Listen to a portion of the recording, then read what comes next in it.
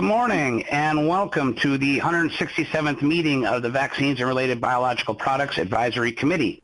I'm Mike Kaczynski. I will be moderating today's meeting.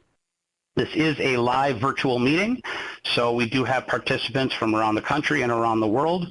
And because it is a virtual meeting, as many of you have experienced in your own throughout the last few years, every once in a while we may run into a technical glitch where we may cause us to have an unexpected pause just in order to make sure that we have our members and all that back in the meeting. So if that happens, don't fret, we'll take care of it. But with that being said, I will have to jump in every once in a while just in case that does happen. So that being said, let's get this meeting started, and I'd like to hand the meeting off to our chair, Dr. Arnold Monto, the acting chair.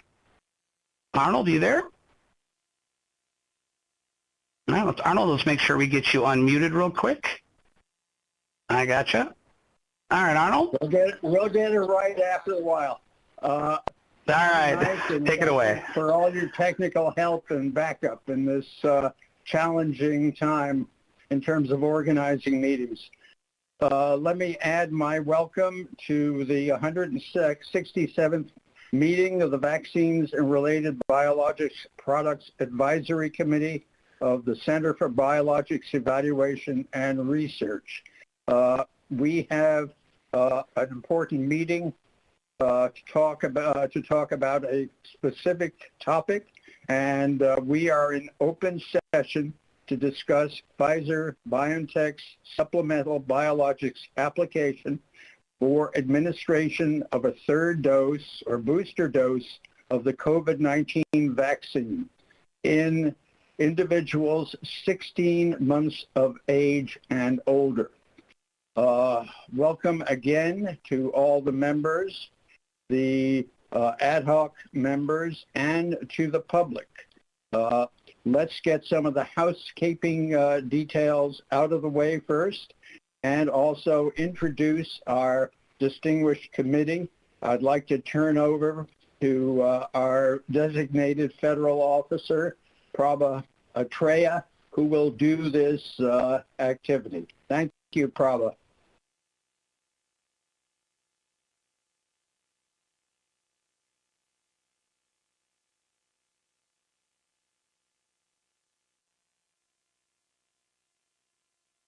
Good morning. Thank you, Dr. Monto. Good morning, everyone. This is Dr. Prabha Atreya, and it is my great honor to serve as the designated federal officer, that is DFO, for today's 167th Vaccines and Related Biological Products Advisory Committee meeting.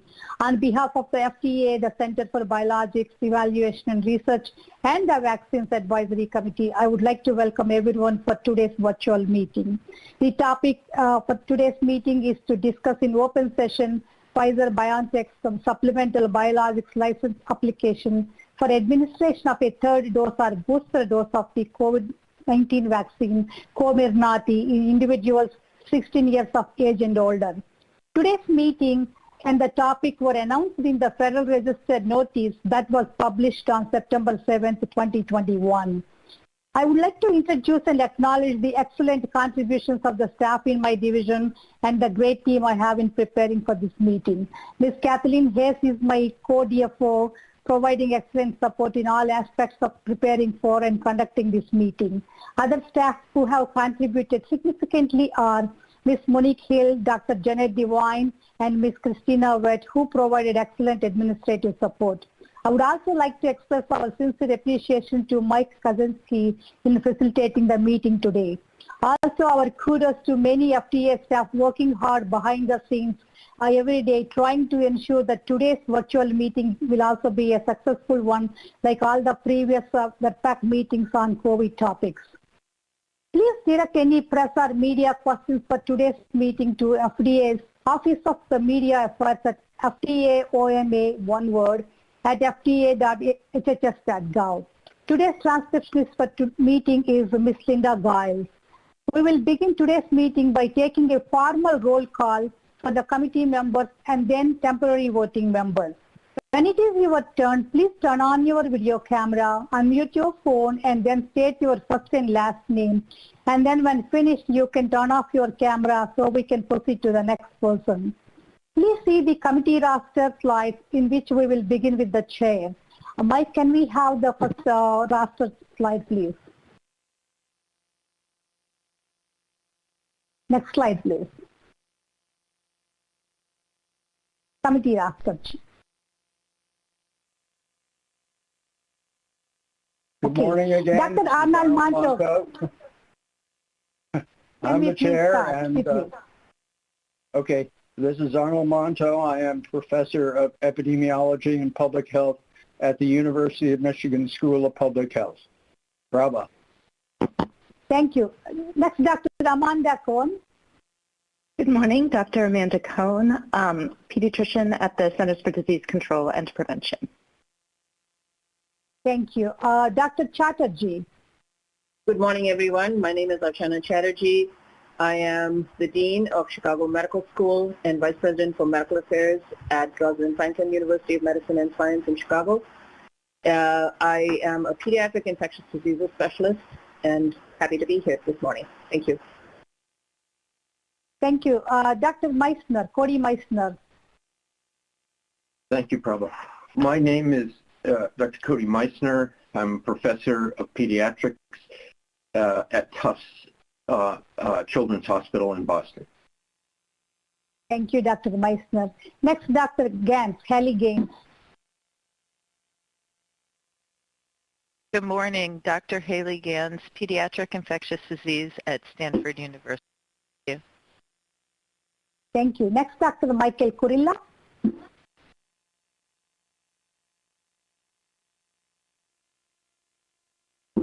Thank you. Thank you, Prabha. Good morning. Mike Kurilla. I'm the Director of the Division of Clinical Innovation at the National Center for Advancing Translational Science within NIH. Background in infectious disease product development and pathologist by training. Thank you. Dr. Paul Offit. Yes, good morning. I'm Paul Offit. I'm a professor of pediatrics at Children's Hospital of Philadelphia and the University of Pennsylvania School of Medicine. Thank you. Dr. Paula Annunziato. Good morning, I'm Paula Annunziato. I head Vaccines Global Clinical Development at Merck, and today I am the industry representative, the non-voting industry representative for this meeting. Thank you. Next, Dr. Steve Pergam. Hello, everybody. I'm Steve Pergam. I'm an associate professor in adult infectious disease at Fred Hutchinson Cancer University, Washington. Thank you, Dr. Ovita Fuller.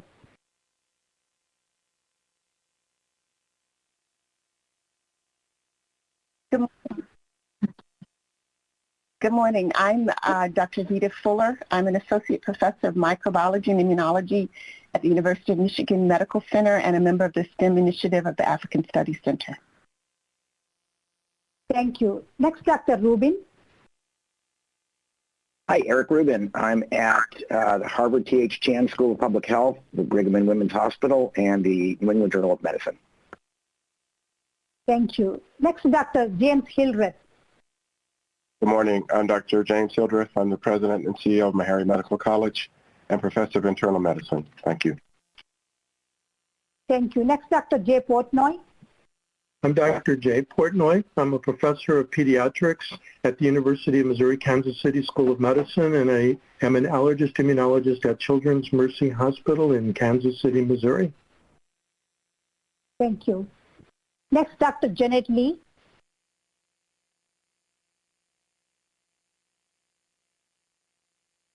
Good morning. My name is Jeanette Lee. I'm a professor of biostatistics and a member of the Winthrop P. Rockefeller Cancer Institute at the University of Arkansas for Medical Sciences. Thank you.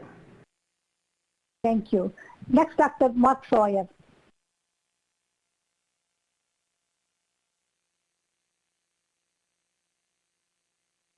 Dr. Sawyer. Good morning. This is Dr. Mark Sawyer. I'm a professor of pediatric infectious disease at the University of California, San Diego, and Rady Children's Hospital in San Diego. Thank you. Next, I would like to say that Dr. Peter Mark, Center Director will say a few welcome remarks a little later after we start the session. And I would also like to acknowledge the presence of Dr. Celia Witten, Deputy Director of CBOR, and Dr. Gruber, Director of Office of Vaccines, and Dr. Philip Krause, Deputy Director of the Office of Vaccines at this meeting. Now I will proceed with reading the conflict of interest statement for the public record. Dr. Prabha, we forgot somebody. Yes.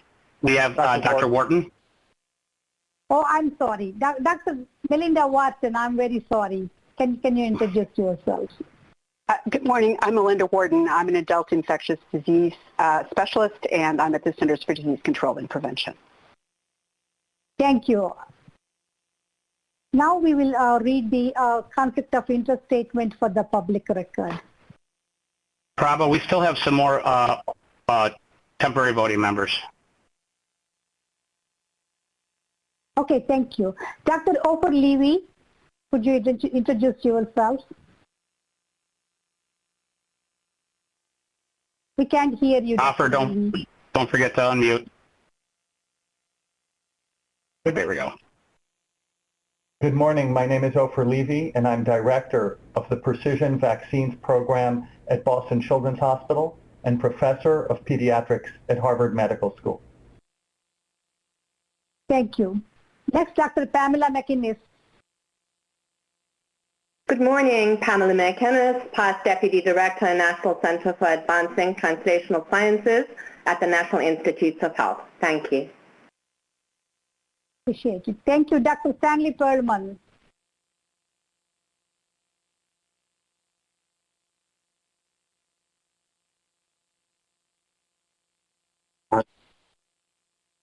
I'm Dr. Stanley Perlman, the Department of Microbiology and Immunology at the University of Iowa, and a pediatric infectious diseases physician. Thank you.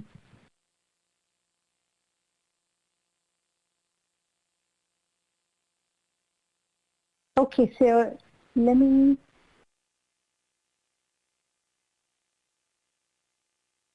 For the public record, this is the conflict of interest statement. The Food and Drug Administration is convening virtually today on September 17, 2021, the 167th meeting of the Vaccines and Related Biological Products Advisory Committee under the authority of the Federal Advisory Committee Act of 1972. Dr. Arnold Manto is serving as the acting voting chair for today's meeting.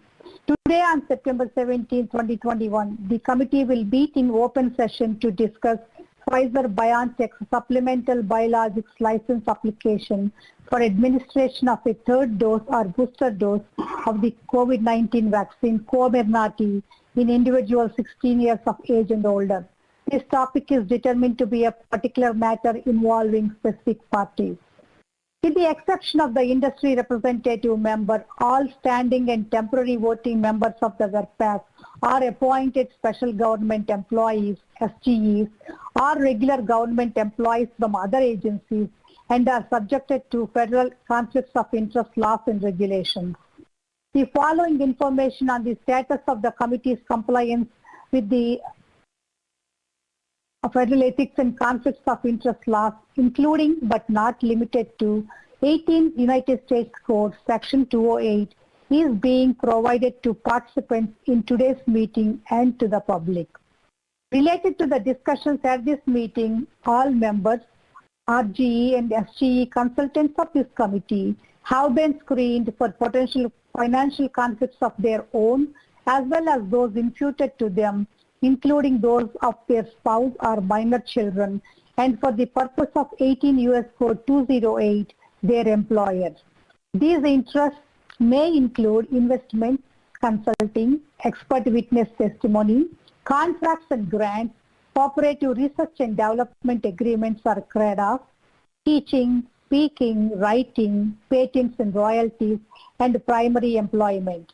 These may include interests that are current or under negotiation. FDA has determined that all members of this advisory committee, both regular and temporary members, are in compliance with the Federal Ethics and Conflicts of Interest laws. Under 18 U.S.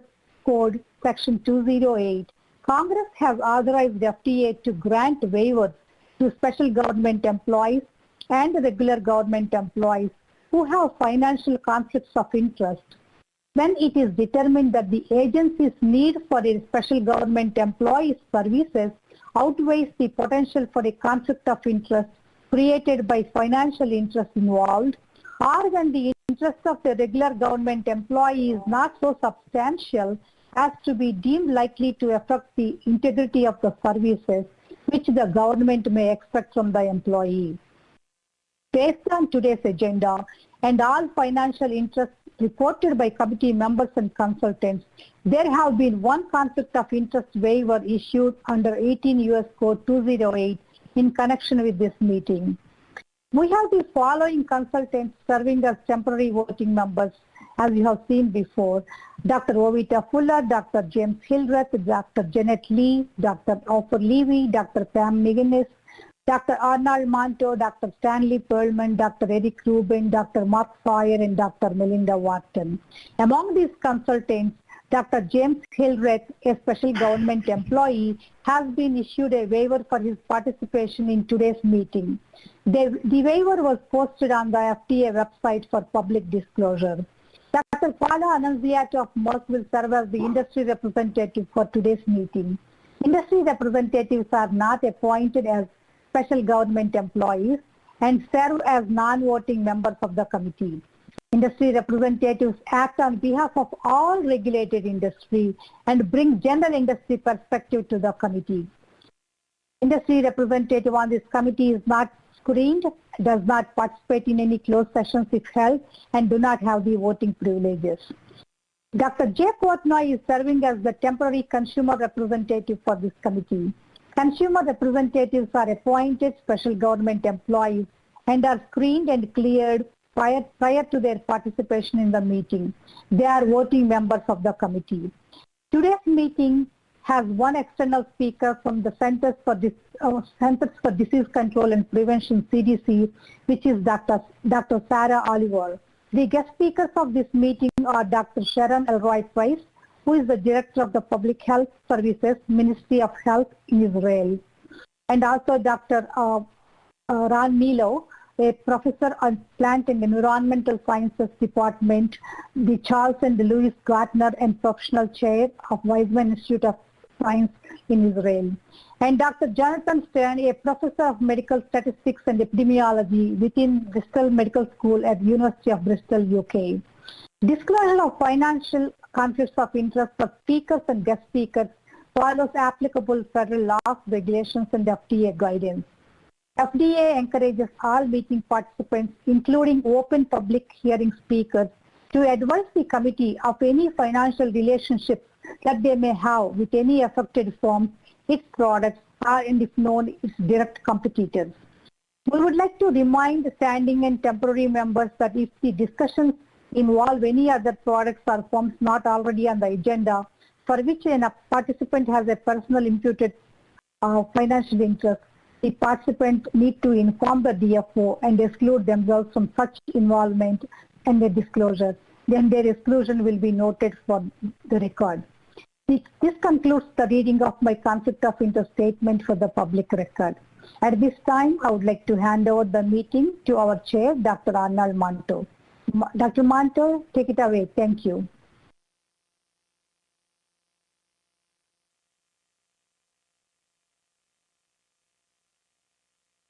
Dr. Manto, I think we have you muted right now. All right, hold on a second. And Dr. Manto, when we get a chance, we're going to have you redo your camera. I think we have a little issue with the camera, but not to worry. Go ahead. Okay. It's my pleasure to introduce Dr. Peter Marks, the director of the Center for Biologics Evaluation and Research, who will give us his opening remarks.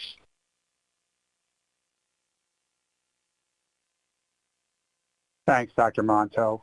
Good morning and welcome to the committee members, FDA staff, the sponsor, and the public viewing this meeting today. This committee advises the agency in discharging its responsibilities as they relate to helping ensure safe and effective vaccines. Over the past year, the committee has participated in some of the most important decisions made by the FDA in recent memory, contributing markedly to public health. Thank you so much for your continued service. Also, tremendous thanks go to all the FDA staff who have worked tirelessly through this pandemic to facilitate the availability of potentially life-saving medical products. Today, the committee will consider the application from Pfizer for the administration of a third dose of their COVID-19 mRNA vaccine approximately 6 months following a primary vaccination series. In preparation for the discussion, there will be introductory presentations relevant to the potential need for additional vaccine doses. We know that there may be differing opinions as to the interpretation of the data regarding the potential need for additional doses, and we strongly encourage all the different viewpoints to be voiced and discussed regarding the data, which is complex and evolving. And it also requires near real-time analyses. We're committed to focusing on the science and will drive our decision-making and will carefully consider those data in the context of the clear and obvious public health need to continue slowing the spread of COVID-19, which at this time is leading to the deaths of close to 2,000 Americans each day. That said, as we proceed, I would ask that we do our best to focus our deliberations on the science related to the application under consideration today and not on operational issues related to a booster campaign or on issues related to global vaccine equity. If we stray into those latter topics, the Chair and I will gently bring us back into the scope of this advisory committee meeting. I'll be present all day to assist as necessary and look forward to a very productive meeting. Thank you so much again today. We look forward to a very robust discussion. Thank you.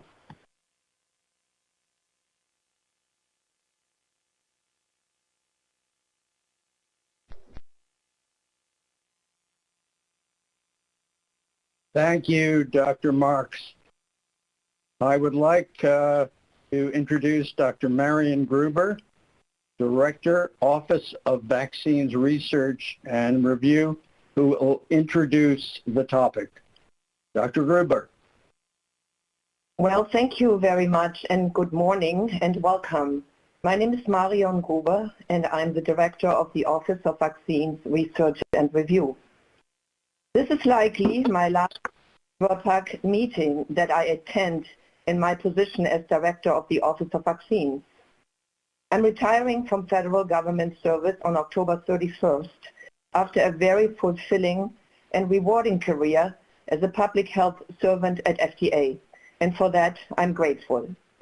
I would like to take a few minutes to thank the members of the VRBPAC, both past and present, for lending their scientific expertise over the many years that helped us to address many challenging and complex scientific and clinical issues pertaining to preventive vaccine development and to assure that the vaccines we license are safe and effective for their intended use. I also want to thank the American public. It has been a privilege to serve you. All of my actions and decisions over my 32-year FDA career have been grounded in science, with you in mind and in the best interest of your health and safety. And I will continue to hold fast to these principles moving forward. And now to today's topic, which is the application for licensure of a booster dose of Comirnaty COVID-19 vaccine mRNA. Can I have the next slide, please?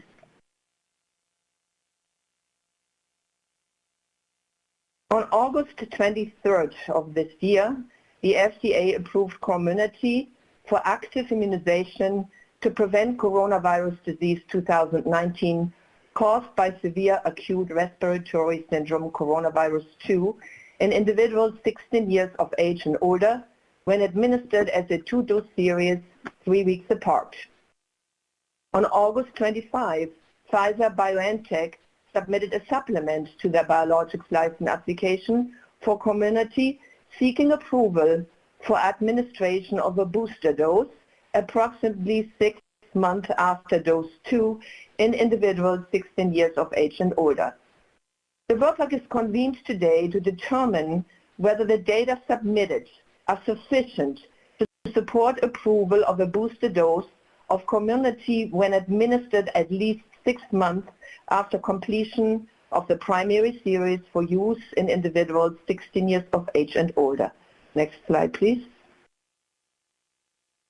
The emergence of the highly transmissible Delta variant of SARS-CoV-2 has led to considerations of the potential need for booster doses for fully vaccinated individuals. Data from post-authorization effectiveness studies conducted suggest that the currently U.S. authorized or licensed vaccines remain effective in protecting against severe disease. However, some data suggest that effectiveness may be waning. Concerns have also been raised that declining neutralizing antibody titers or reduced effectiveness against symptomatic disease may herald significant declines in effectiveness against severe disease. And you will be hearing an overview of some of these data in the next session. Next slide, please. For a licensed COVID-19 vaccine, a change in dosing regimen to include a booster dose will require the approval of a supplemental BLA. And the supplement must include data that demonstrate that the additional dose is safe and effective. There is an expectation that demonstration of effectiveness of the additional dose is based on adequate and well-controlled clinical trials. However, findings of effectiveness of the additional dose, while necessary, is not sufficient for an FDA approval. A determination that the additional dose is safe for the intended use is also required. Next slide, please. The evaluation whether the additional dose is safe involves weighing whether its benefits outweigh its risk. That means that available data should support the effectiveness of a booster dose, specifically against currently circulating SARS-CoV-2 variants, and the benefit of the booster dose should be considered relative to the benefit already provided by previous vaccinations with the primary series. Considering risk, available data should at a minimum characterize the most common adverse reactions that are associated with the booster dose. And uncertainties regarding benefits and risks are also considered. Next slide, please. Post-authorization data demonstrate an increased risks of myocarditis and pericarditis, particularly within 7 days following the second dose of Comirnaty.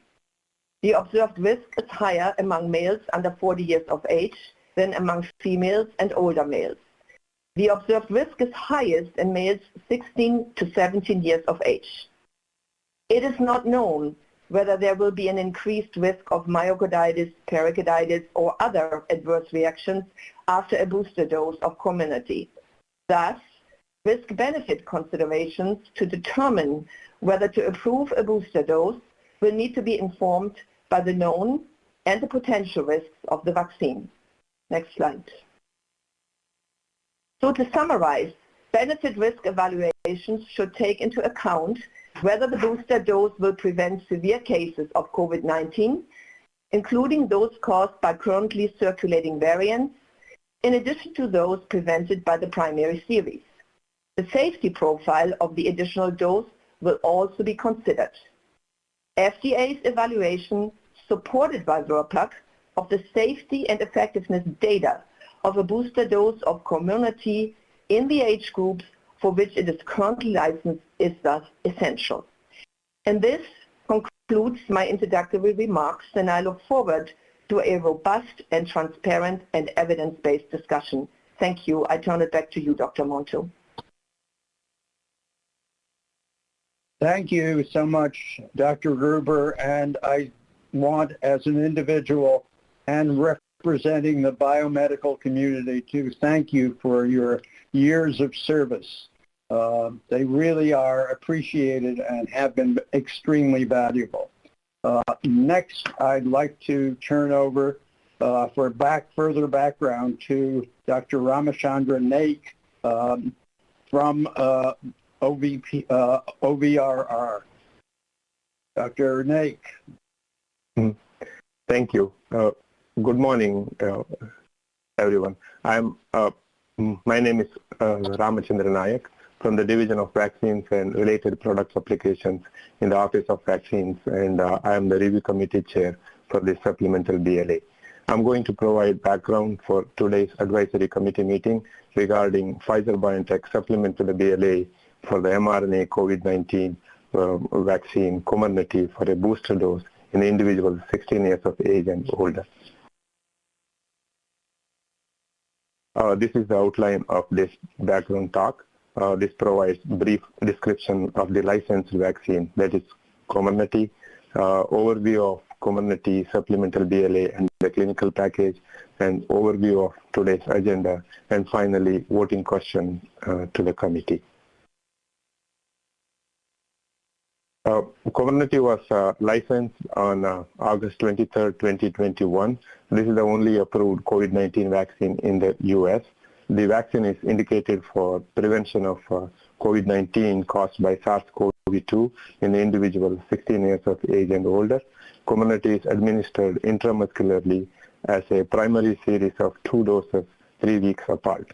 Each 0.3 ml dose of Comirnaty contains 30 micrograms of a nucleoside-modified messenger RNA encoding the viral spike glycoprotein of SARS-CoV-2. Topic for today's Advisory Committee meeting, the booster dose supplement to the BLA for Comirnaty. The supplemental BLA was submitted on August 25, 2021. A single 0.3 ml dose of Comirnaty containing 30 micrograms mRNA is supposed to be administered approximately 6 months after the second dose in individuals 16 years of age and older. The clinical package includes safety and immunogenicity data from approximately 330 participants who were re-enrolled to receive a booster dose of Comirnaty approximately 6 months after completing the primary series of 2 doses. Breakdown of these subjects and details of the data will be provided in later presentations by Pfizer and the FDA. This is the overview of today's agenda. After this introduction and background, CDC's Dr. Sarah Oliver is going to present the epidemiology of pandemic CDC Delta variants and breakthrough infections, followed by Dr. Jonathan Stern's presentation. He's a professor at University of Bristol. He's going to present data on real-world effectiveness of COVID-19 vaccines. Later, Dr. Sharon Elroy Prius. Oh, don't see the slide. Oh, Dr. Sharon, I'm sorry. So Sharon Elroy Prius, Director of Public Health Services, Ministry of Health Israel, and Dr. Ron Milo, Professor at Weizmann Institute Israel. They're going to present the data from Israel, booster protection against confirmed infections and severe disease, followed by a 5 minutes break. After the break, Ms. Donna Boyce and Dr. Bill Gruber will provide the applicant presentation, followed by FDA presentation by Dr. Juhi Lee, who is going to present the clinical data submitted to FDA by Pfizer. After that, there will be a lunch break. After lunch, there will be open public hearing and followed by a short break.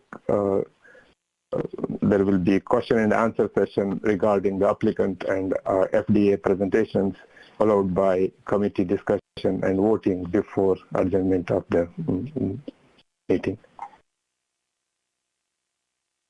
This is the question to the committee. Do the safety and effectiveness data from the clinical trial C4591001 support approval of a Comirnaty booster dose administered at least 6 months after completion of the primary dose for use in individuals 16 years of age and older? Please vote yes or no. Thank you. That's the end of the background.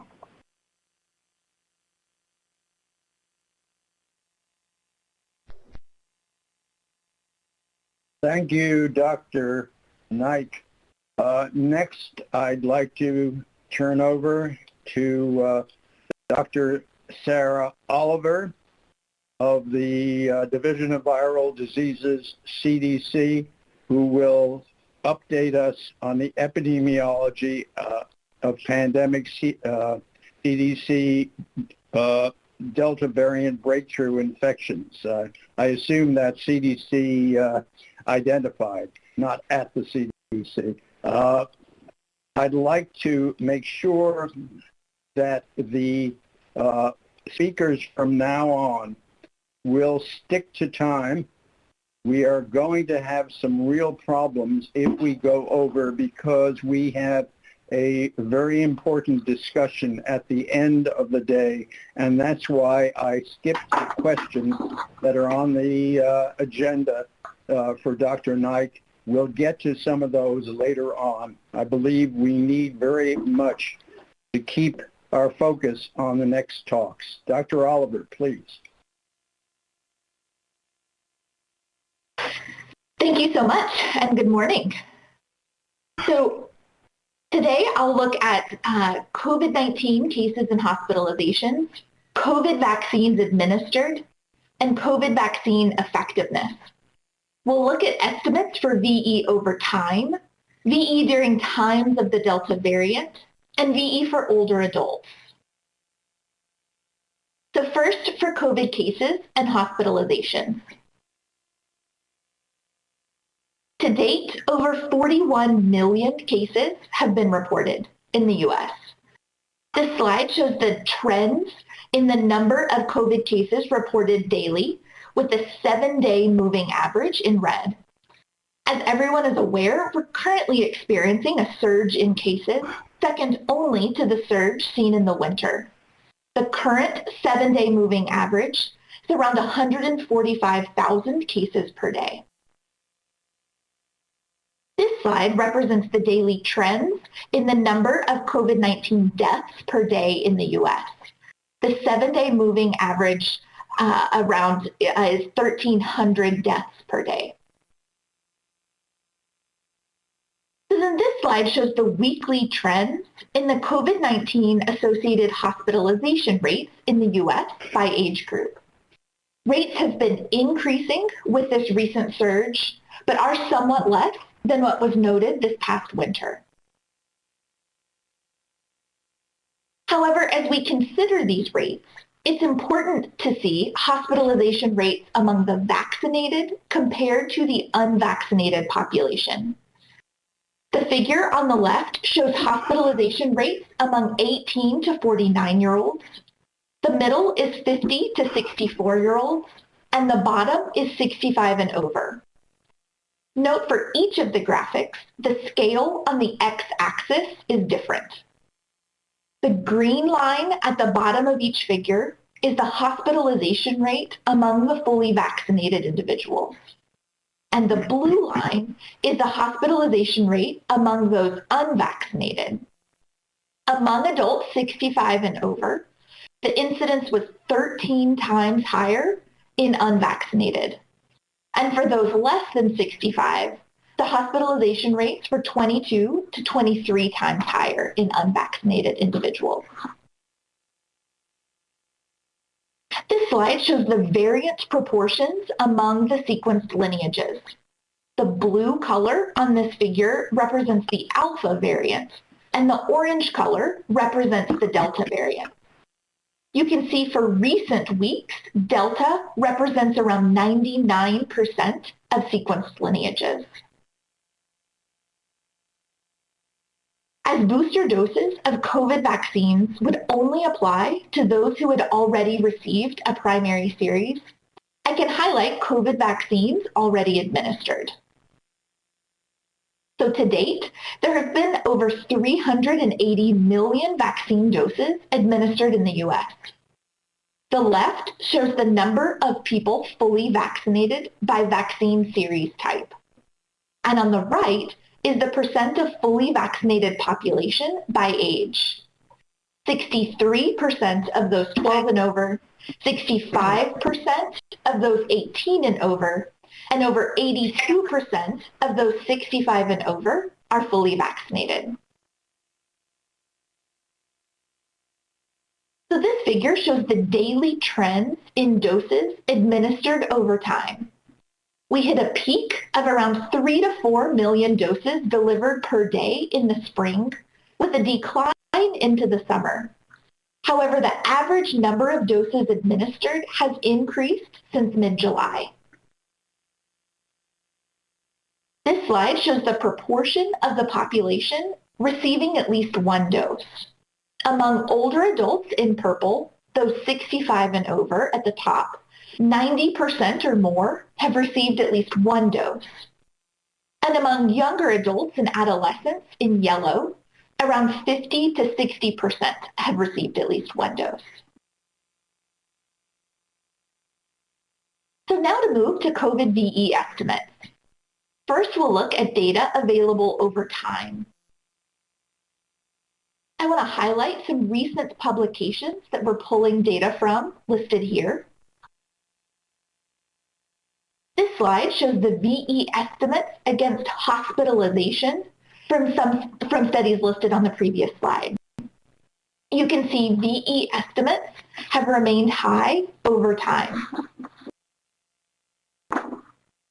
This slide shows VE estimates against infection over time. We've seen some decreases in VE estimates for the last 1 to 2 months. There are a variety of reasons where we could be noting this decline. One aspect could be waning of immunity due to time since primary series. However, there is another factor to consider as well. As we've described previously, since earlier this year, we've noted increases of the Delta variant. In late May, Delta was around 7% of sequenced isolates, and by mid-July, this was up to 94% of sequenced isolates. The impact of the Delta variant leads us to this next aspect. What is VE with the Delta variant? So this slide shows results of studies that compare pre-Delta versus Delta estimates for VE. Infection or symptomatic disease is on the left, and hospitalization or severe disease is on the right. In studies comparing pre-Delta and Delta time points, pre-Delta VE estimates are high. VE against infection ranged from 72 to 97%, and against hospitalization from 84 to 97%. Since the introduction of the Delta variant, VE against infection has ranged from 39 to 84%, and VE against hospitalization has remained high from 75 to 95%.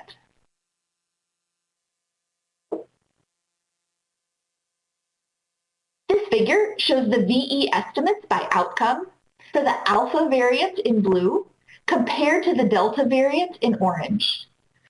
The outcomes range along the top, VE for any infection on the left, symptomatic infection in the middle, and hospitalization or severe disease on the right. You can see that among global studies assessing infections with Alpha versus Delta, there was a mild decrease in Delta VE. This may be due to a variety of factors that can impact these results and variation by country, including differences in study methods, different intervals between doses, and timing with vaccination and the variant increases. This is a summary of VE estimates since the introduction of the Delta variant. The colors correspond to the vaccines assessed in the study. This highlights that regardless of the vaccines evaluated, all vaccines have remained effective in preventing hospitalization and severe disease, but may be less effective in preventing infection or mild illness recently. The reasons for this lower effectiveness likely include both waning over time and the Delta variant. So next, to address VE for older adults. This slide shows unpublished COVIDnet data with VE against COVID-19 associated hospitalization among fully vaccinated patients 18 years of age and over by age group and month. COVIDNet conducts hospitalization surveillance with 14 states, representing around 10% of the U.S. population. Patients must be a resident of the surveillance area and have a positive SARS-CoV-2 test within 14 days prior to or during the hospitalization. Chart reviews are conducted. Data presented at last month's ACIP meeting showed a lower VE in those 75 years and over. However, we're constantly getting updates to the data with backfill for previous months.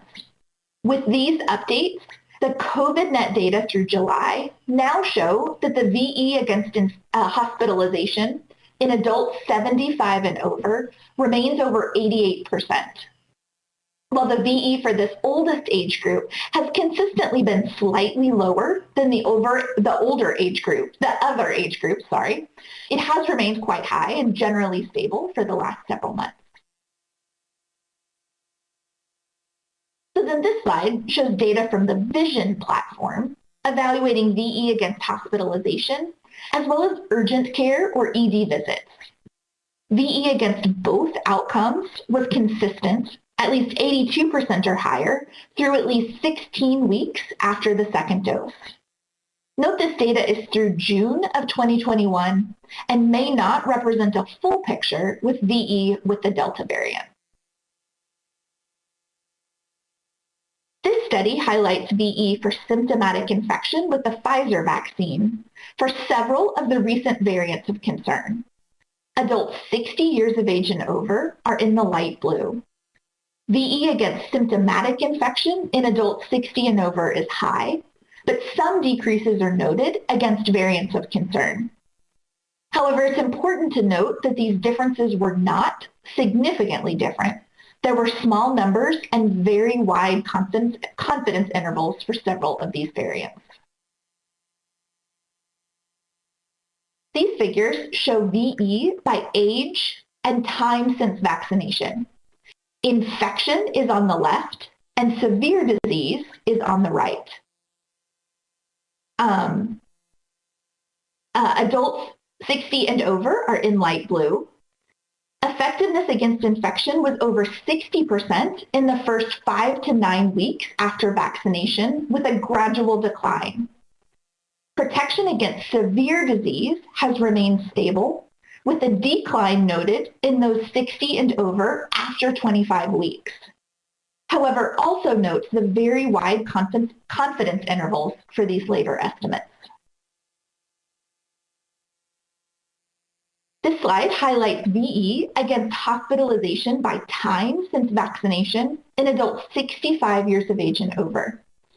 VE has decreased slightly over time, but remained high. And again, differences by time interval since vaccination were not significantly different.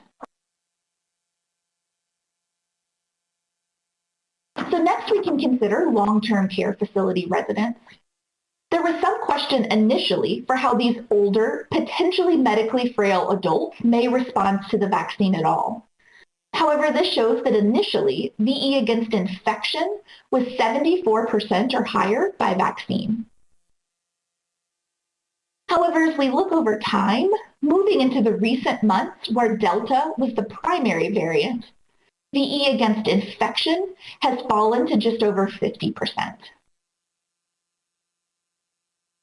So then this is the same summary slide as before, but the other ages are grayed out, and we've added the estimates for adults 60 years of age and over to put these estimates for older adults into the overall context. Lower VE against infection was seen for older adults, particularly the long-term care facility residents. Follow-up is needed to monitor these VE results over time. So in summary, COVID vaccines continue to maintain high protection against severe disease, hospitalization, and death. Protection against infection, which includes asymptomatic or mild infections, are lower in recent months. However, it's difficult to distinguish the effects of increased time since primary series versus the impact of the Delta variant. And it's important to monitor trends of effectiveness by severity of disease over time. I want to thank the team of people that have helped pull this together, our ACIP team and the entire vaccine effectiveness team at CDC. I'll highlight that the next two slides contain references that were listed, and I'm happy to take questions. Thanks.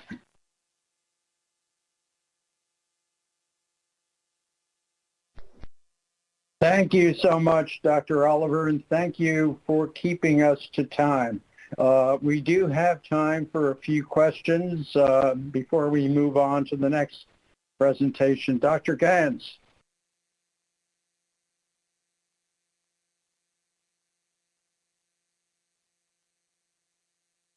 Thank you, Dr. Oliver. That was very helpful. I'm wondering if you could elaborate a little bit more, because they seem to be lumped by Pfizer, Moderna, and the breakthrough disease. Can you elaborate more in just the since we're thinking about Pfizer at the moment application? Can you give us more information about breakthrough disease and how it relates just to the Pfizer vaccine? Were the large majority of those Pfizer versus Moderna? So some of that has to do with the study platform. Several of them don't have the power to split apart individual vaccines and still get stable estimates. So many of them had to lump kind of mRNA vaccines together. There were some, and a few of the slides did look at kind of if you compared, if we had estimates for Pfizer and Moderna that are in there, but many of the platforms had to kind of lump the mRNA vaccines prior receipt together. I will say the Vision platform is one of the larger ones, and it has been able to obtain product-specific estimates, and so I can share those platforms, the estimates with you. I think compared to the Pfizer estimates were slightly lower than the Moderna estimates, but we'd have to kind of monitor that over time and look at it across various platforms. Dr. Chatterjee.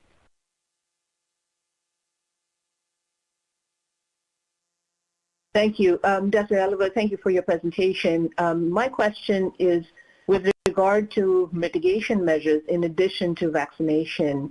Obviously, these have an impact on risk of exposure, and I was curious whether any of these studies address those measures and the impact that they might have. Yeah, it's difficult. If you kind of overlay a lot on the time, we know that sometime as Delta was taking over, there were also changes in how we were doing some of our social distancing and non-pharmaceutical interventions.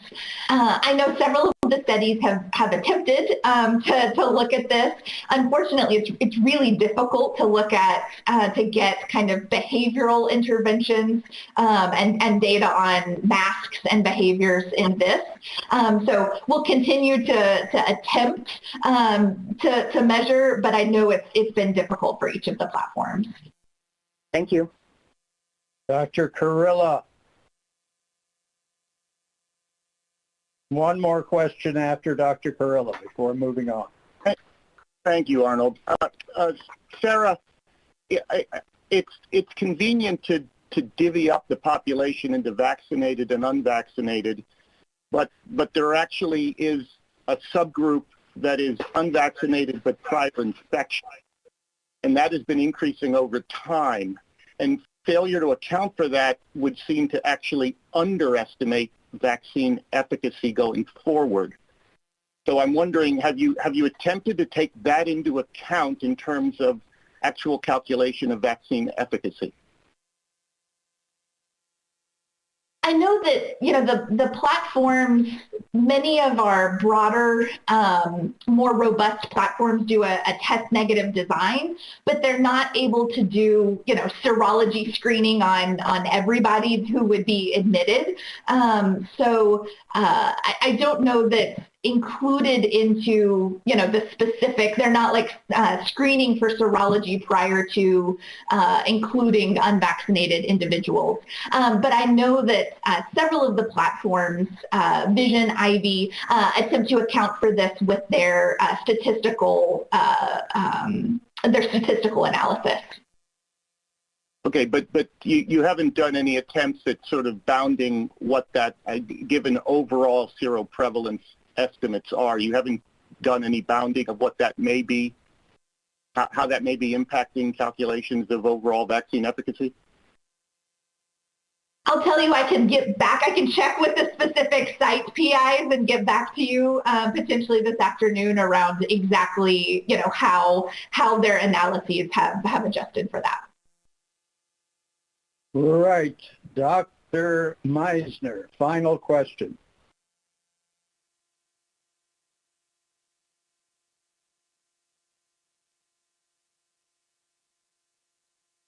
You're muted. Cody, you're Dr. Okay.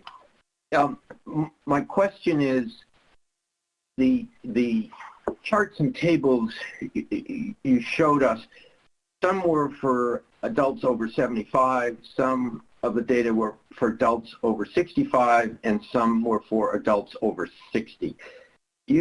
How do you pull that together? I mean, they're fairly discrete groups in terms of the interval of time since they received the vaccine, for example. How do you break down the risk in those different age groups? Yeah, so, essentially what we reported is what has been published and was out there. So several of the studies we had to take, especially the ones not conducted at CDC, we had to take, the interval and age as they reported them. There is absolutely kind of a difference by age group. And so in some of the platforms where we have more people and could get stable estimates, so COVIDNet is a larger system, so we tried to break out that 65 to 74 and 75 over. Many of the platforms, though, that have smaller numbers just aren't able to get that granular. So that's why some of the platforms reported 65 and over, with an acknowledgement that there likely is, an age kind of gradient, and that a 65-year-old may not be exactly the same as an 85-year-old, but we can't necessarily report stable VE estimates for each individual age group. Thank you. Okay, thank you, Dr. Oliver. And as I'm going to mention to all of our speakers, we may well have more general questions later on, and I hope you can stay around with us during the entire day. Next, we go outside the U.S.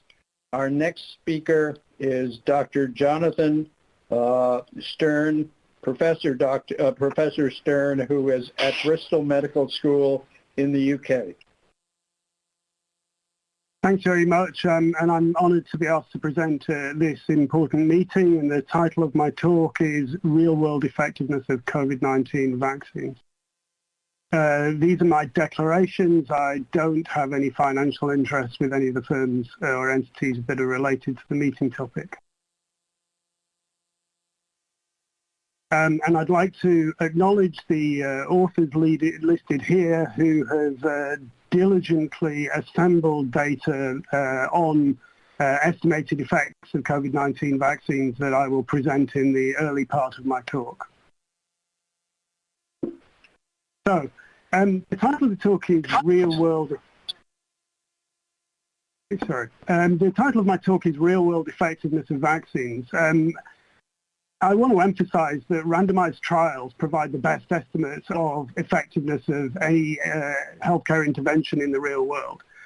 The issue that makes life difficult in the context of the sort of question that's being addressed by the committee today is that a host of urgent questions about COVID-19 vaccines have not been addressed in randomized trials.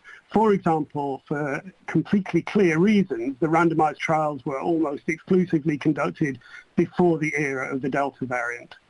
The ongoing emergency, the amazing success of the vaccines means that we have to make far-reaching policy decisions, such as the one being considered today, using observational data. But a better title for my talk might be Estimated Effectiveness of Vaccines in Observational Studies. And given that I'm going to spend my time talking about the potential biases in these studies, an even better title might be Estimated Effectiveness of Vaccines that is biased by an unknown amount, and how to think about such biases. Now, colleagues at the WHO and Cochrane are running an amazing systematic screening and data extraction process on published studies on vaccine effectiveness, and they are screening hundreds of studies per week, classifying them, the published observational studies classified according to whether they're peer-reviewed or are available as a preprint, and according to whether they're prospective or retrospective or cross-sectional, and according to the underpinning study design.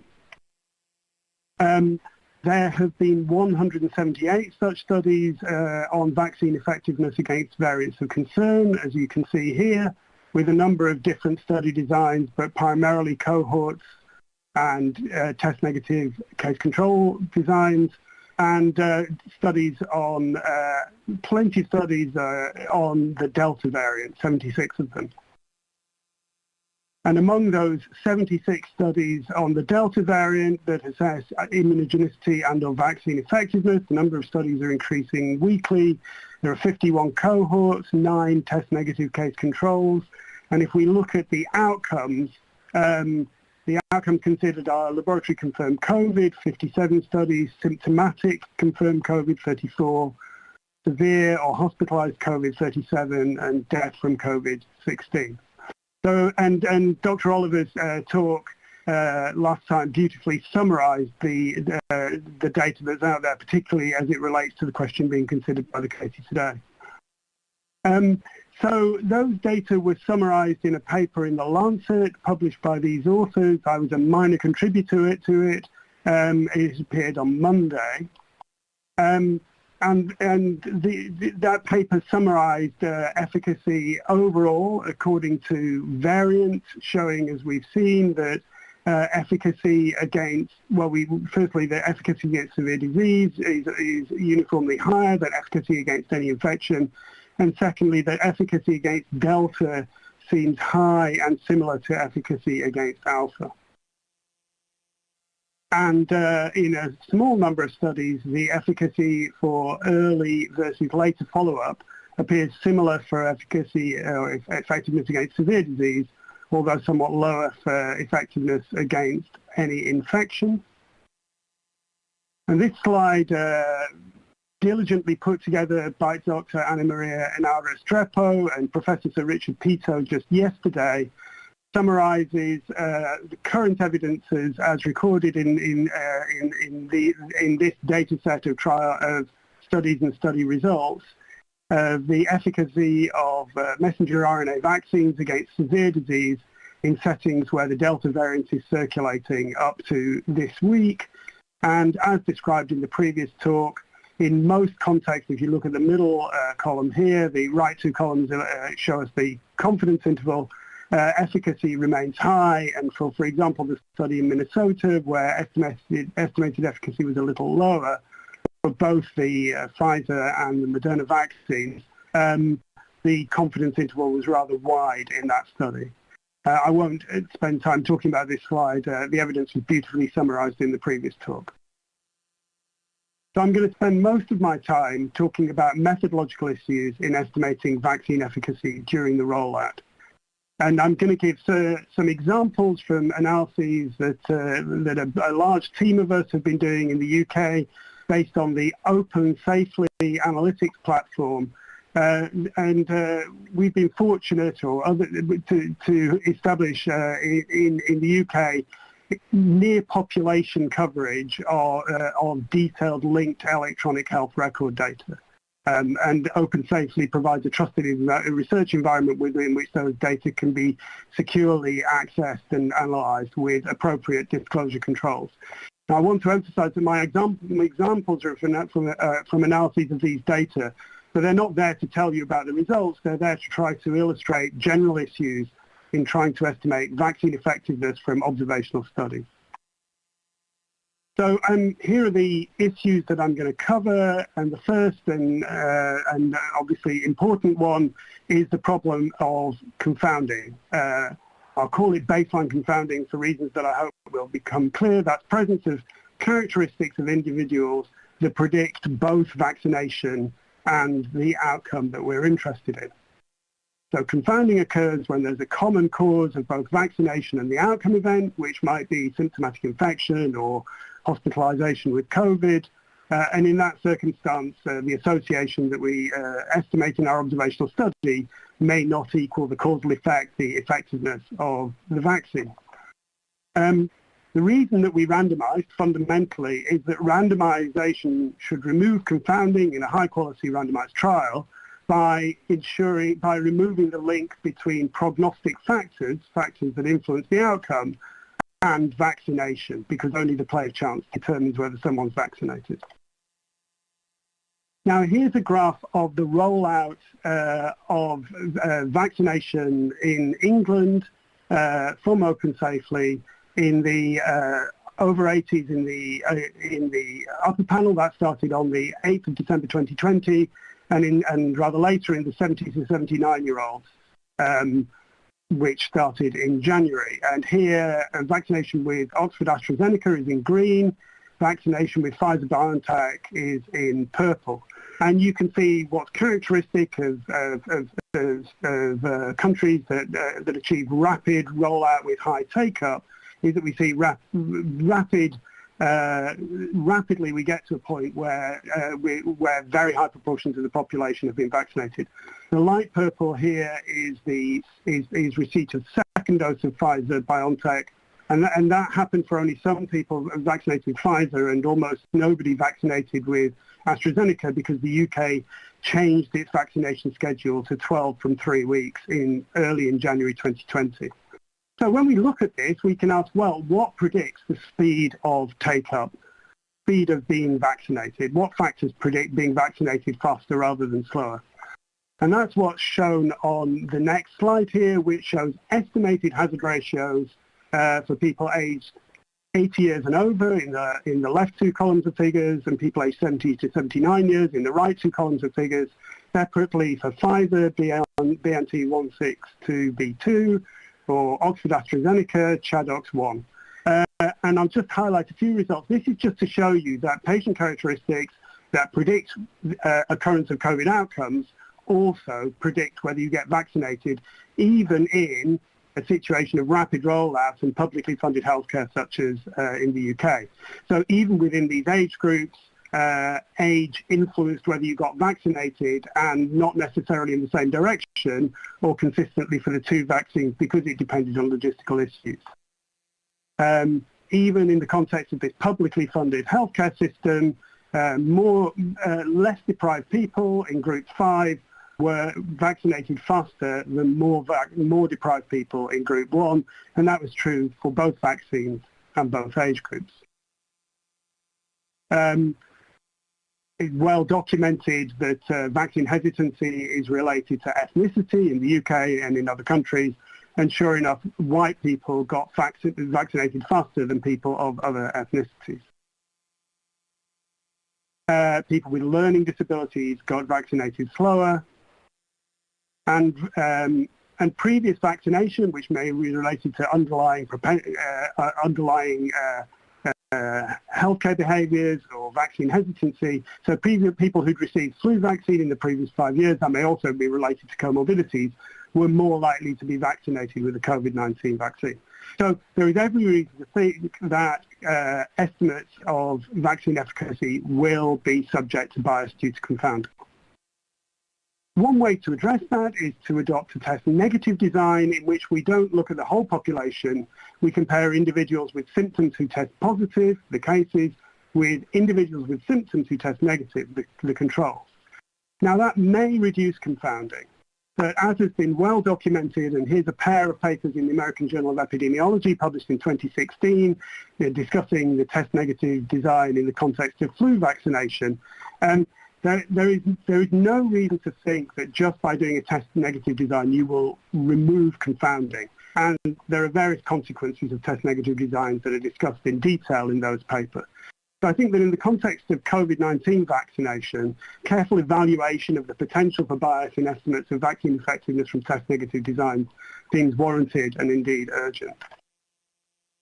So back to my graph of the cumulative incidence over time, because it tells us the next problem we have when we try to estimate vaccine effectiveness, which is that if I take somebody who's unvaccinated on a particular date, for example, the 15th of January 2020, then that person, although they're unvaccinated and they may serve as a comparator at that moment in time, is also likely rapidly to become vaccinated.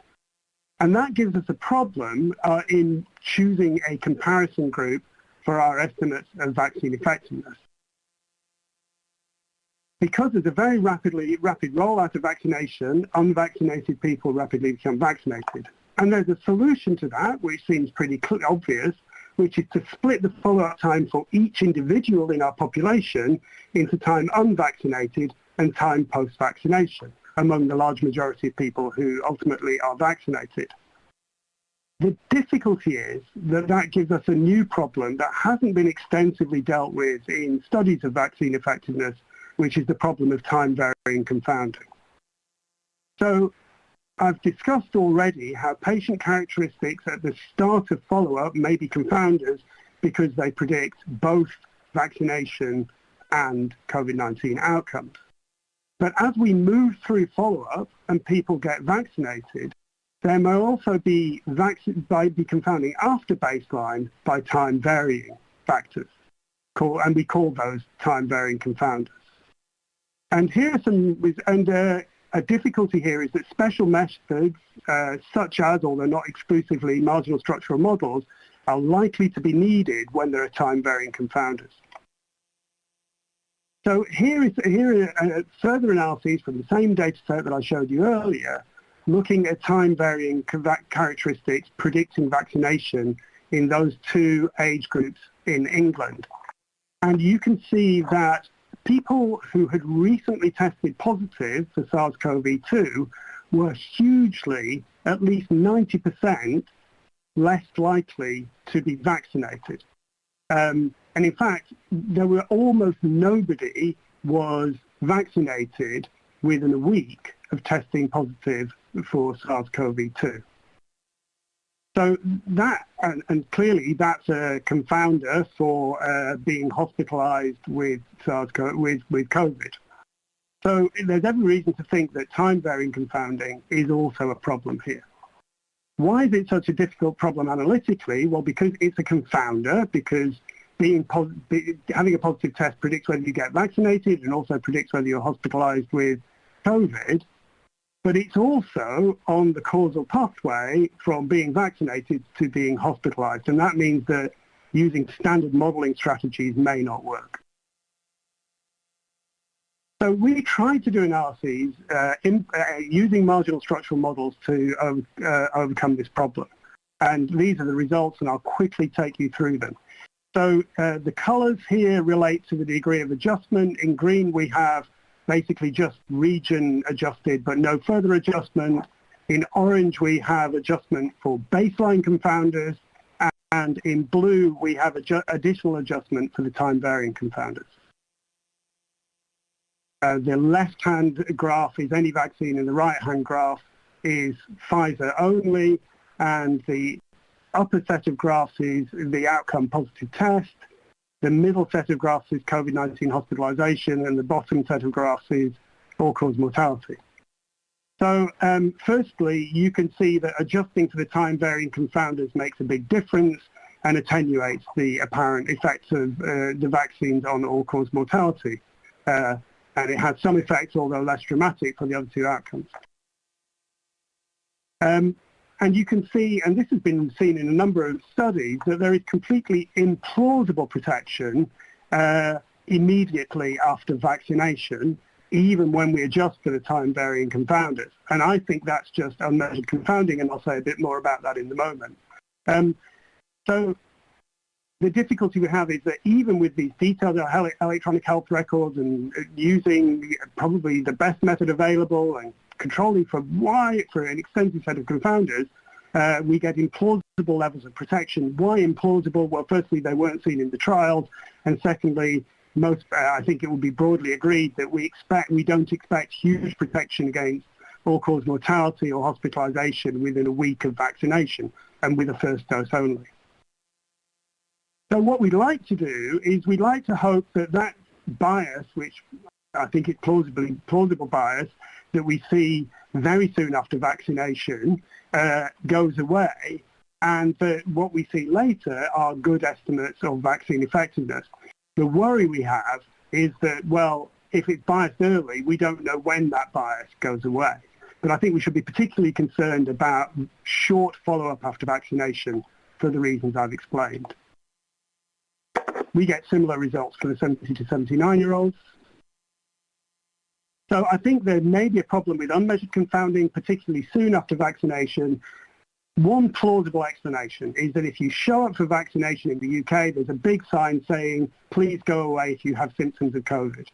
So people are likely to delay their vaccination if they have symptoms, and that's not recorded anywhere in the healthcare record unless they subsequently test positive or show up for healthcare. And of course, that makes symptoms a time-varying confounder, but it's not measured. So the bias is because recent symptoms predict postponement of vaccination may wane with time, but it seems particularly hard to estimate short-term effects of vaccination. Another couple of important issues. Firstly, it's vital to account for the fact the incidence of the outcomes varies so dramatically over time. Here's the incidence of hospitalization in the last 6 months in the United States, readily available on the web. And you can see that you don't want to be comparing somebody on the 31st of August with somebody on the with somebody else on the 31st of July, because things change so rapidly. So we have to deal with time since vaccination as one aspect of our analysis. But it's vital that we also deal with calendar time in our analysis. And people do that in a variety of different ways. And the ways that diversity makes the studies hard to appraise. But it will usually be important to carefully allow for both calendar time and time for since vaccination in analysis.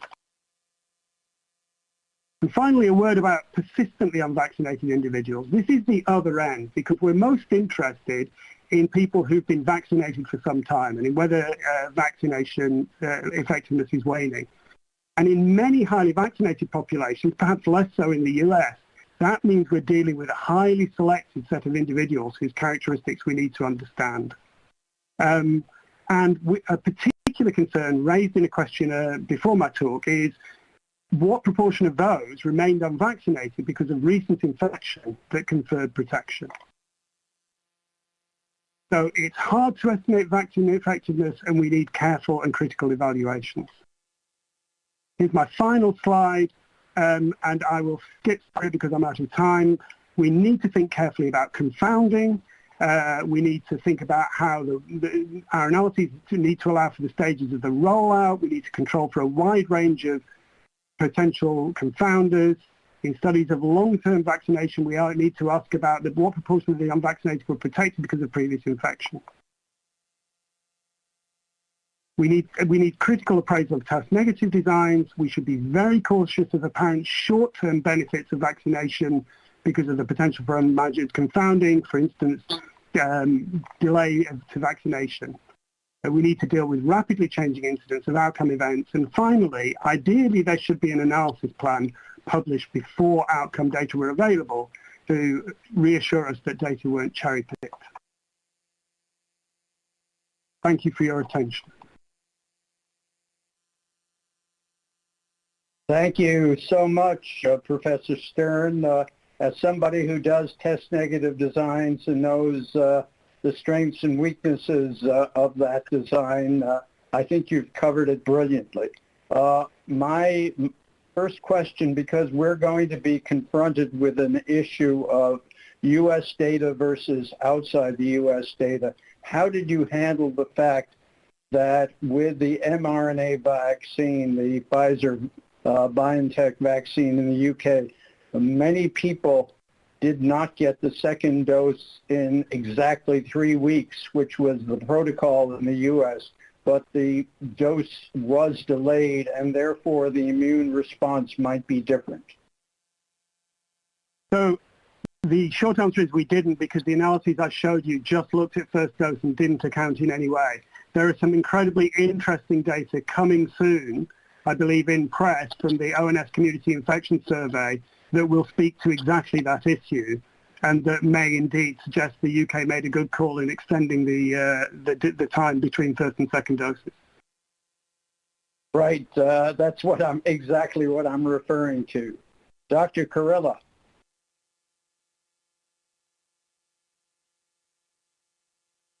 Thank you. I don't know why my camera's not working. You highlighted the issue. Yeah, okay, good. Thank you. You highlighted the issue of seeing an effect in the immediate post-vaccination period that would not be expected due to the effect of the vaccine. But I'm wondering if there is. Do you think there could be a potential for a antigen-independent vaccination enhancement in some degree of immunity, and in shorter term, that period of time that will wane very quickly, that may actually be overestimating short-term estimates of vaccine efficacy that would then change over time? So it's possible. I mean, the difficulty for the committee is that you're making incredibly important policy decisions very rapidly in a situation of uncertainty, and there are very good reasons those decisions have to be made. I do think that we can look to the trials for good, unconfounded suggestions of the likely short-term efficacy.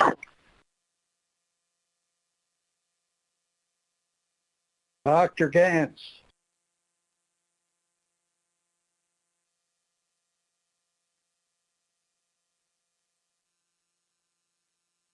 Thank you for elaborating, elaborating some of the things that we've all been very concerned about in a very, very organized way. I'm wondering, when you apply all of the founders and all of the considerations that you've made, what are the studies that filter out at the end that you would highlight for the committee that would actually suggest that we have good, unbiased, or at the best that we have in terms of how we should be vaccine efficacy? So I'm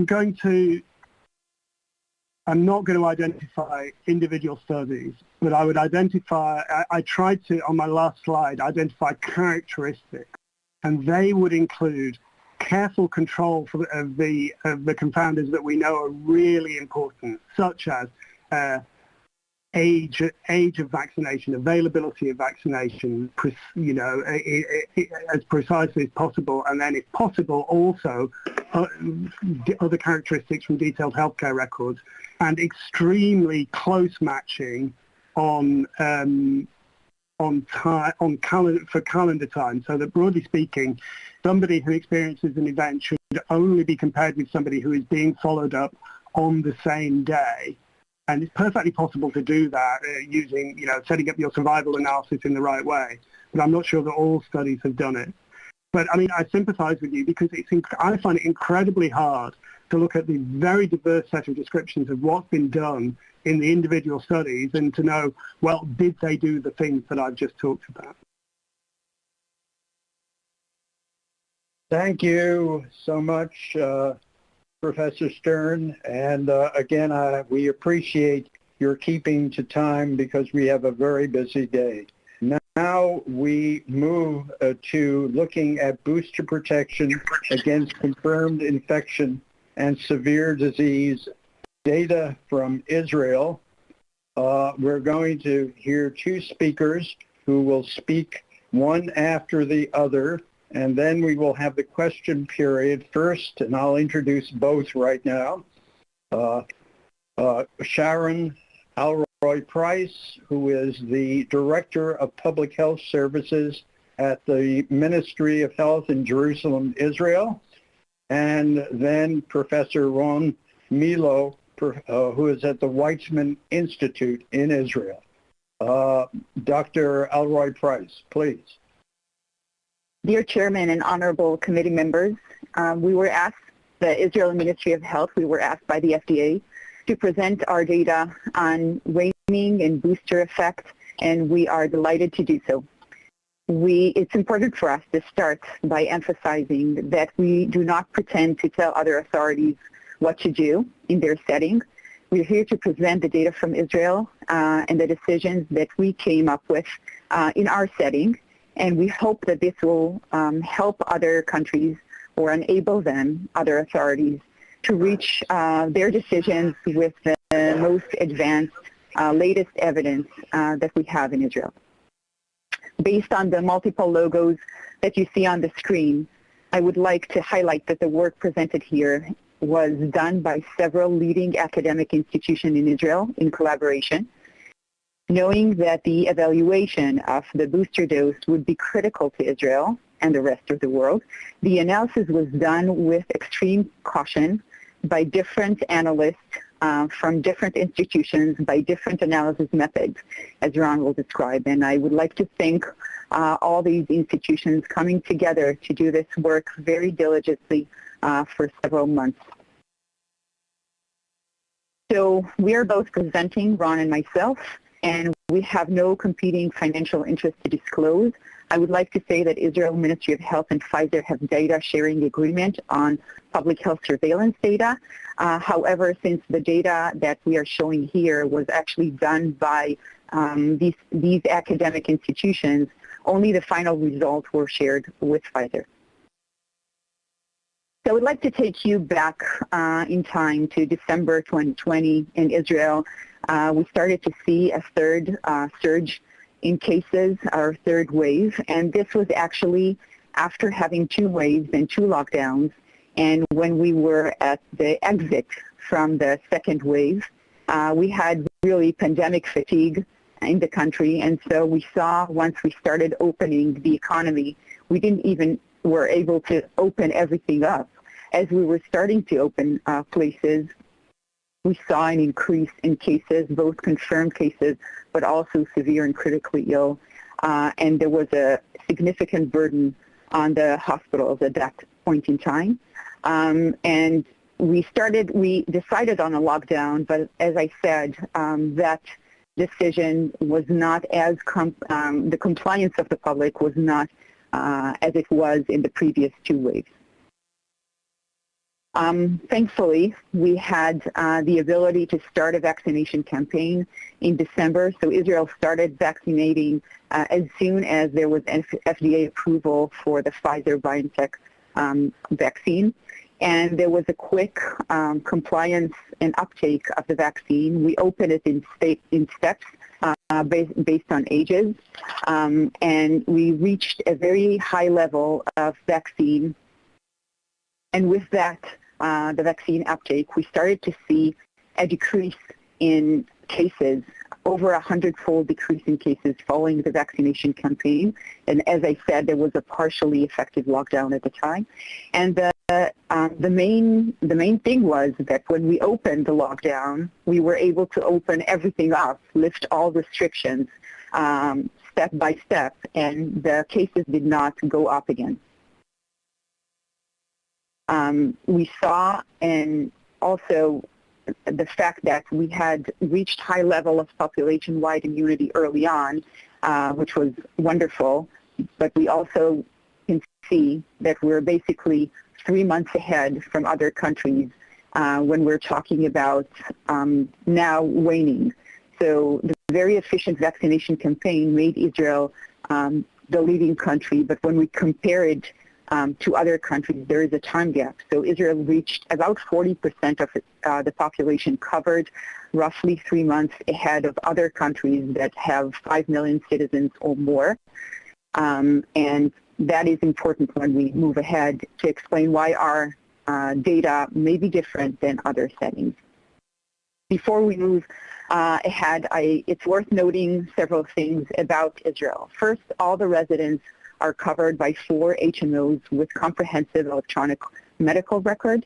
The second point is that we have large PCR testing capability in Israel, so we're basing all our data on PCR and not really rapid antigen testing.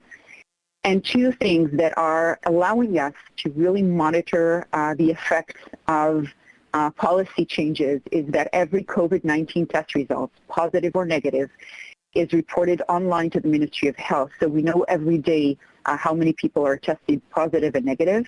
And all vaccines given in Israel are reported online to the Ministry of Health. So our capability of doing really online vaccine effectiveness is comprehensive. So our third wave was mainly alpha variant, as you see, and we started seeing, we started sequencing Delta variant sometime at the end of March, but it was really rare. It was among people traveling abroad, and it was one at a time. But there was steep increase in Delta isolation, reaching over 98% of the cases seen in June. And at the same time, we started to see our 4th wave. We are now still in our 4th wave, experiencing the highest level of infection that we have seen so far in this pandemic. And this is despite widespread over 60% of doubly vaccinated individuals. And in the vulnerable population, over 85% they are doubly vaccinated. And once we saw that, we were trying to figure out what that tells us. We saw daily cases rose by more than 10-fold in a month and a half. So from roughly 12 cases a day to about 1,000 in a month and a half. And what was more worrisome is that we saw severe active cases increase by more than 10-fold in a month.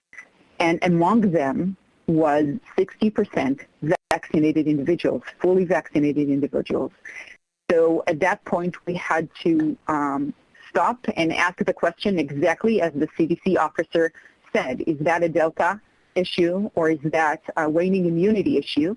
We had some clue that it might not be the Delta variant, at least not alone with its effect, because we started vaccinating 12 to 15 years old with FDA approval, and they actually had a fresh vaccine, and amongst them we saw vaccine effectiveness of around 90%.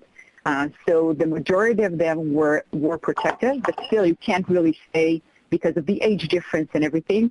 So the other question we needed to figure out was what about the waning, and does that play a role? And as Ron will describe now the analysis we did, we think this is a major part of our picture in Israel at least.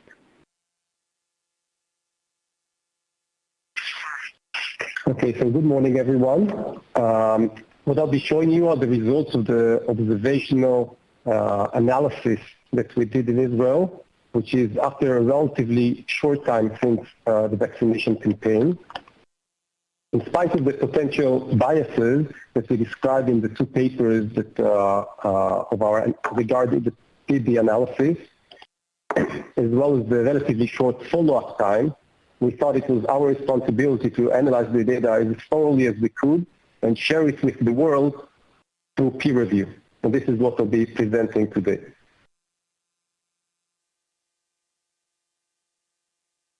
So this is a bit of a heavy slide or complicated slide. It would be great if I also get a cursor at the bottom. But I would say let's try and follow in the following way. Let's start from the x-axis. You can see 3 cohorts, and we'll be focusing initially on the cohort on the right, ages 60 and above. On the y-axis, you'll see the confirmed infection rate per 1,000. We'll be talking about rates of SARS-CoV-2 confirmed infections. This is both symptomatic and asymptomatic based on PCR results. And I'll be talking here about people that were confirmed in the month of July. So as Sharon was saying, this is vastly dominated by the Delta variant. And the different shades that you see here refer to what happened for people that were vaccinated at different times. Starting from the dark colors would be January, meaning the ones that vaccinated early in the campaign. Okay, great. I got a cursor. Good. So you can see here, this is in the beginning. And then you can see we're proceeding here based on the month of vaccination from 6 months prior to the study period up to 2 or 3 months from the study period. And I think you can see that there is a change in the rate of confirmed infections per 1,000 people. And this is seen both at the age of 60 and above, which is what you see here, some monotonic change. And you can also view what happens with the other age groups. At the other age groups I do want to mention, you see the ones that vaccinated earliest tend to be healthcare workers or people at risk, mostly severely immunodeficient people, and therefore this should be interpreted with caution. But you can see a signal of waning both at the other both other cohorts that we interpret as the waning effect.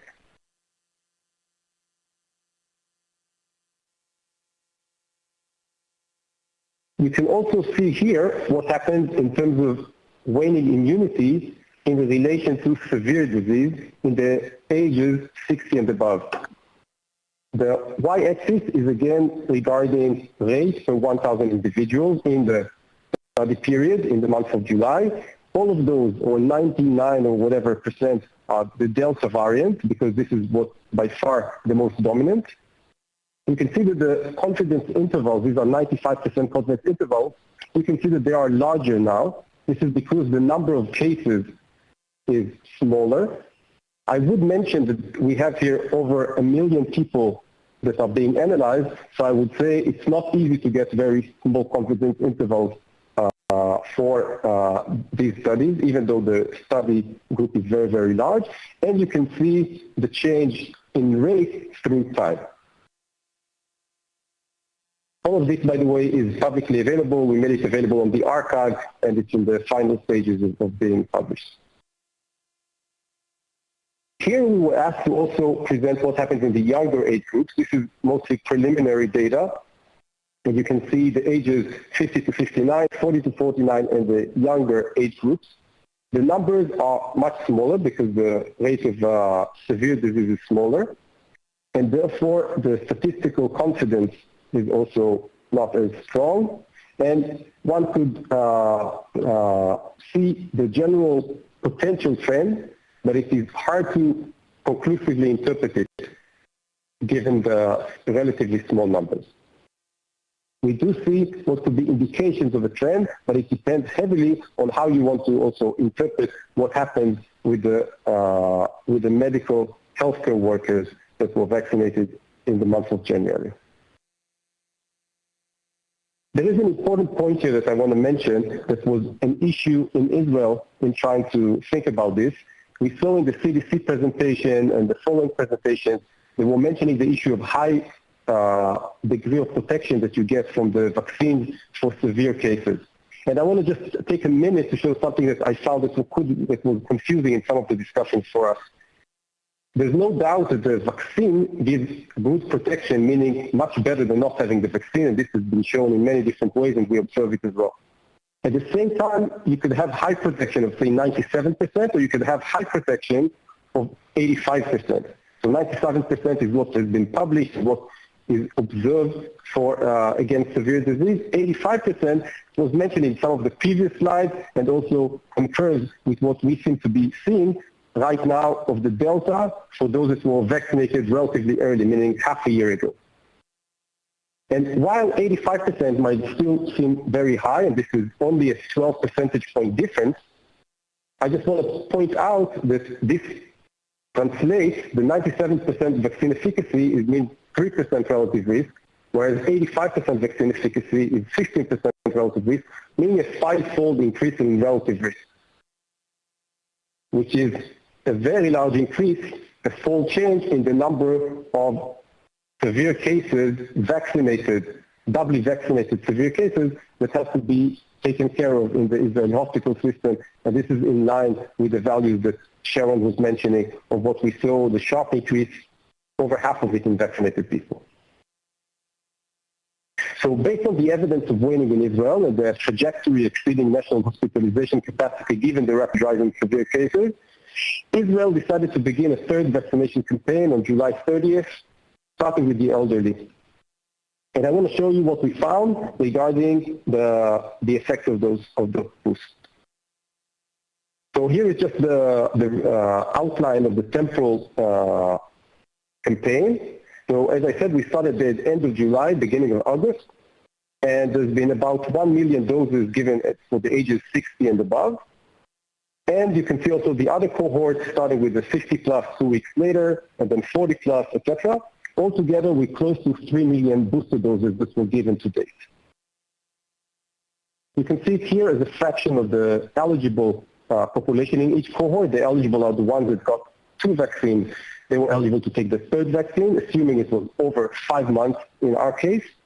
And you can see that a significant fraction of the population took it, and you can see that it started mostly with the elderly, and that made us do the analysis for that age cohort, which is where we have the most follow-up time. You can also see here the fraction of those eligible that were vaccinated with the 3rd dose to date. Overall, we're talking in the age of 60 plus that were included in the study. We're talking about 1 million people altogether, in which there were about 13,000 confirmed infections in the study period in August. We are still in the midst of a wave, and therefore there's a lot of cases. Okay, just before I get to the results, let me show you what we might be expecting, or the form of the results I'll be showing you. On the x-axis, I'll show you the date for vaccination. And on the y-axis, I'll show you the fold reduction in risk compared to 2 doses. So throughout the study, for many reasons, for example, that were mentioned in the previous presentation, we're sure to compare between those that already took 2 doses and those that decided to also take the 3rd dose, and compare between those 2 groups and not the unvaccinated, which might contain some potential confounders. In the beginning, also as was mentioned before, there could be also possible transient biases. In the days just following the 3rd dose, people usually, and we see the signal, there's a tendency to go and do less PCR tests for COVID-19. But then we see that decreasing, and then we're looking at the time period of about 12 days onward, which is the time scale in which we're expecting to see the effect because of 2 reasons. One is because we know that there is time until the neutralizing antibodies response increases. That's usually on the order of a few days or a week. And then there's also a time between whenever you're infected or get protection from infection and the time this is observed through a test in PCR. That's on the average in Israel about 5 days, strongly related to the incubation period for developing symptoms, or just in general, also when you look at contact tracing, etc., that's roughly 7 days plus 5 days, so 12 days is roughly where you're expecting to see the effect being observed. So here are the results. Again, this is on the x-axis, you can see the time of infection, and on the y-axis, you can see, and on the y-axis, you see the fold reduction in the rate, again, compared to the 2 doses. All of this has also been publicly available, and now, as we gave the slide as requested 3 days ago, but by now it's also published in the New England Journal of Medicine. All the results I'll be showing you are based on Poisson regression in order to take into account as many of the confounders as we could. It's adjusted for age, for gender, for demographic group, for the time at which the 2nd dose was given, and the calendar there. Just as was mentioned before, that these 2 temporal effects should be taken into account.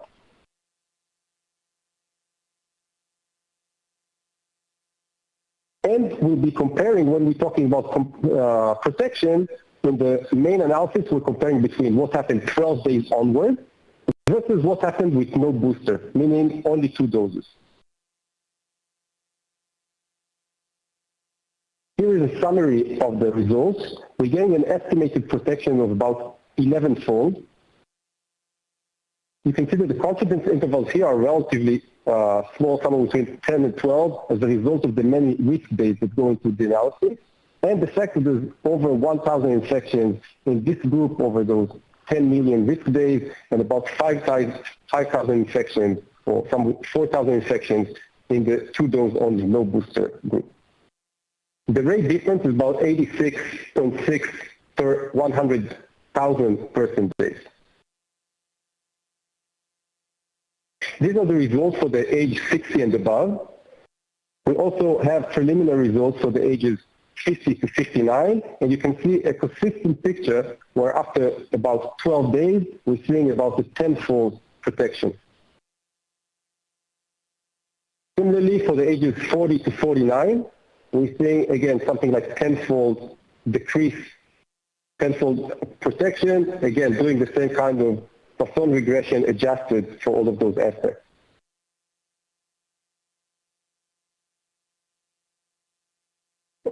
We understand the importance of doing this analysis as thoroughly as possible, and therefore we try to use different approaches. So what I showed you so far is based on the Poisson regression approach.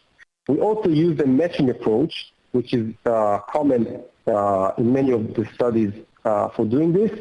And when we're doing matching between those that got 3 doses to 2 doses, we got a very similar result in terms of the reduction in the risk. We also did another kind of analysis, being worried that maybe there are effects that we should account for just in terms of the behavior of those that only decide to take 3 doses versus 2 doses. And therefore, we took only those that took 3 doses. And as you can see here, we compared between those that were 12 days onward versus now the control group would be people that decided to take the 3rd dose, but we're looking at what happened to them 4 to 6 days following the booster dose. And we think that even under this analysis, we think that we're getting about 5-fold reduction, meaning significant protection also in this more stringent or conservative type of analysis. Let me move on to show you what we get for the severe results. Here you're seeing what happens for the ages 60 and above in terms of severe COVID-19 for the same study period. And we're seeing, again, a very significant decrease in the rate on the order of 10-fold or higher, and an absolute rate difference of 7.5 severe cases per 100,000 person days.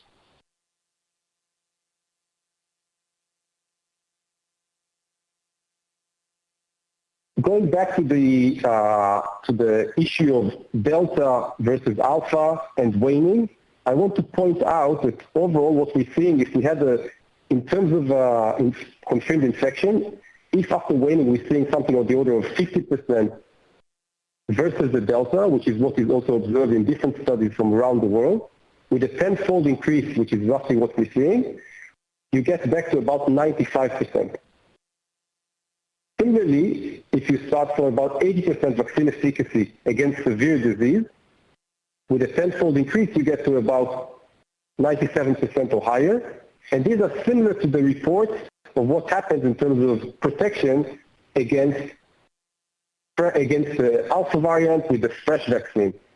So overall, it seems like with the booster dose, we are getting again the protection that we originally got against the Alpha variant. And I want to point out that it's very hard to decompose what is the net effect that only comes from the waning or only comes from the difference between the Alpha and the Delta. What I've shown you enables us to do some of that, but overall I would say, even if you can't decompose exactly the effect, what we're seeing here is that in totality, the combination of both gives you the results that I just presented.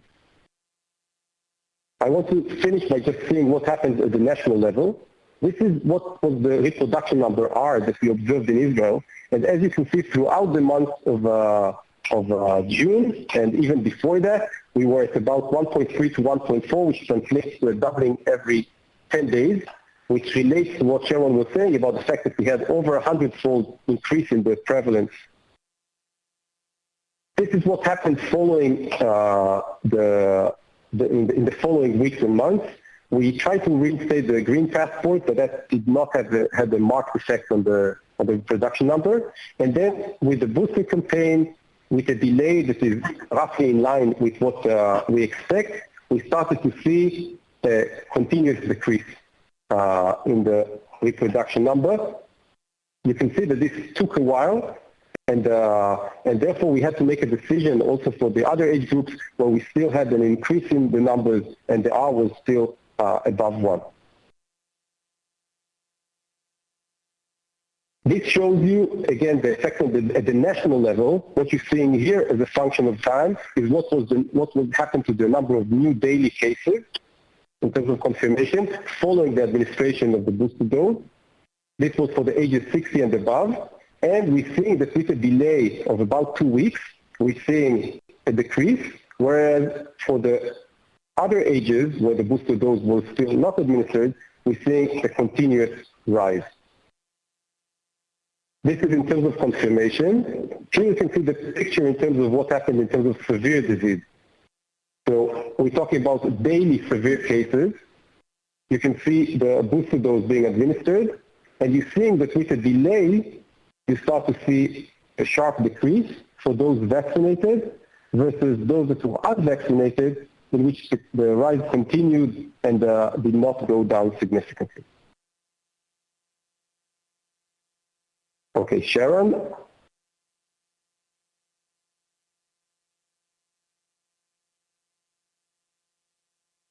Sharon, you're on mute. Thank you.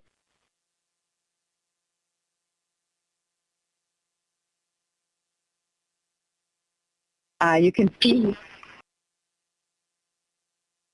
see here the projection that we were looking at. The pink projection was based on no booster at all. And looking at the reproduction number, as Ron said, we were doubling every 10 days, and we got to places of thousands of cases, doubling every 10 days.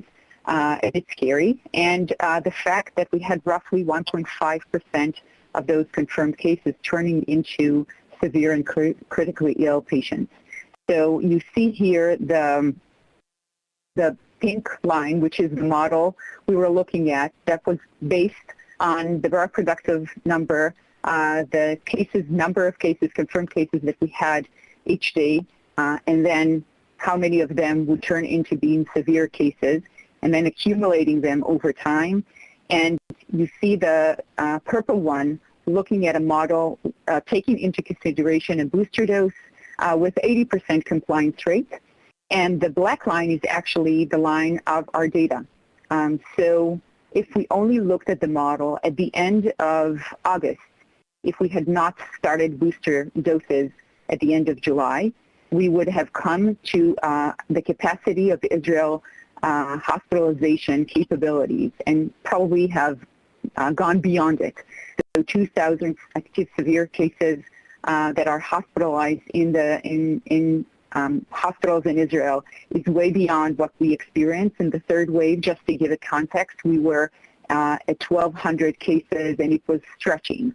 We had increasing mortality rate. It was a stretch. So this, we were anticipating at the end of August, 2,000 cases, active severe cases a day in the hospitalized. So what happened is with the booster dose, we were able to dampen that effect, and our severe cases now that are hospitalized are roughly 700 or less, and that has stayed stable, even though we still have days of 10,000 confirmed cases a day. So the other point, except for effectiveness and what we think is important to see with the vaccine, the other really important point is the safety. So I'm going to show you a few slides of the rate of events that are reported to the Israeli Ministry of Health. I want to emphasize from the get-go that we are sure to have underreporting, probably the same at every dose, but even if we have more underreporting at the third dose, we still would think that serious adverse events would be reported to us. And I will touch on myocarditis in a moment, but this is generally the adverse event reporting to us from the first dose, the second dose, and now the third dose. And what we can clearly see is that for systemic adverse events, we didn't see any new types of adverse events, and the rate, to be modest, is at least the same, if not lower. And if we look at local adverse events, we would still see sort of the same trend. We don't see any new adverse event. We know that there's more lymphadenopathy, but we're not seeing any new adverse events, and the rate is smaller. Again, I say that with caution that it's probably underreporting. When our HMOs are doing direct calling people or sending them questionnaires, they get more than that. But I want to emphasize on the serious adverse event, because this is what is really important to us. And we had 19 serious reports following the third dose for more than 2.8 million booster doses administered, and each one of them is being investigated by an independent clinical work group using all the data from the hospitals, from the HMOs, to try to figure out if this is connected to the third dose or not. So what we have been getting is 7 reports on a serious adverse event following the third dose of the ages 12 to 64. You see how many vaccinees it was, over 2 million. And we had 2 allergic reactions that are noted as connected to the third dose. We had a case of myocarditis in a male in his 30s who was hospitalized for 2 days and discharged. And we had a case of Guillain-Barré and Bell's palsy that is possibly connected to the dose. And then 3 cases of DVT, PE, TIA, CVA, and VT in a runner that happened during a routine stress test. All 3 of them was not deemed connected to the vaccine by the work group. And among 65 and above, you see over 800,000 vaccinees. We had 12 cases of serious adverse events. The first was suspected encephalitis, a guy who came in with fever and confusion. And for him, it was the second time it happened. It happened to him after the first dose. Did not happen after the second dose, but did happen again after the third. And that's a possible connection. A vitreous hemorrhage that is possibly connected. A CVA that is still under investigation.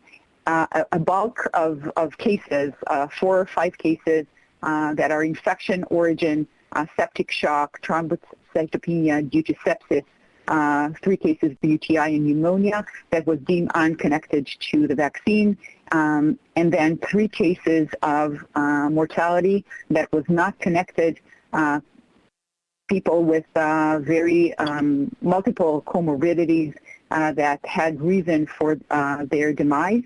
That was not connected to the vaccine.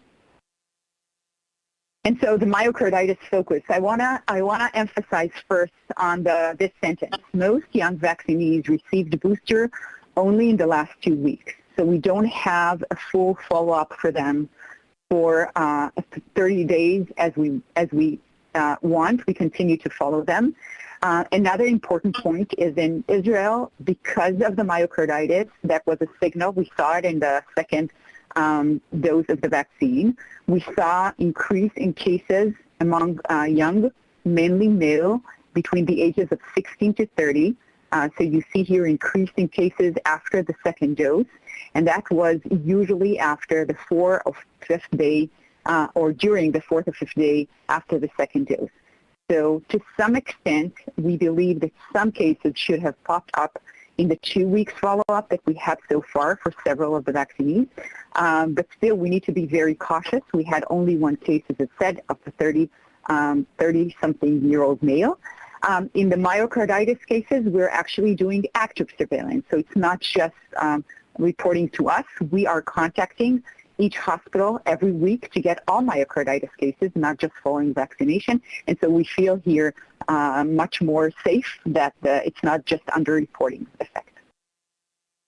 And our last slide is really the summary. So the booster dose in Israel was effective and so far had safety profile similar to the other doses. We saw that the booster dose improves the protection by tenfold against confirmed infection, and at least for elderly against severe COVID-19.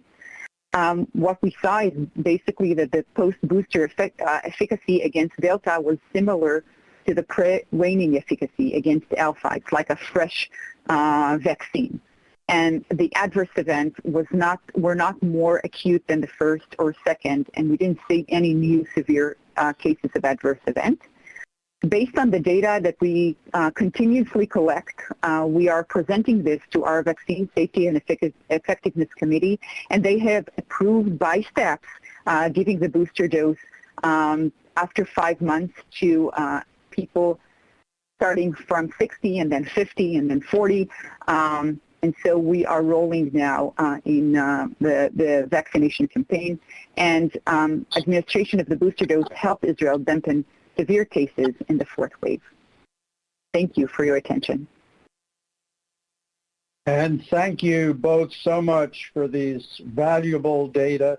I was about to ask a two-fold question, which I usually don't like to allow, but first about myocarditis, but you presented very carefully information, including the fact that younger individuals really have not been heavily vaccinated as yet.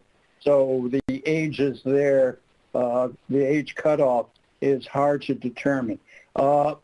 One point of information, the second dose in Israel with the Pfizer-BioNTech vaccine was typically given after 3 weeks or delayed? Yes. Yes, so we started the vaccine campaign after the FDA approval, exactly by the protocol approved by the FDA with 3 weeks apart. Okay, thank you. Dr. Pergam. Thank you very much. That was a really thoughtful set of slides, and we really appreciate you sharing with the committee. I had a question specifically. It seems like you have an opportunity to look at demographic differences between individuals who were eligible to get vaccinated with the booster but didn't. The group that only received 2 doses versus received the 3. Do you find any demographic differences? You have a really robust medical record, and I'd be really curious to know, are there differences that might suggest maybe that the group that received the booster were either higher risk or did differential levels of protection in that? Yes, so I would say we definitely looked into this, and there are differences which we account for in both in the Poisson regression as confounders and in the matching approach also as confounders. We see them, for example, in terms of the tendency to take the third dose, which is different among different demographic groups in Israeli society, among different age groups, and this is all reported in the paper that was published. You can see in the tables there are really significant differences, but all of those are supposed to be accounted for inherently in the way we're doing the analysis. Dr. Kurila. Thank you, Ardo. See if my camera is actually working this time. Nope. Okay. There we go. Yes, it is now. We see you too. Thank you for the presentation. Very, very, very insightful. One of the things that stands out for me from your data is that the waning of immunity, which seems to be more waning of immunity rather than a Delta-specific phenomenon, although there may be a small component, it would seem that one would have to conclude either that the mRNA vaccine in general, that platform, or else the shortened dosing interval does not really between the two doses does not lead to long-term good durability of the immune response. And those individuals at risk, particularly for severe disease, don't have a good cell-mediated immune response and are relying entirely on their neutralizing titer and other serology, which is dropping off rather quickly. Your boost clearly does that. So my question to you is actually twofold. One, although it's very early, do you have any evidence that the 6-month boost is actually contributing with a better dosing interval to give you more long-term durability in the immune response? And is there any change in the kinetics of the antibody response, or do you anticipate that just every 6 months you're going to have to keep boosting these people? So I'll start with the end of your question. I think this is very early. We can't really tell. We know from other viruses that sometimes, like in hepatitis, you get a dose, and after a month a dose, and after 6 months a booster, and you have protection for many, many years. Whereas for influenza, we need to be vaccinated every year, and I think it's not really clear where this is going. We definitely don't have any plans at the moment to boost every 6 months. We'll base it exactly as we did here based on the results. We'll continue to monitor and see if there is, again, any waning effect. But it may be that we won't see that after the booster we'll have a higher protection for a longer period of time. I would add that I think that the effect of the Delta versus Alpha is not very small. I think they're both very significant, both the Alpha versus Delta and the waning. And there's also maybe an interaction, a synergistic effect from both of them together. So I wouldn't think about it as a small effect. Thank you. Dr. Levy.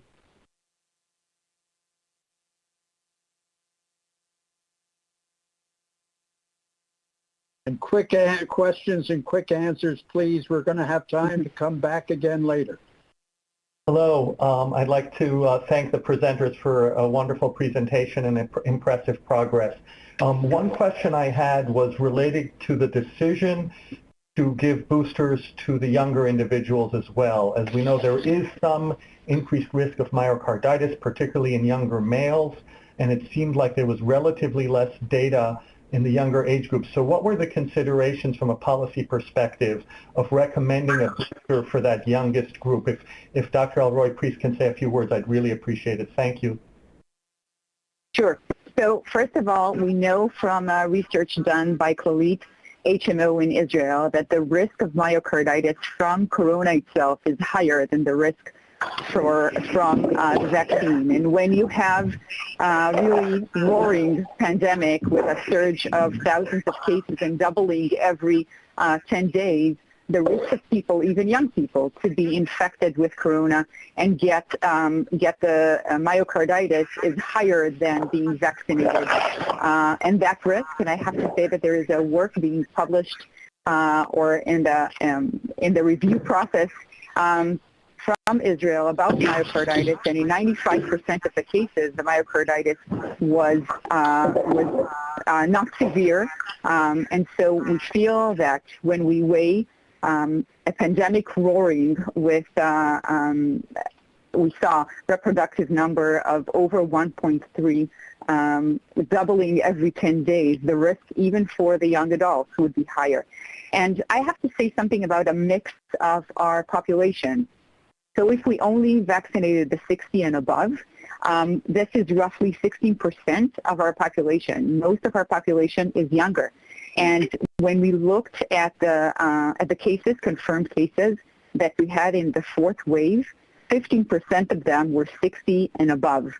So the majority was not the 60 and above, and we believe we wouldn't be able to control the pandemic just by vaccinating those 60 and above.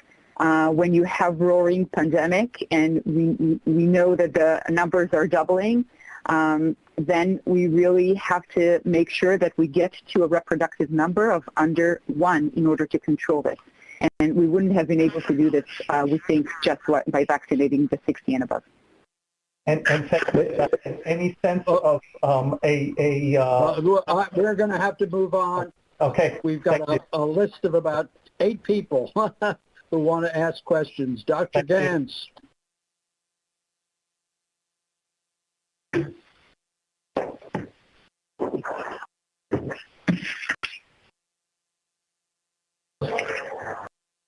Go ahead, please. Dr. Gans.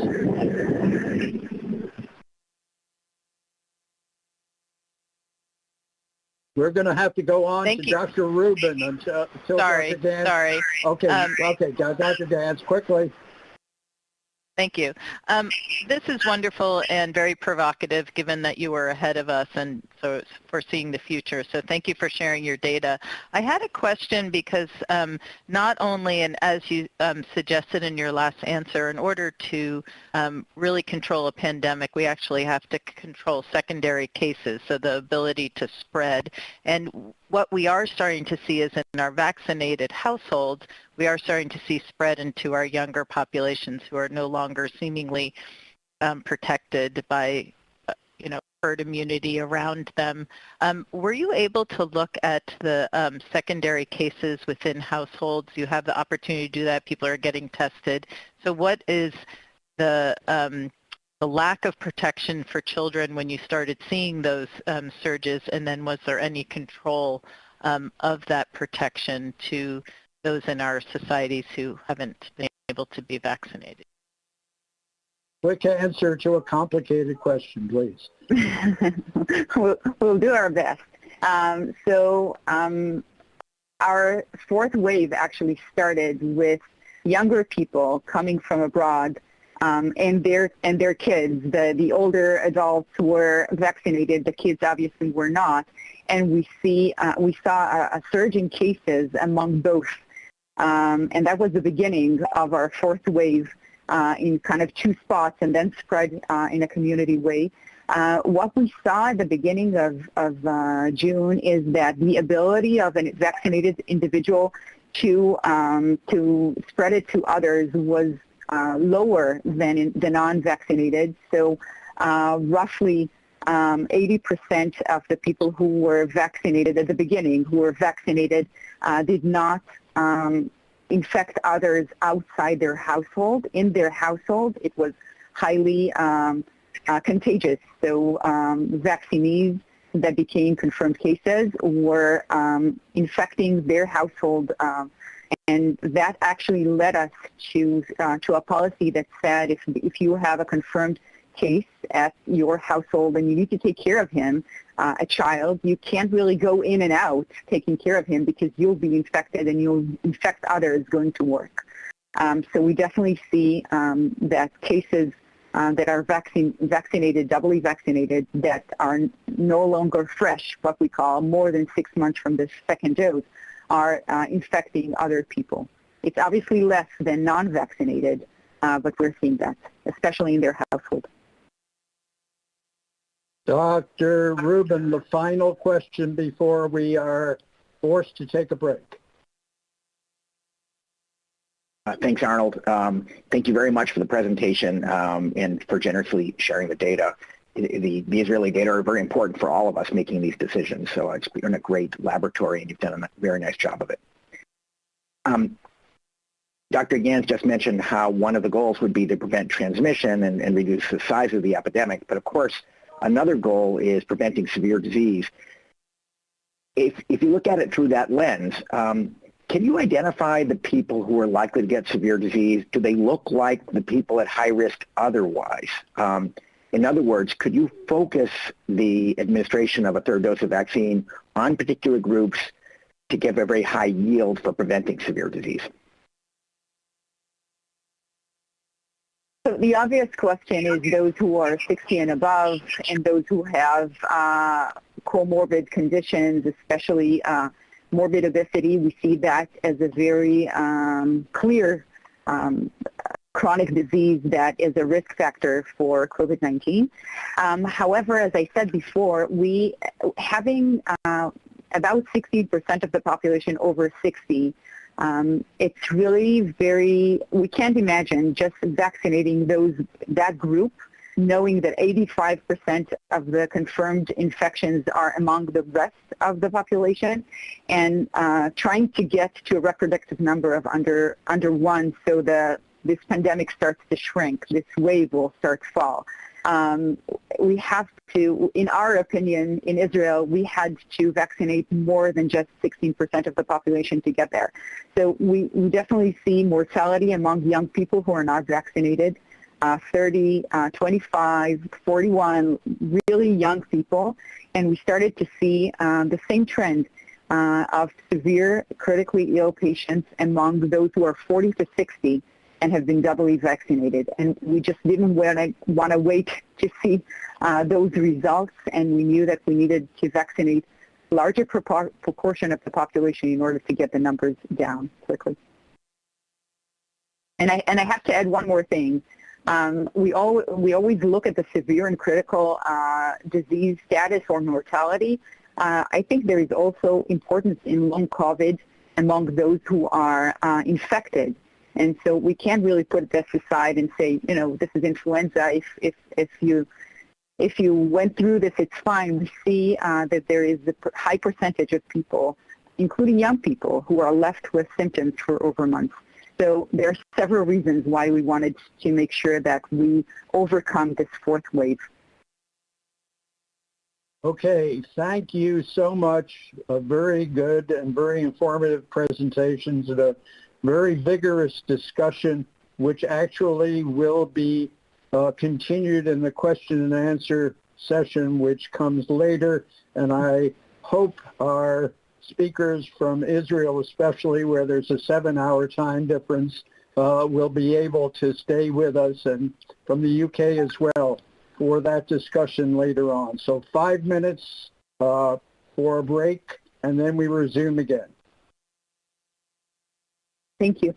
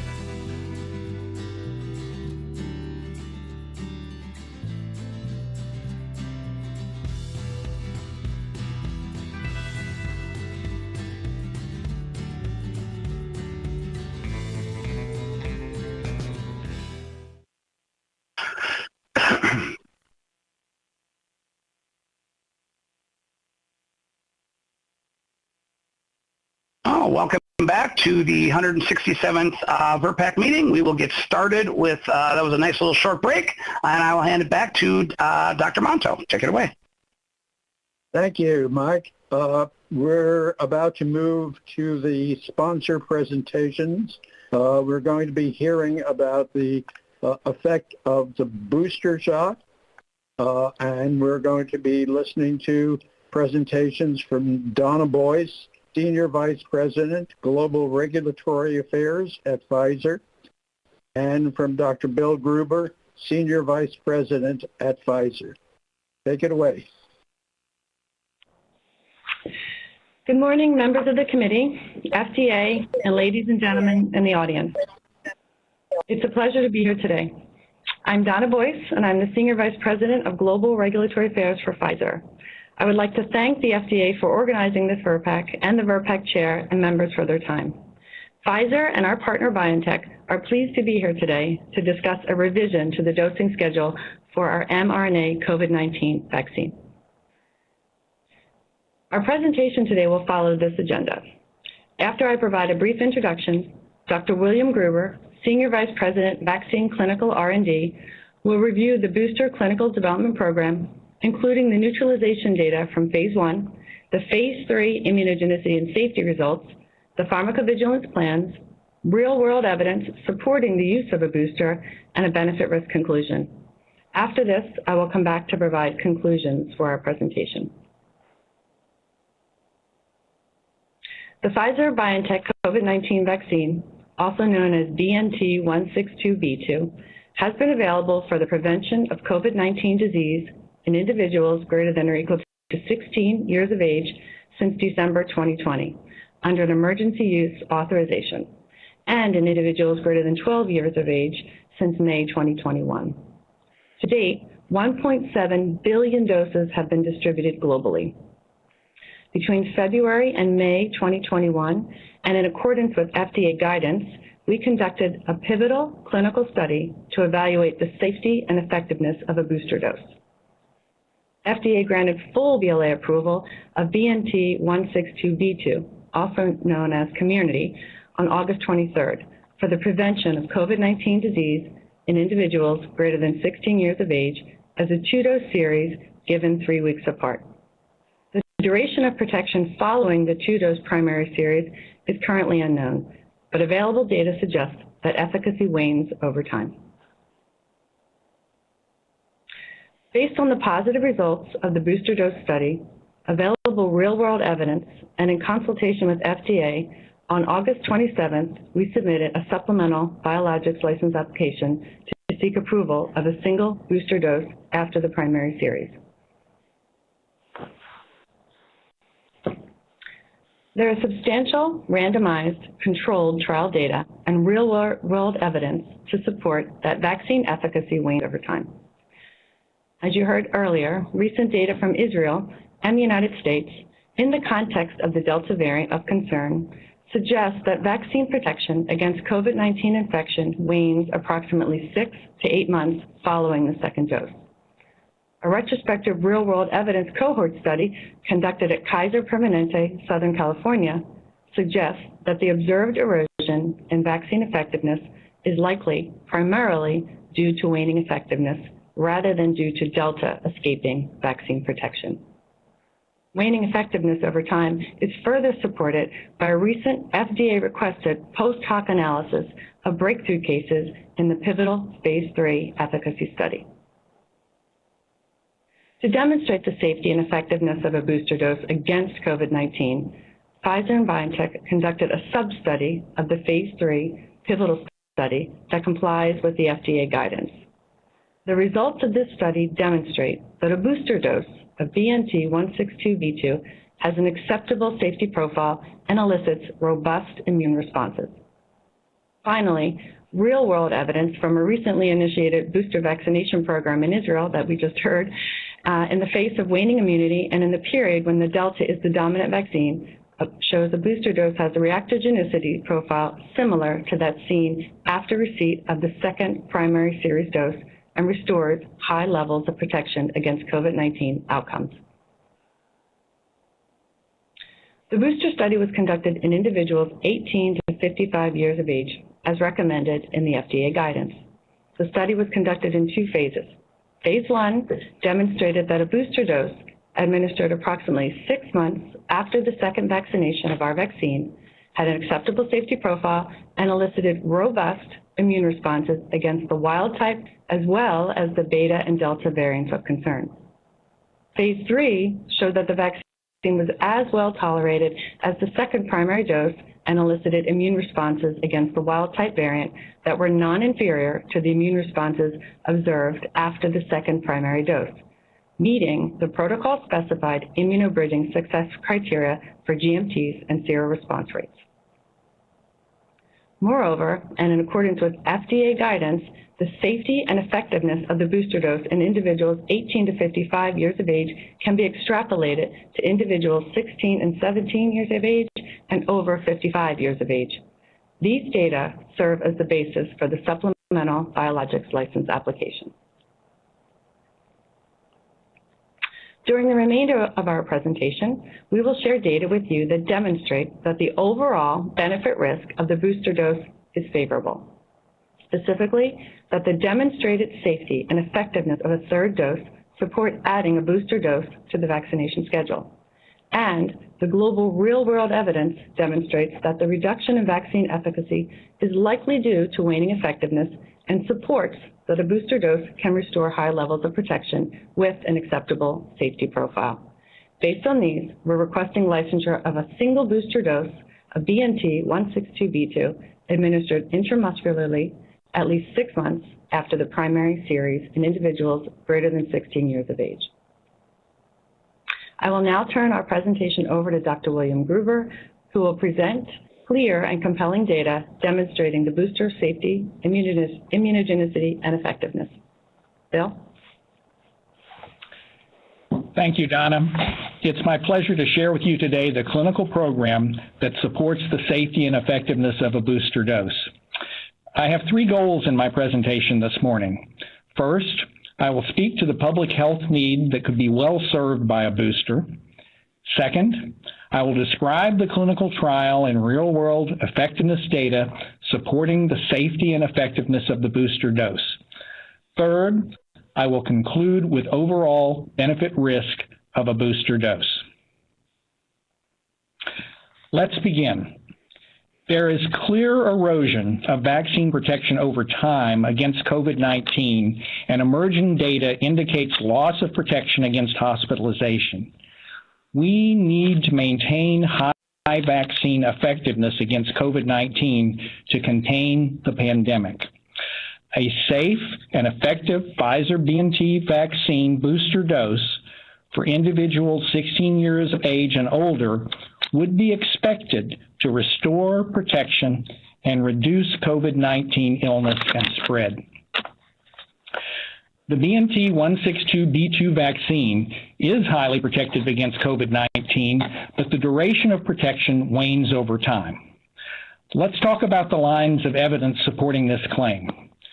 First, data from the pivotal phase 3 clinical trial showed that 2 doses of the Pfizer-BioNTech vaccine administered 3 weeks apart confers protection against both symptomatic and severe COVID-19. That, of course, was the basis for the emergency use authorization and the recent licensure of the COVID-19 vaccine in individuals 16 years of age and older. The full duration of protection of the Pfizer-BioNTech vaccine is currently unknown. An analysis of efficacy up to 6 months after dose 2 from the pivotal clinical trial shows that initial vaccine efficacy slightly wanes over time in the pre-Delta period from 96.2% in the first 2 months after vaccination to 90.1% over 4 months, and is still sustained at 83.7% up to approximately 6 months. Further waning of immunity and protection over time has been observed across the world, coinciding with penetration of the Delta variant. Originally observed in Israel, as you heard, this is now being observed in the United States and elsewhere. As we all know, The Delta variant became widespread globally as of June and July of this year. Reports describing reduced effectiveness of the Pfizer vaccine and other COVID-19 vaccines against SARS coronavirus 2 infections caused by Delta have surfaced from Israel, the United States, and Qatar, as you've also heard earlier this morning. Recently in Israel, reduction in vaccine effectiveness has been observed against hospitalization and severe infection over time after a 2-dose Pfizer vaccine primary series. And again, you heard details about this earlier today from the Israeli Ministry of Health. In addition, recent U.S. CDC data hint at reduced COVID-19 vaccine effectiveness over time against severe disease and hospitalization in the U.S. This reduced vaccine effectiveness tracks with longer spans of time between 2 doses of vaccine and SARS coronavirus 2 exposure. Vaccine effectiveness studies to date have not adequately differentiated the impact of Delta from potential waning immunity on recent reductions of vaccine effectiveness. In collaboration with Kaiser Permanente Southern California, Pfizer evaluated overall and variant-specific real-world effectiveness of the Pfizer vaccine against SARS coronavirus 2 infection and COVID-19 related hospitalizations by time since vaccination. This was done to further inform issues of waning immunity and protection. So let's first take a look at the methods that were used in the Kaiser trial that informed thinking. The setting is the Kaiser Permanente Southern California group, which includes over 3.4 million members greater than 12 years of age who would be potential vaccine recipients. The study period includes December of 2020 through August the 8th, 2021. This encompasses both the period when first the Alpha and later the Delta variants were present. Whole genome sequencing has been done on all samples obtained during this period as part of this trial. A cohort approach was used using Cox models. And again, this looks for both outcomes of infection as well as COVID-19 related hospitalization as defined in the footnotes shown at the bottom of the slide. The vaccine status was evaluated with those fully vaccinated with 2 doses of vaccine at least 7 days after the second dose. This also looked at attack rates in the unvaccinated as a comparator. Here's the first key observation. Vaccine effectiveness waned over time against infections, but as of this summer, had not yet waned against hospitalization in the Kaiser Permanente study. So let me describe for you the data that supports these observations. If we start on the left-hand side, you see the graph titled SARS coronavirus 2 infection. On the x-axis are represented months after full vaccination, and on the y-axis, adjusted vaccine effectiveness. Each of the colored lines represents a different age group from 12 to 15 years of age, up to adults 65 years of age and older. The black line represents all individuals 12 years of age and older. Vaccine effectiveness against circulating virus at each time point is shown as a corresponding number above the x-axis. Vaccine effectiveness was 88% in individuals 1 month after 2 doses of the Pfizer vaccine in this study. As you can see, for all age groups 16 years of age and above, efficacy wanes over time, dropping to 47% for those individuals out more than 5 months from completion of the 2-dose series. For 12 to 15-year-olds, efficacy may be somewhat better sustained, perhaps consistent with higher virus neutralization levels achieved in this age bracket. However, follow-up is of shorter duration due to the more recent approval of vaccine for this age group. If we look on the right-hand side, we see, in contrast to effectiveness against infection, effectiveness against COVID-19 related hospitalization has been sustained over this period of time in all age groups from 12 to 15 years of age to those over 65 years of age, out to at least 5 months. You can see that the efficacy for those vaccinated at less than 1 month is 87%, and for those vaccinated at greater than 5 months is still around 88%. Now, please keep in mind what you've heard earlier from the Israeli Ministry of Health. effectiveness against severe disease and hospitalization has begun to decline in Israel. The combination of early, comprehensive immunization and a high proportion of the population more than 6 months post-vaccination in Israel may have contributed to this early signal in Israel. These results, along with recent CDC data, portend that effectiveness against COVID-19 hospitalization and severe disease are less likely to remain sustained in the future in the U.S. We may see similar increases in hospitalizations and severe disease in weeks to months for those individuals vaccinated early in the U.S. campaign. If so, the time to restore protection with a safe and effective booster dose of BNT162b2 is now. It's important also to look at the relationship between vaccine effectiveness and the variants that are circulating. And a second key observation from the Kaiser study becomes clear. Vaccine effectiveness wanes over time irrespective of the variant of concern. What is the evidence to support this claim? Again, the orientation of this slide is much the same as you saw previously. Months after full vaccination are shown on the x-axis, and adjusted vaccine efficacy is shown on the y-axis. Whether we examine other sequenced SARS coronavirus 2 variants, represented by the black line, or the Delta variant, shown in the blue line, the vaccine effectiveness over time wanes. Point estimates of vaccine effectiveness are lower for the Delta variant after completion of a 2-dose vaccine series, but a number of the confidence intervals overlap. Most prominently, comparative data shown here supports that declining immune response over time is the primary driver of vaccine effectiveness and not variant escape. Restoration or improved immune response by a booster BNT162b2 dose would be expected to restore the comparable high protection against Delta and other variants seen at the left end of the graphs. We also have additional information gleaned from the pivotal clinical trial that informs this thinking.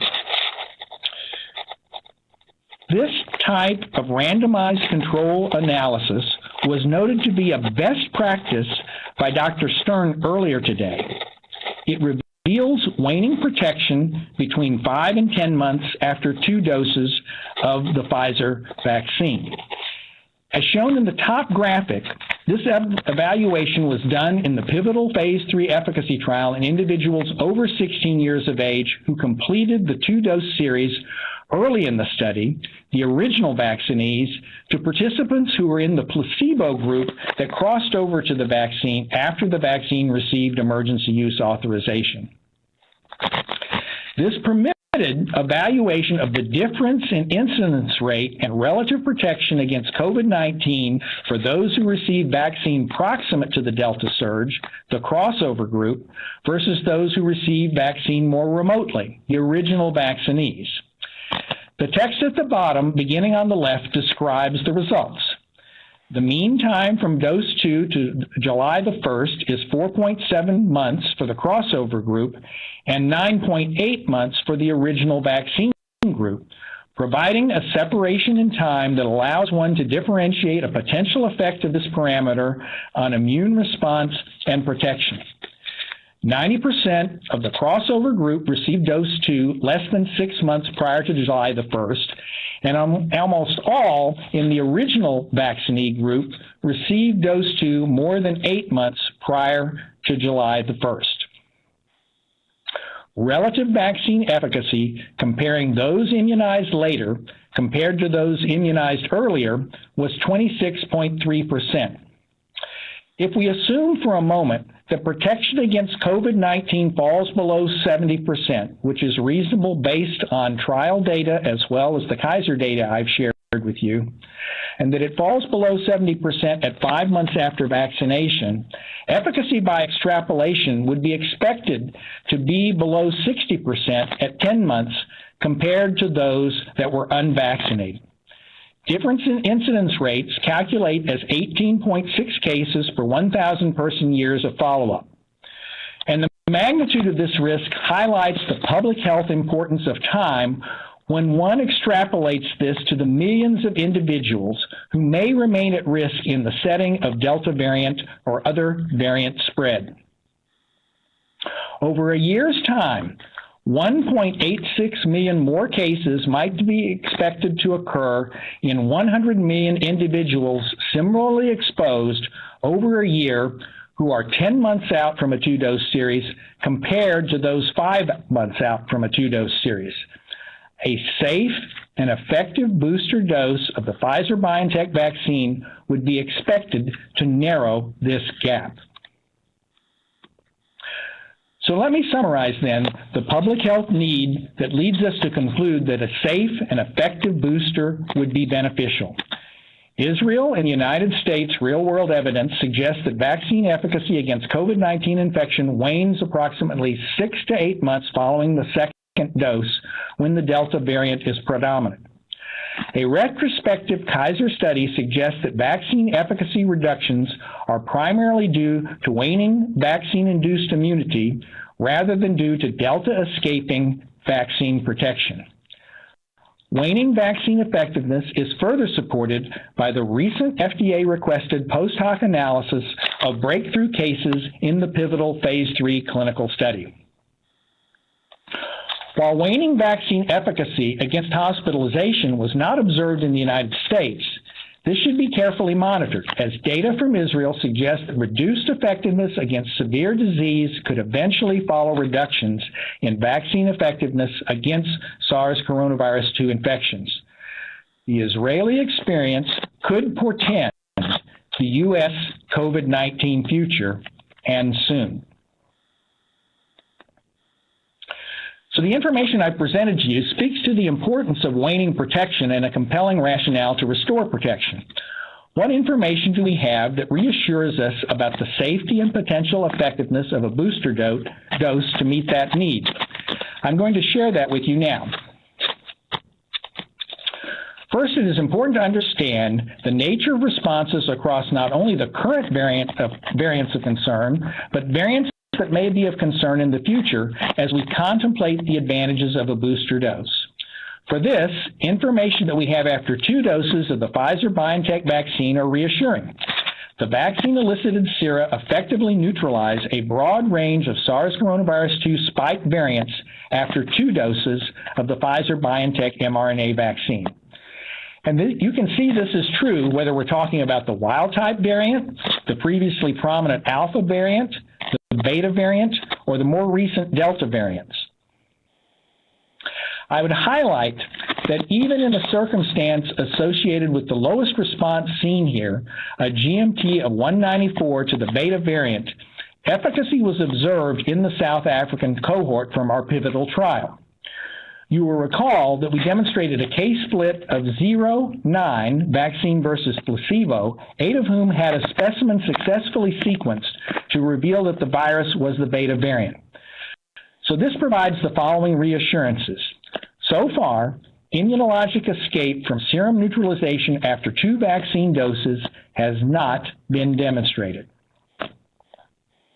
Given that a second Pfizer-BioNTech vaccine dose is associated with robust antibody responses across variants of concern, increased responses to vaccine virus, what we reference as wild-type virus, after a 3rd dose should also be associated with increased neutralization response to variants of concern.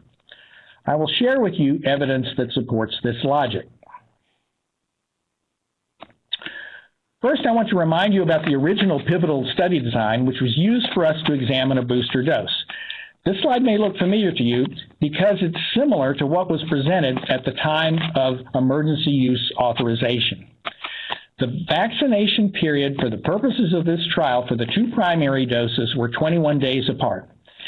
As you can see represented on the graph, individuals had active surveillance performed to look for COVID-19 illness in association with nucleic acid amplification test positive evidence of SARS coronavirus 2 infection. As you can see, The length of times that were used to follow up for reactogenicity shown in the green, 1 month for non-serious AEs, 6 months for serious AEs, and up to 2 years for deaths occurring in this population, including older adults and those with comorbid conditions. Now, I want to share with you where we are today. This graphic represents the experimental design of a third dose of vaccine administered to individuals recruited from the phase 1 and phase 3 phase of the pivotal safety and efficacy trial. Again, we took the population who had received their original 2 doses 21 days apart. For phase 1, we went to the sentinel cohorts who were first immunized as part of our trial in May of last year, which represented 23 individuals, and administered a booster dose, obtaining the safety information as well as serum samples to measure immune response over the time periods shown. Lighter blue represents days, darker blue months. After we gained sufficient information from phase 1 that reassured us about the safety and immune response to the vaccine, we then moved to the expanded group that recruited from the phase 2-3 portion of the pivotal trial. So these individuals were now approximately 7 months post-dose 2. There were 312 of them in the group who were boosted. And again, we tracked reactions, adverse events, and obtained blood specimens as shown to monitor safety and immune response. So let me summarize for you first the data from the phase 1 part of this trial. I'm going to begin with the immunologic responses. Post-dose 3, BNT162b2 indicate a substantial boost and reduced gap between the wild type and beta neutralization with the boost. The beta variant was chosen at the time because of concern about potential for a spread and as a surrogate for other variants. So let me now share with you the evidence that supports this statement. First, let's examine the 18 to 55-year-old group on the left-hand side of the slide.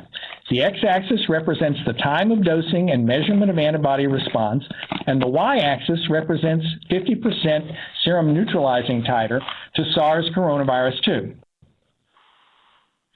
If we begin with those individuals who received 2 doses of vaccine, the primary series, you can see that for both the wild type and the beta variant tested in this trial, that there were robust antibody responses that were most prominent 7 days after dose 2.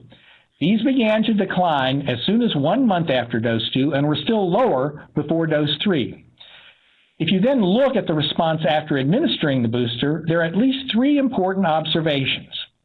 Number 1, there is a dramatic increase in the antibody response as measured by GMTs for both the wild type virus as well as the beta variant at 7 days after dose 3, as well as 1 month after dose 3.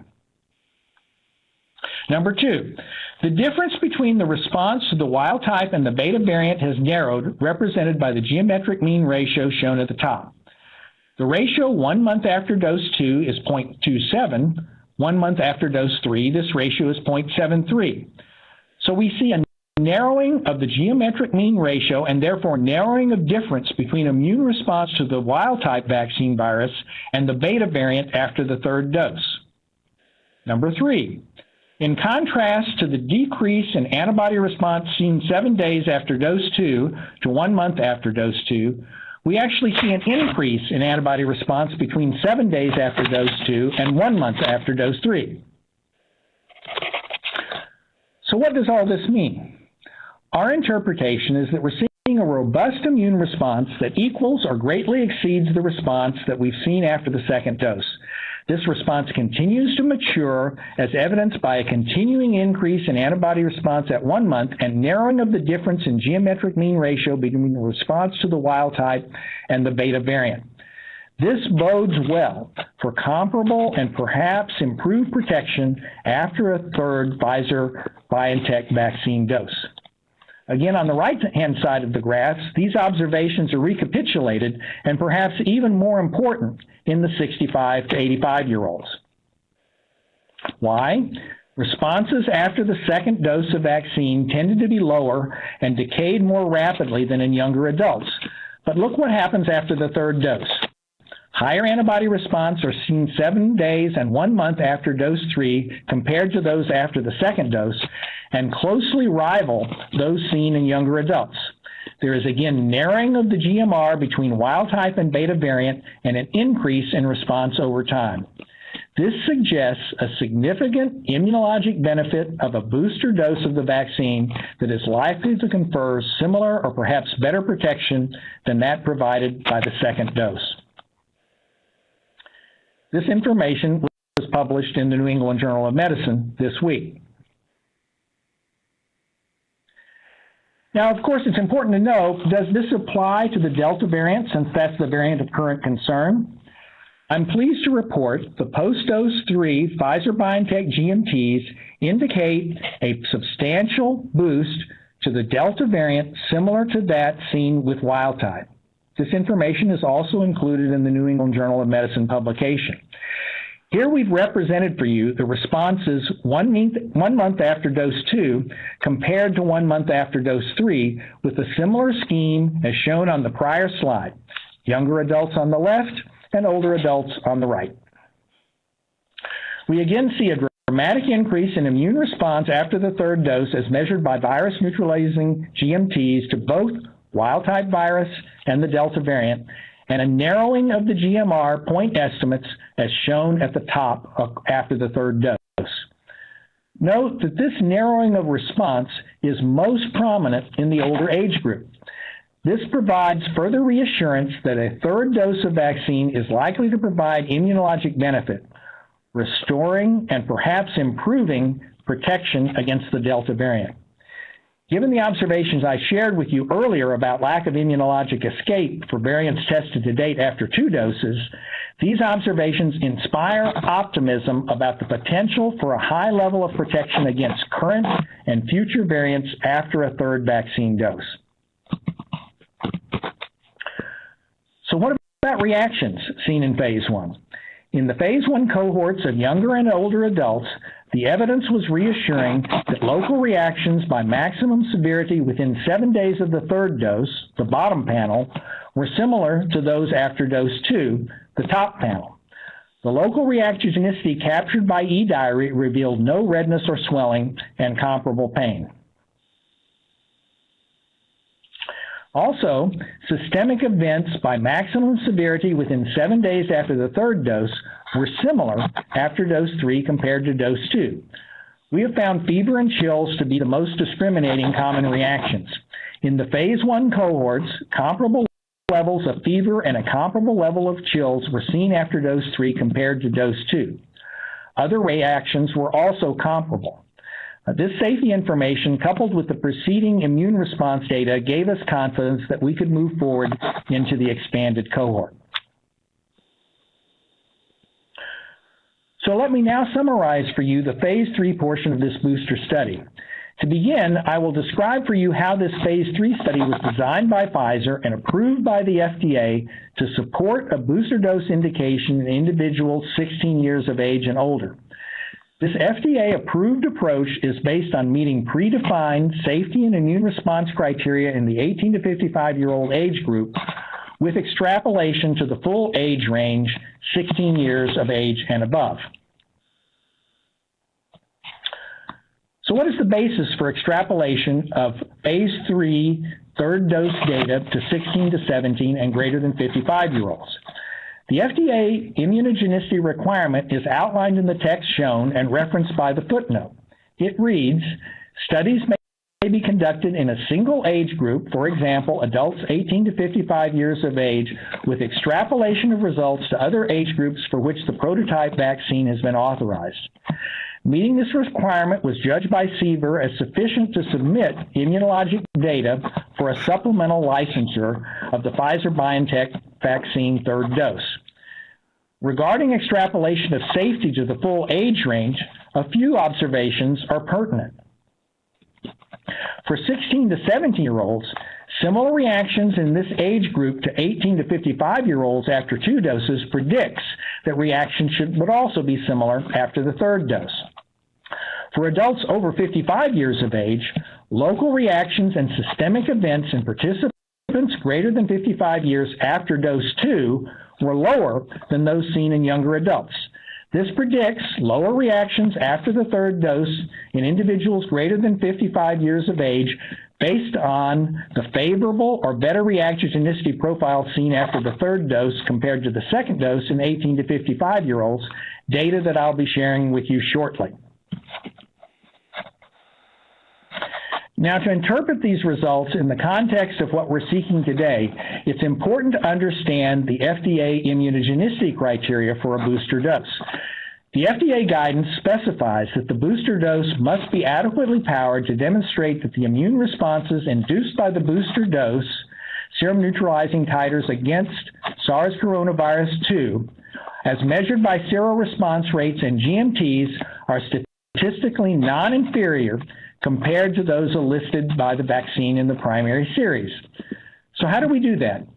The success criteria include demonstration of non-inferiority margins of -10% for seroresponse rates and 1.5-fold for GMTs. Based on consultations with CBER, these criteria are also considered sufficient to support licensure of a booster following full approval of the primary series. This table shows the demographics of subjects receiving the third dose. These demographics are representative of 18 to 55-year-olds in the parent study. Note that we have a balanced representation across gender, races, and ethnicity. Over 50% of individuals had comorbidities as measured by the Charlson Comorbidity Index. The age at vaccination was approximately 41. The time from dose 2 to the booster was close to 7 months, with a minimum of approximately 5 months. Your microphone has been turned on. All right, Pfizer, you're back connected. Okay, thank you. Let me maybe start a little bit back to make sure that everybody gets to hear what I had to say. So this table shows the demographics of subjects receiving the third dose. These demographics are representative of 18 to 55-year-olds in the parent study. Now that we have a balanced representation across gender, races, note that we have a balanced representation across gender, races, and ethnicity. Over 50% of individuals had comorbidities as measured by the Charlson Comorbidity Index. The age at vaccination was approximately 41. The time from dose 2 to the booster was close to 7 months, with a minimum of approximately 5 months and a maximum of 8 months since the 2-dose series. So let's look at the immune response data. Recall that the study needed to meet 2 immunologic criteria for non-inferiority based on comparison of geometric mean virus neutralization titers and seroresponse after the third dose to those responses seen after the second dose. The geometric mean ratio of neutralizing titers non-inferiority criterion post-dose 3 compared to post-dose 2 was met, with titers after the third dose approximately 3-fold higher than those seen after the second dose. This table shows SARS coronavirus 2 neutralization titers in 210 individuals, looking at 1 month post-dose 3 compared to the GMTs after dose 2. The GMR is the ratio of these responses. To declare success, the lower bound of the confidence interval for the GMT on the right side of the table needed to be above 0.67 or 2/3. We see that the lower bound greatly exceeds the success criteria at 2.76, with a GMR point estimate indicating responses were 3-fold higher after the booster dose compared to responses after dose 2. Hence, this meets not only the non-inferiority criteria, but indicates that the virus neutralization responses seen after the third dose are consistent with phase 1 results and greatly exceed and are statistically greater than those seen after the second dose.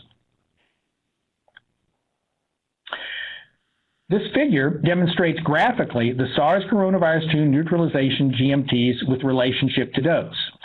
GMTs shown are based on the number of subjects with valid results at each time point, while the non-inferiority analysis for the GMT ratio shown on the prior slide are based on subjects who had valid results at both 1 month post-dose 2 and 1 month post-booster.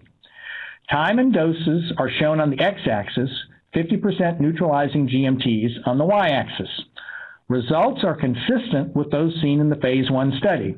Neutralizing GMTs rise to protective levels after the second dose, followed by a drop prior to the third dose. By 7 days after dose 3, observed virus neutralization GMTs are nearly double, and by 1 month are triple those achieved after the second dose. These results indicate that a third dose is likely to begin conferring benefit shortly after administration. Non-inferiority of the booster dose was also demonstrated based on proportion of subjects with a seroresponse meeting the second immune response licensure criterion. Seroresponse is defined as achieving a greater than or equal to 4-fold rise from baseline before dose 1. In this population of 198 individuals, the 1-month post-booster response was 99.5% after dose 3 versus 98% after dose 2, when both were compared to baseline. This yielded a 1.5-fold greater response after the booster with a lower bound of the confidence interval of minus 0.7%, well above the minus 10% required. Non-inferiority was also confirmed based on an FDA-defined alternative analysis. We were asked by the FDA in a post hoc analysis to compare pre-booster versus post-booster seroresponse. And you can see that with this analysis in 179 individuals, the seroresponse rate was 93.9% post-dose 3 versus 97.8% post-dose 2, again meeting the minus 10% non-inferiority criteria with a percentage of the lower confidence interval being minus 8.2%. So, both the pre-specified GMT and seroresponse results, as well as the post-hoc alternative seroresponse rates, satisfied licensure criteria for a booster dose with neutralization GMTs greatly exceeding those seen after dose 2. Now I want to share with you the safety data that supports a booster dose. Follow-up time for the booster dose study is shown here. Total exposure from booster vaccination to the data cutoff date was a mean of...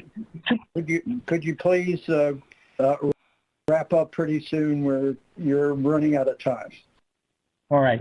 Let me get through the safety information. I thought we had 45 minutes. Are we running close to that? You are. Okay. We'll move quickly through this. Okay, follow-up time for the booster dose study is shown here. Total exposure from booster vaccination to the data cutoff date was a mean of 2.7 months and a median of 2.6 months with the ranges shown. And the total exposure from dose 2 to the cutoff date, so including both exposure post-dose 2 as well as that post-dose 3, was a mean of 9.4 months and a median of 9.5 months. So let's look at the reactions solicited by eDiary after the booster dose compared to reactions after dose 2. Local reactions after dose 3 were comparable to those seen after dose 2. Reactions after dose 3 are in the bottom panel, dose 2 in the top panel, and I think you can see these recapitulated results that we saw in phase 1. This provides reassurance of comparable local reactions with a booster dose.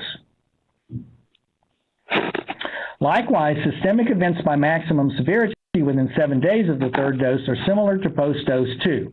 Again, the same scheme, dose 3 in the bottom, dose 2 in the top panel. And I again draw your attention particularly to fever and chills, where in this larger data set you can see that if anything, the fever point estimate is lower than that seen for fever after the second dose in this cohort of 18 to 55-year-olds. Reported chills are also lower and other reactions are comparable to those seen after the second dose. This provides reassurance that the eDiary reactogenicity profile after a third dose is similar or perhaps even better than that seen after the second dose. Adverse events by system organ class occurring greater than 1% of participants with 1 month post-dose third dose were less than those post-dose 2 in the parent study, with the exception of lymphadenopathy. Adverse events after dose 3 are shown in dark blue bars, adverse events after dose 2, light blue bars. At the top of the graphic chart, blood and lymphatic disorders at 5.2% is entirely represented by axillary lymphadenopathy. By comparison, after dose 2, 0.5% of the 0.6% in this category is also represented by lymphadenopathy. Generally, lymphadenopathy after dose 3 was mild, self-limited, and resolved. Lymphadenopathy includes one individual whose lymph node enlargement was judged severe by the investigator due to reported prevention of arm movement. It lasted for 5 days and resolved. For reactions other than blood and lymphatic disorders as shown on this graphic, the incidence of adverse events was typically lower or comparable after dose 3. These AE findings are reassuring regarding the safety profile of the vaccine. There were no SAEs or withdrawals due to SAEs in the 1-month period after the 3rd dose.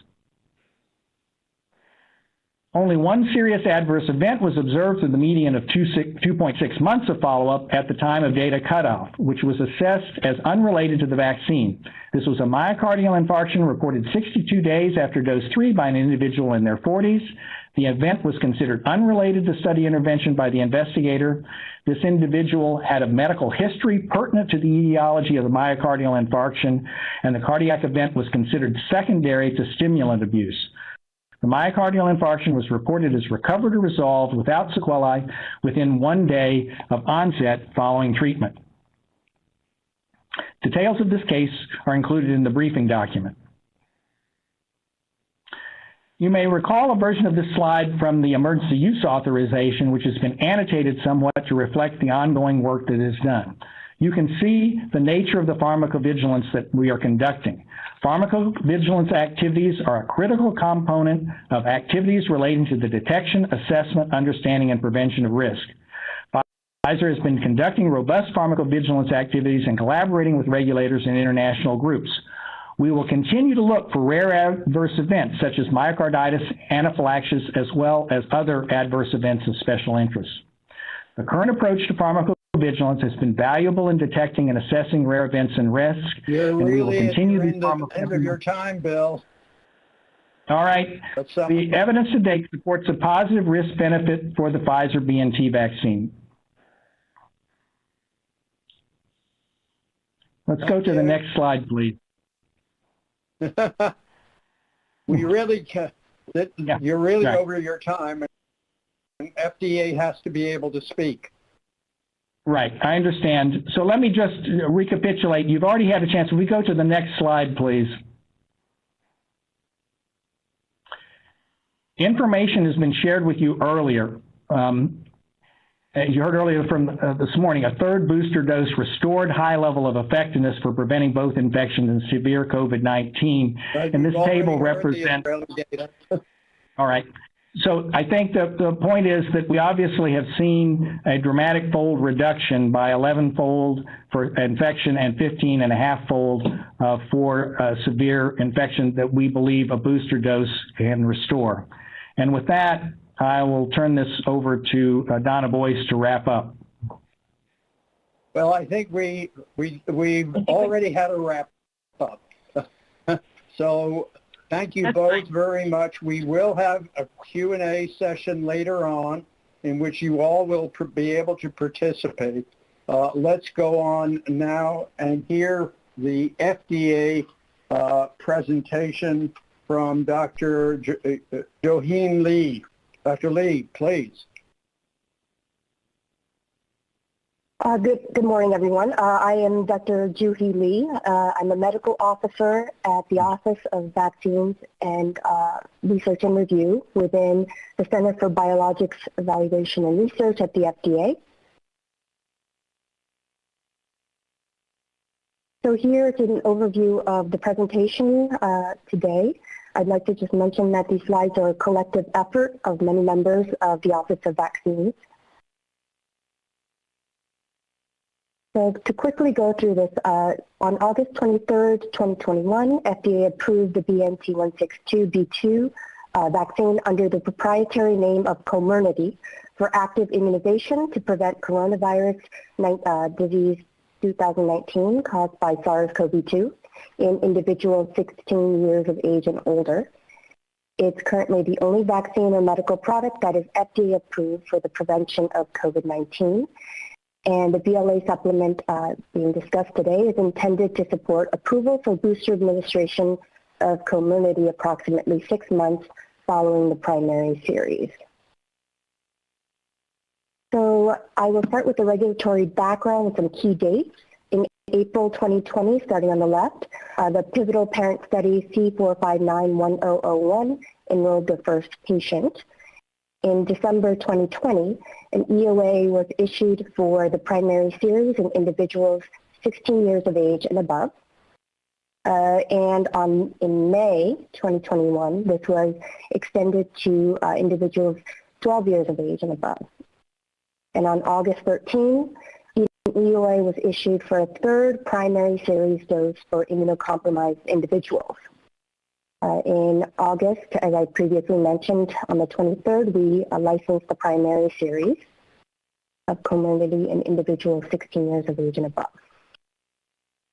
So let me go through the booster study design. As previously mentioned, this starts with the parent study, during which over 44,000 individuals were randomized to receive comorbidity with saline placebo, given two doses given 3 weeks apart. Now, after serial unblinding, a number of individuals received a booster dose. First, in phase 1, where 23 adults received their booster dose approximately 8.2 to 8.4 months after dose 2. And in 306 individuals from the phase 2-3 portion who received it in a median of 6.8 months after dose 2.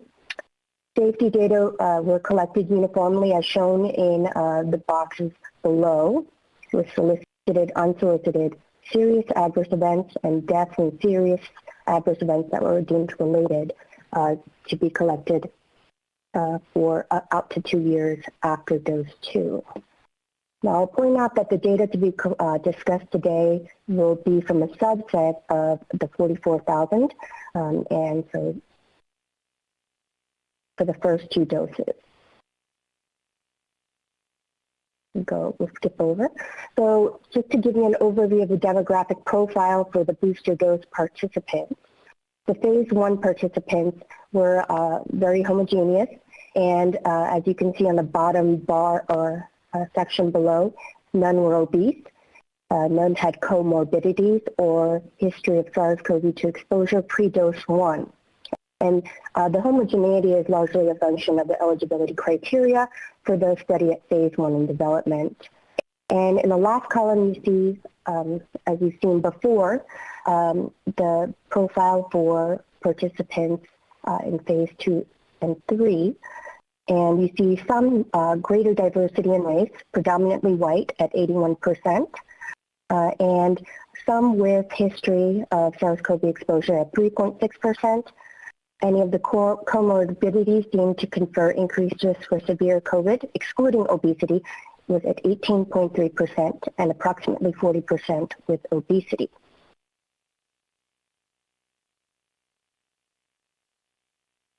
So we'll move on to the immunogenicity results.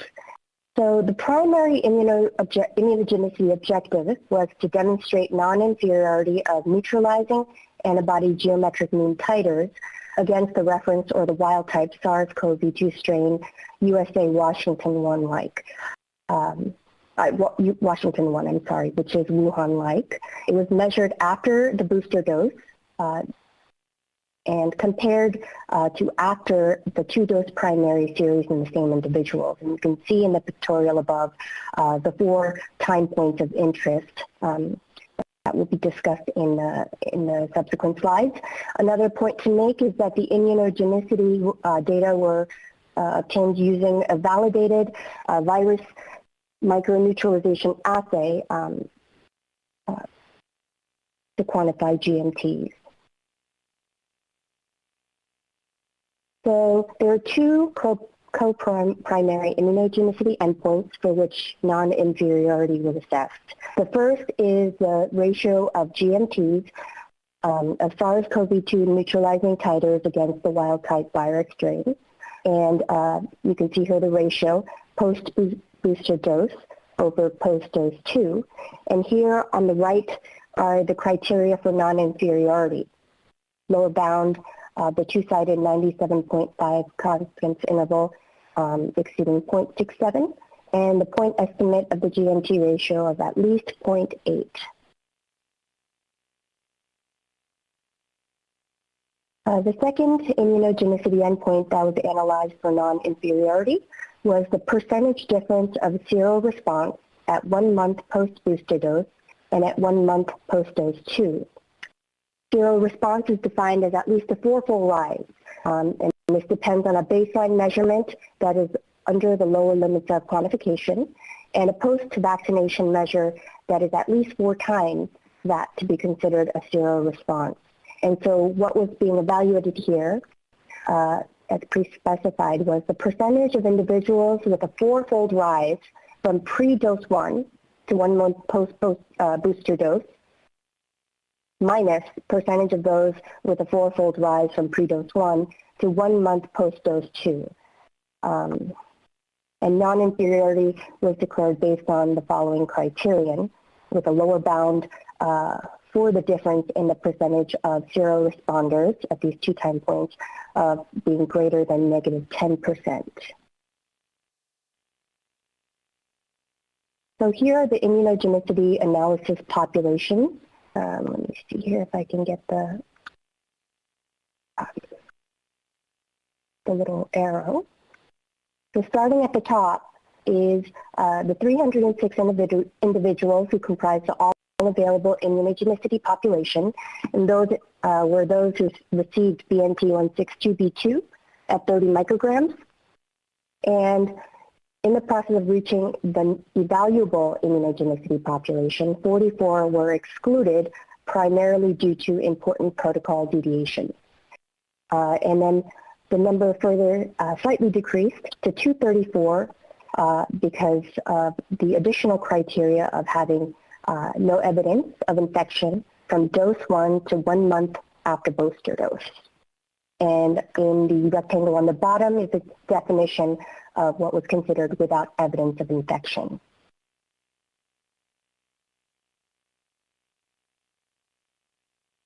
Okay. So here the slide shows the GMTs against the reference strain in the dose 3 booster evaluable immunogenicity population without evidence of infection. And on the y-axis on a log scale are the GMTs. And along from left to right, you go from pre-dose 1, 1 month post-dose 2, right before post-dose, right before booster dose, I'm sorry, and then 1 month post-booster dose. And so you can see the trend that has been previously pointed out with the titers increasing dramatically after post-dose 2 with some waning within the 6 months prior to the booster dose administration, and a rise several significantly greater than that 1 month post-booster dose.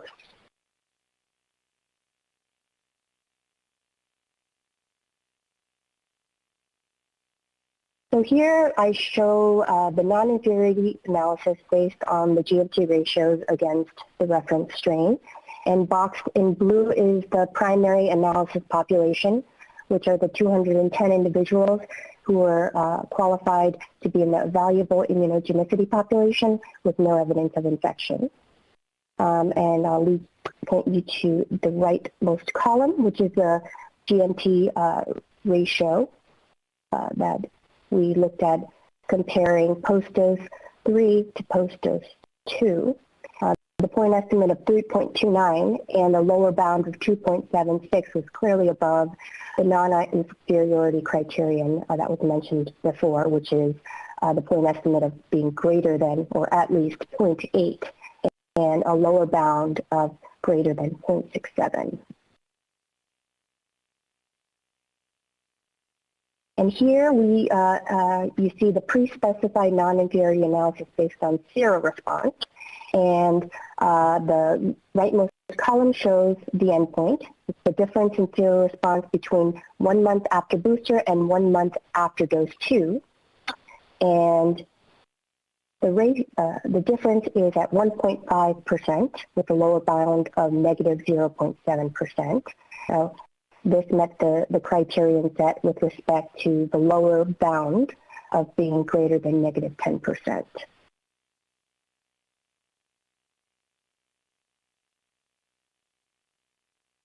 And as mentioned previously by Dr. Gruber, we did ask for an alternative or complementary analysis for which we asked them to define seroresponse using pre-booster rather than pre-dose 1 to define the seroresponders or the difference in seroresponse between 1 month after booster dose and 1 month after dose 2.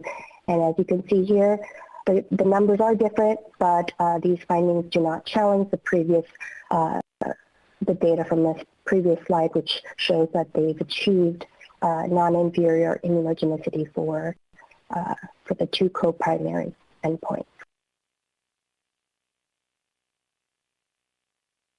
Okay, so here I'll go through the exploratory phase 1 analysis of virus neutralization titers against the Delta variant, as well as against the wild type or reference strain. As previously mentioned, the assay that was used to produce these data comes from a 50% plaque reduction neutralization test. And this was done in 23 participants against the reference USA strain and the Delta variant. And these titers were assessed in sera 1 month after dose 2 and 1 month after dose 3. And in the box in the middle of the slide are some considerations that this PRNT assay is not the same as the validated microneutralization assay for which we have immunogenicity data, which was presented in the preceding slides. It is well accepted and there was standardization, but it's not validated, and it was used for exploratory purposes. And the relative sensitivity for the 2 strains currently are unknown.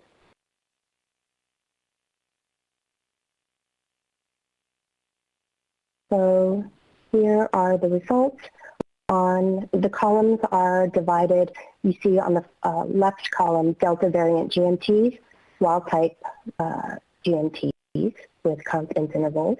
I have presented the 11, 18 to 55-year-olds on top of the older adults. And you see post-dose 2 here versus post-booster dose. So these numbers have been presented in the previous presentation. This is just arranged slightly differently, but you can see that neutralizing titers against the Delta variant and the wild type are present, measurable in both populations or age groups, and you see the difference between post-dose 2 and post-dose 3 uniformly across the 2 strains and across the age groups as well.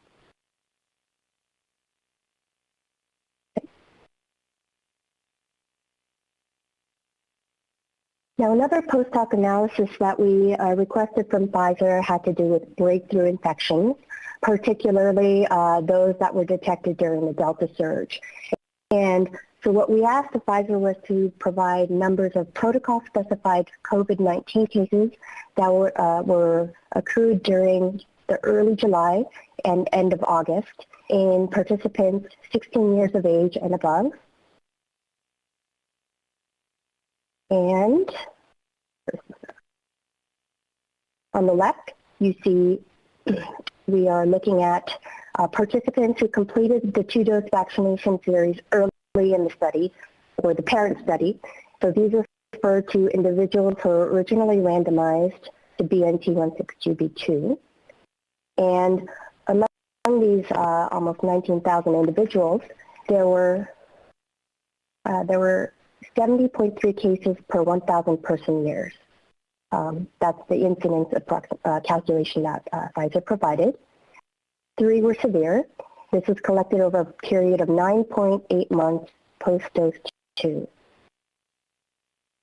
And on the right, you see we're considering the individuals who completed the 2-dose vaccination series later in the study. In other words, those who were originally randomized to placebo and then crossed over to the active vaccination group. Among these almost 18,000 individuals, there was an incidence rate of 51.6 cases per 1,000 person years. The mean duration was slightly less, as expected, at 4.7 months post-dose 2. So the data here suggests that the incidence of breakthrough infections appear to be higher in those who completed the vaccination series early versus those who completed it later. So in order to contextualize this delta in incidence, we did the following, we made the following calculation. Bubble number 1 on the left, you see the ratio that we set at the incidence rate among late vaccinees versus early vaccinees, and that came out to 0.73. And so the purpose of this calculation is to try to translate the relative breakthrough rate to vaccine efficacy. So we took this ratio of 0.73, and for each of the assumed efficacy values shown in the table below, among the placebo crossover group, we calculated the impact of this differential in breakthrough cases on the corresponding efficacy among those who are vaccinated earlier. So let me take you through one. If we assume that the efficacy of the vaccine, let's say for severe disease in placebo crossover recipients vaccinated later, then the differential in the incidence rate that was determined during the Delta surge would translate to approximately a 4% reduction in vaccine efficacy in those vaccinated earlier.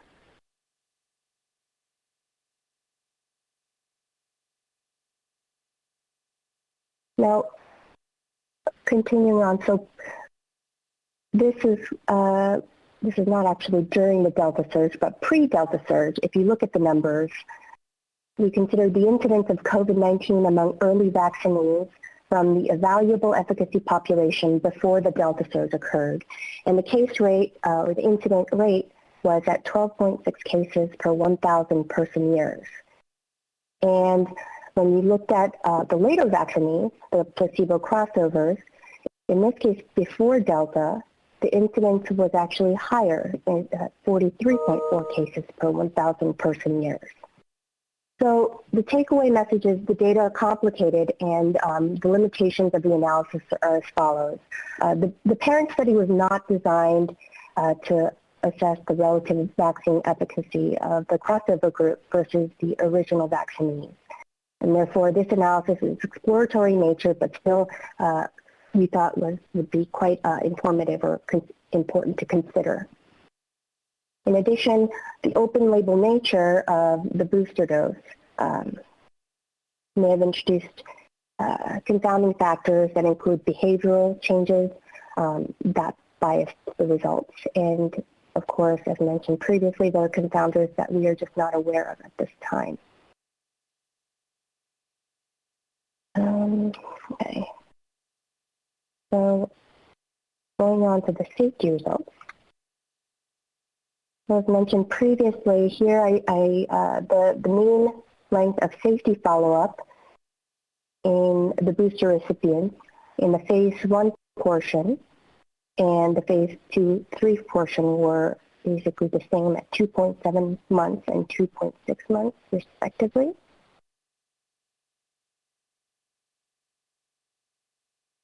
Here I am showing you the local reactogenicity data across doses, dose 1 and dose 2 data coming from the reactogenicity subset of vaccinees from the blinded portion or blinded phase of the study with an N of 2899 and 2682, and comparing this with the reactogenicity of those who received booster, the phase 2-3 participants in phase 1. And you can see here that injection pain, site pain continues to be the most common local reaction, and severity tended to be low with only one case, for instance, in the booster recipient. Overall, the data suggests that local reactogenicity does not appear to be enhanced following the booster dose relative to dose 2.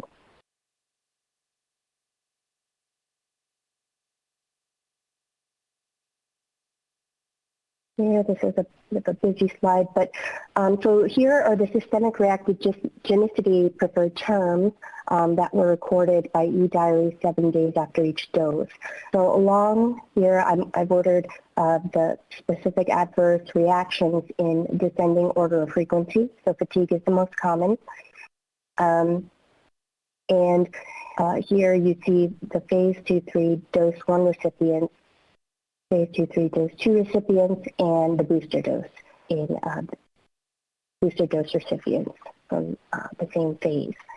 And fatigue continues to be the most common, and severity does not, the severity of fatigue does not appear to vary significantly from that observed after dose 2. And a similar relationship between all these other commonly reported systemic adverse reactions can be seen between dose 2 and dose 3. Frequency of fever slightly dipped after the 3rd dose, and use of antipyretics and pain medication were comparable after dose 2 as compared to after the booster dose.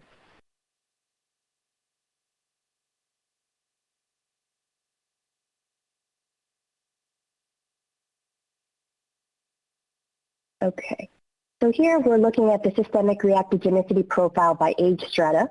So the 289 individuals who submitted eDiary data were 18 to 55. And here this table only includes the individuals in the 65 to 85 year old age strata, and there were 12. And so if you look overall, the order of frequency of systemic reactogenicity was about the same. And it's worth pointing out that severe reactions of any kind in terms of systemic reactogenicity were not reported among these 12 recipients. Fever was also not reported. And the use of antipyretics or pain medication was also less.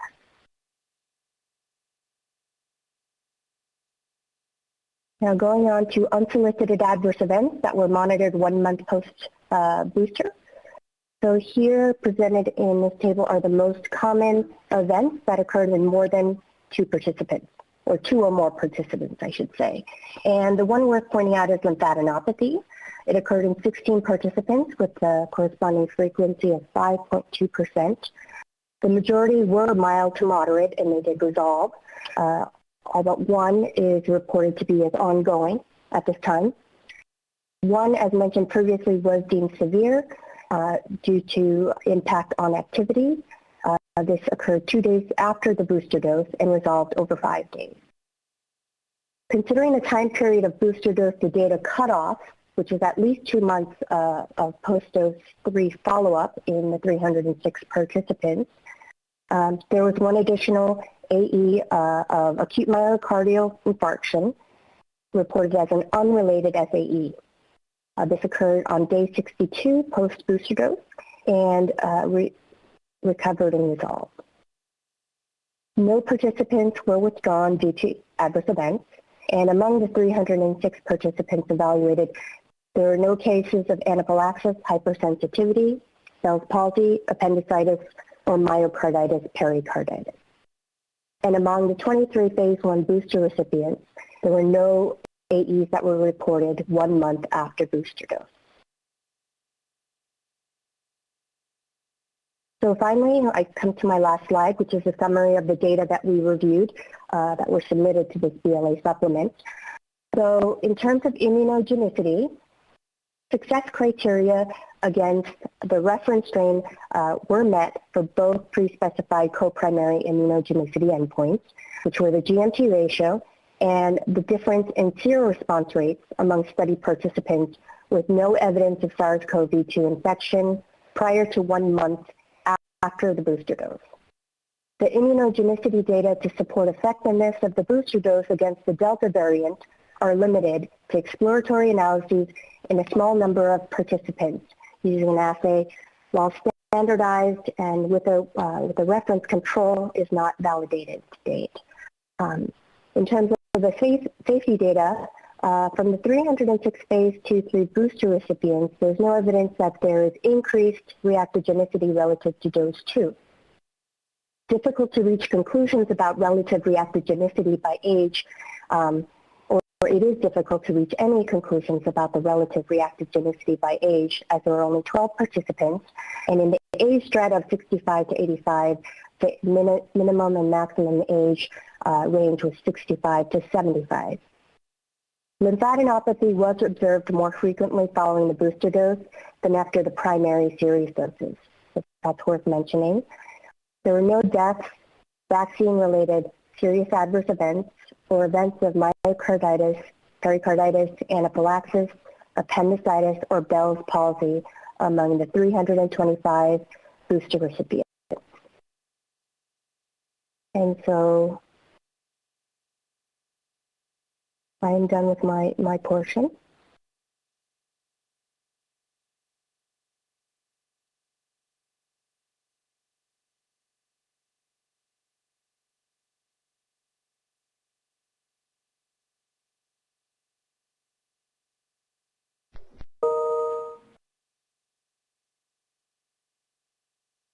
Thank you very much.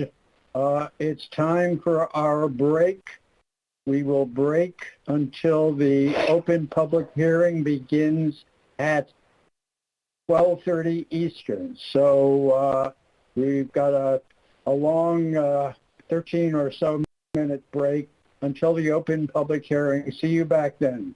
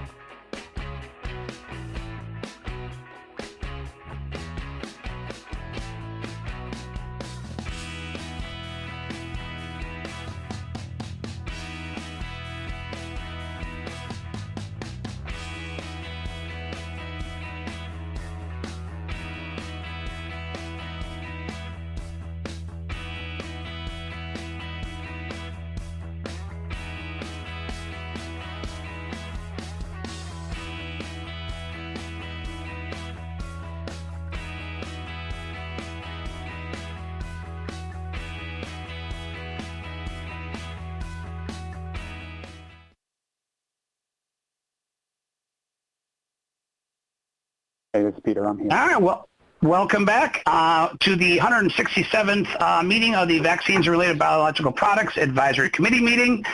We will now get started, and I will hand it back over to our acting chair, Dr. Monto. Welcome to the open public hearing session. Please note that both the FDA and the public believe in a transparent process for information gathering and decision making. To ensure such transparency, during the open public hearing session of the advisory committee meeting, FDA believes that it is important to understand the context of an individual's presentation. For this reason, FDA encourages you, the open public hearing speaker, at the beginning of your written or oral statement, to advise the committee of any financial relationship that you may have with a sponsor, its product, and, if known, its direct competitors. For example, this financial information may include the sponsor's payment of expenses in connection with your participation in this meeting. Likewise, FDA encourages you at the beginning of your statement to advise the committee if you do have or do not have any such financial relationships. If you choose not to address this issue of financial relationships at the beginning of your statement, it will not preclude you from speaking.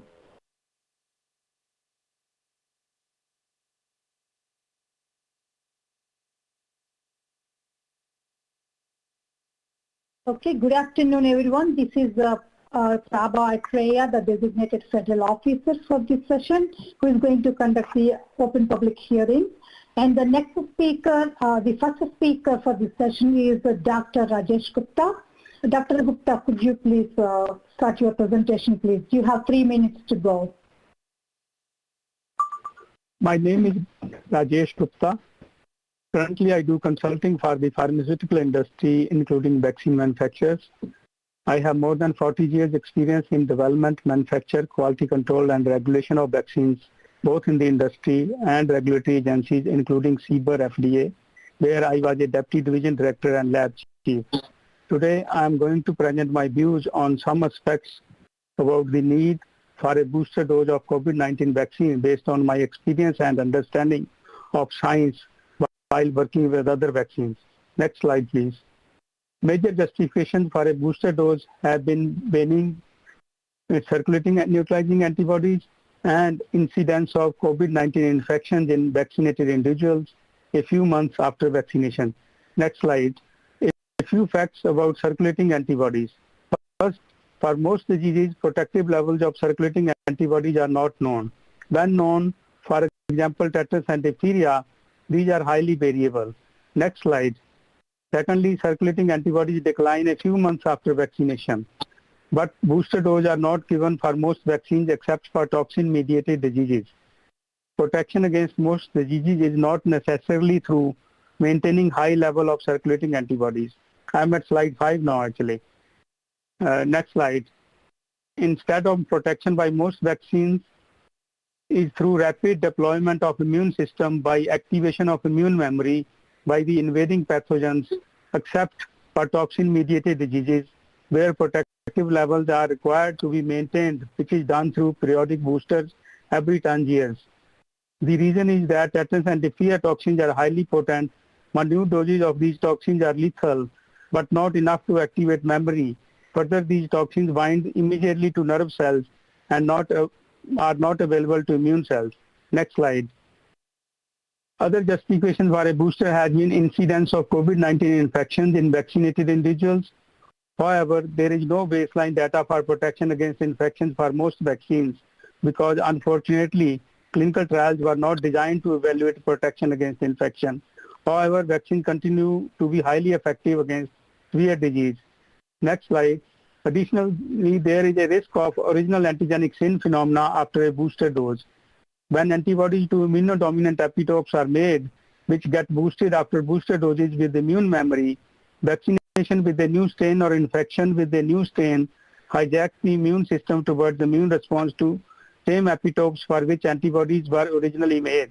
leading to no protection against the new strain after disease or vaccination. Next slide.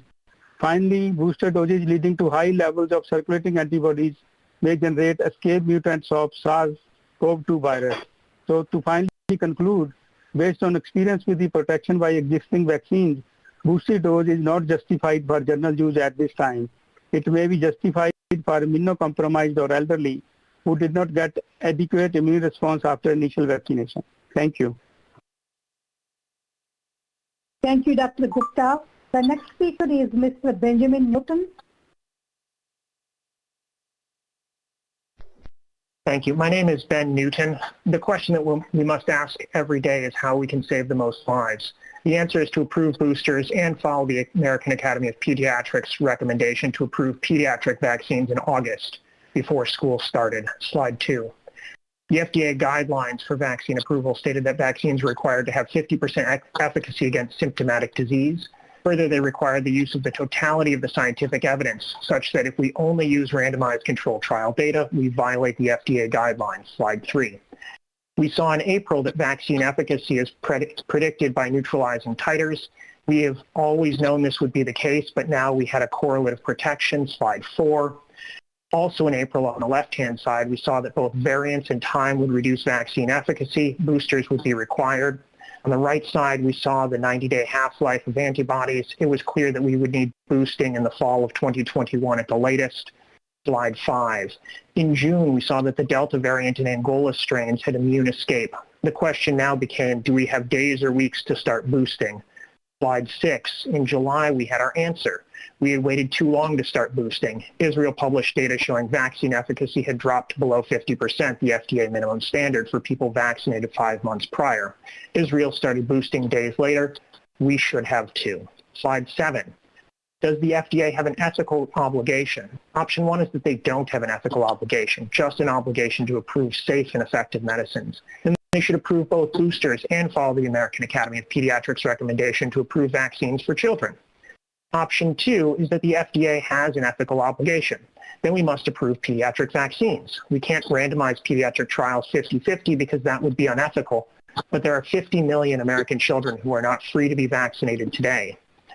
We should approve lower doses. I and others have explained to the FDA how to optimize dosing to save lives. If you care to watch a long-form explanation, you can check out the YouTube video here. In addition, we should approve boosters. If you don't approve boosters, then only people with good doctors can be boosted. Slide 8, the FDA had a reputation to protect. The FDA built its reputation by saving lives with thalidomide. With COVID, the FDA has squandered its reputation. The FDA lagged other regulators, often by months, in approving vaccines and diagnostic tests. Randomized control trials became unethical the instant we knew, or importantly, should have known that vaccines worked. If you fail to look at data, it does not mean the data doesn't exist. It is important to note that developing a vaccine took 2 days. We are quickly approaching 2 years. When will all Americans be free to be vaccinated? Slide 9. This is not the last pandemic or variant. The FDA must determine how to approve vaccines as fast as viruses spread. Boosting with wild-type vaccines increases the chance that vaccine efficacy will drop precipitously. I thank you for your time and service. Thank you, Mr. Newton. The next speaker is Dr. Jessica Rose.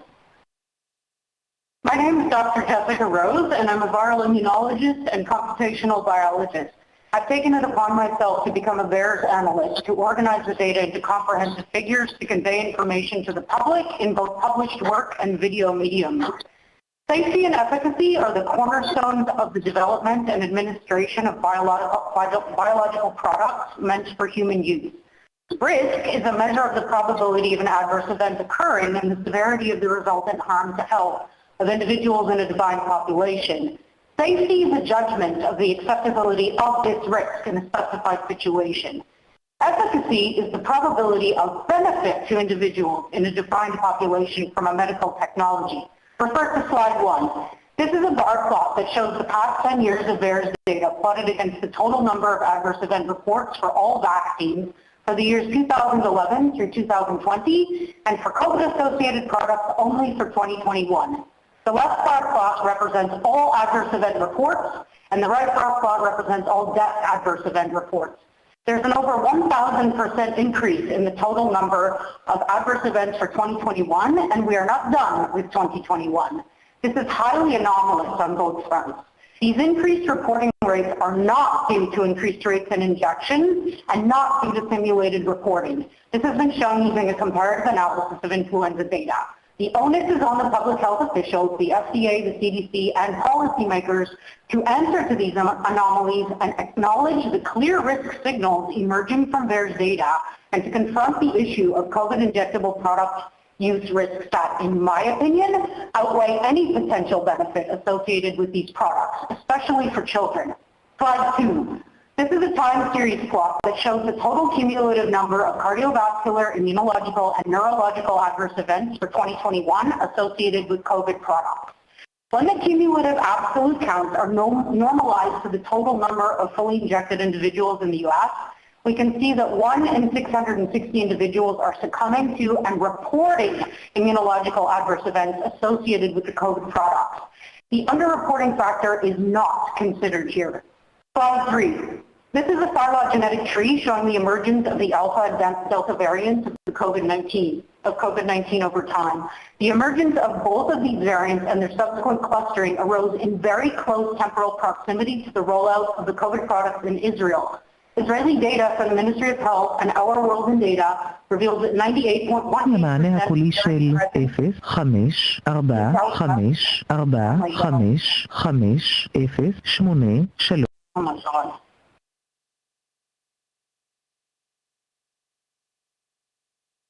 Oh my God. Sorry about that. Israel is one of the most injected countries, and it appears from this data that this represents a clear failure of these products to provide protective immunity against emergent variants and to prevent transmission, regardless of how many additional shots administered. And this begs the question as to whether these injection rollouts are driving the emergence of the new variants. There's clear and present danger of the emergence of variants of concern if we continue with these alleged booster shots. Thank you. Thank you, Dr. Rose. Next speaker is Professor Forsythe Levy. Good afternoon, everybody. Good afternoon, everybody. My name is Forsythe Levy. I hope you can see my personal title slide labeled as slide A on the bottom right. I'm on the faculty of the MIT Sloan School of Management. I have no conflict of interest to disclose today, and my presentation represents only my individual opinions and does not reflect in any way on the positions of MIT. Next to slide B. Since the Pfizer's request for the approval of the boosters is partially based on the so-called study conducted in Israel, it is important to understand that the booster vaccination campaign in Israel was anything but a carefully designed study. In a matter of less than 6 weeks, Israel moved from its initial intention to vaccinate the over 60 population to vaccinating anyone above the age of 12, and it is now about to mandate booster vaccination for anyone to maintain green passport status. This does not allow any reliable learning, definitely not in such a short amount of time. And please understand that the adverse event surveillance system in Israel is truly dysfunctional, particularly around the booster deployment. I know from personal experience that the Ministry of Health in Israel does not address appropriately major concerning safety signals. Next to slide C. This leaves us with the question, what drove this massive booster deployment? Next to slide D. Trying to reach vaccine-induced herd immunity by reducing transmission rates will be consistent with the stated goal of the agreement that Israel signed with Pfizer, as you can see on slide D on the left-hand side. The problem is that by now we already know from mounting evidence that reaching herd immunity based on the current vaccines does not seem like a feasible or realistic goal. Not surprisingly, as you can see on the right-hand side of slide D, Israel continues to have among the highest infection rates per capita in the world. Next to slide E. You all listened to a presentation of the Israeli Ministry of Health that praises the efficacy of the boosters. I would like to caution this premature celebration and remind you that similar statements were made just 6 months ago around February on the 2 initial doses. Note on slide E on the right-hand side that COVID-19 deaths in Israel, in spite of all of the boosters, are on the rise, whereas in other countries, including many states in the U.S., they seem to be on downward trend at the moment. The data from Israel also highlights that the main risk of serious COVID-19 outcomes is focused to a large extent among the completely unvaccinated population and almost entirely in the over 61.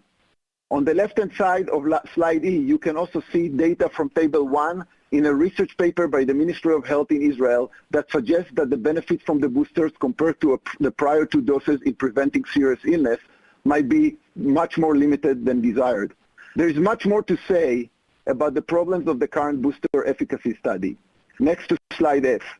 But let me conclude by stressing how important it is to transition from emergency strategies to long-term ones. Slide F outlines 5 important considerations in doing so. They are self-explanatory. I hope you will hold off of approving this booster for broad use, at least until such a strategy is developed. Thank you for your attention. Thank you, Dr. Levy. The next speaker is Dr. Joseph Raymond. Hello. Please, if you can go to my first slide. Hello, my name is Dr. Joseph Raymond. No conflicts to declare. I'm an emergency physician educated at Cornell Medical School. My residency was Charity Hospital in New Orleans, and I've been working in this region since. Where I work, over 65% of the population are not vaccinated. I'm here today to ask for help for those working the front line to help us reduce vaccine hesitancy. For this, we need larger trials that demonstrate the vaccine reduce hospitalization without finding evidence of serious harm. I know many think the vaccine hesitants are dumb or just misinformed. That's not at all what I've seen. In fact, typically, independent of education level, the vaccine hesitant I've met in the ER are more familiar with vaccine studies and more aware of their own COVID risk than the vaccinated. Next slide, please. For example, many of my nurses have refused the vaccine, despite having seen COVID-19 cause more death and devastation than most people have. I asked them why refuse the vaccine. They tell me while they've seen the firsthand dangers of COVID in the elderly, the obese, diabetics, they think their risk is low. They're not wrong. Next slide, please. One nurse showed me this Oxford risk calculator. A 30-year-old female has about a 1 in 7,000 chance of catching COVID and being hospitalized over 90 days. She asked me, can I assure her that the studies found her risk of serious harm from the vaccine is lower than her risk of hospitalization? The truth is I can't. Our trials weren't big enough. They weren't big enough to identify the vaccines cause myocarditis, yet now we know they do. Next slide, please. A recent observational study suggests the risk of vaccine-induced myocarditis in young males is higher than their risk of hospitalization from COVID. Is this true? We don't know. It's based on observational data. To know it's not true, we need a large trial that proves the vaccines reduce hospitalization more than they cause myocarditis in this age group. Next slide, please. The former FDA commissioner said the original premise of the vaccine was to reduce death and hospitalizations. And that was the data that came out of the initial clinical trials. Except, as you all know very well, and unfortunately, so did my nurse, the initial clinical trials did not find a reduction in death or hospitalization, likely because they were inadequately powered. Yet the former commissioner is correct that the initial trials should have been powered to find a reduction in hospitalization. Next slide, please. We need your help on the front lines to stop vaccine hesitancy. Demand the booster trials are large enough to find a reduction in hospitalization. Without this data, we, the medical establishment, cannot confidently call out anti-COVID vaccine activists who publicly claim the vaccines harm more than they save, especially in the young and healthy. The fact that we do not have the clinical evidence to say these activists are wrong should terrify us all. Thank you. Next slide.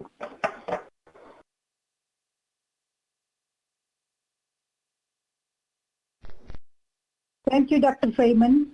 The next speaker is Mr. Steve Kirsch. Hi, I'm Steve Kirsch. I'm Executive Director of the COVID-19 Early Treatment Fund. I have no conflicts. Advance to slide number 4 with the elephant. I'm going to focus my remarks today on the elephant in the room that nobody likes to talk about, that the vaccines kill more people than they save. Today we focus almost exclusively on COVID death saves and vaccine efficacy because we were led to believe that the vaccines are perfectly safe. But this is simply not true. For example, there were 4 times as many heart attacks in the treatment group in the Pfizer 6-month trial report. That wasn't bad luck. Theirs shows heart attacks happen 71 times more often following these vaccines compared to any other vaccine. In all, 20 people died who got the drug, 14 died who got the placebo. Few people notice that. If the net all-cause mortality from the vaccines is negative, vaccines, boosters, and mandates are all nonsensical. This is the case today. Death rates. Let's slide number 7, advance to the number 7 in the lower part. This shows that the all-cause death light rate in 3 cases. Only the VAERS numbers are statistically significant, but the other numbers are troubling. Even if the vaccines had 100% protection, it still means we kill 2 people to save 1 life.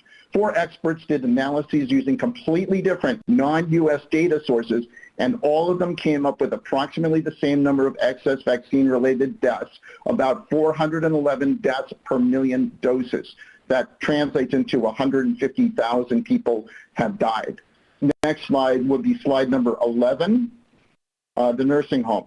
Now, the real numbers confirm that we kill more than we save, and I would love everyone to look at the Israel Ministry of Health data on the 90-plus-year-olds, where we went from a 94.4% vaccinated group to 82.9% vaccinated in the last 4 months. In the most optimistic scenario, it means that 50% of the vaccinated people died and 0% of unvaccinated people died. Unless you can explain that to the American public, you cannot approve the boosters. Slide number 16, please, myocarditis. The paper just posted yesterday on medRxiv entitled mRNA COVID-19 Vaccination and Development of CMR Confirmed Myopericarditis shows that the myopericarditis risk was 1 in 1,000. And that's an overall age range from 18 to 65, mean age of 33. It is not inconsistent with what the VAERS shows. Next slide would be slide number 18, gaming of the trial. It's pretty clear that the Pfizer trial results were gamed. It's statistically impossible for protocol violations to be 5 times higher in the treatment group. Why hasn't this been investigated? Slide number 19. Maddie DeGray was 12 when she enrolled in the Pfizer phase 3 trial for kids. Now she's paralyzed for life. It wasn't reported in the Pfizer results. I told Janet Woodcock there was no investigation.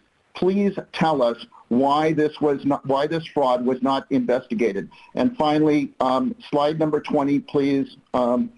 Early treatments are a much better alternative to boosters. The proof is that in Israel, cases are at an all-time high. In India, Uttar Pradesh is now COVID-19 free as of today. Almost nobody there is vaccinated. Thank you.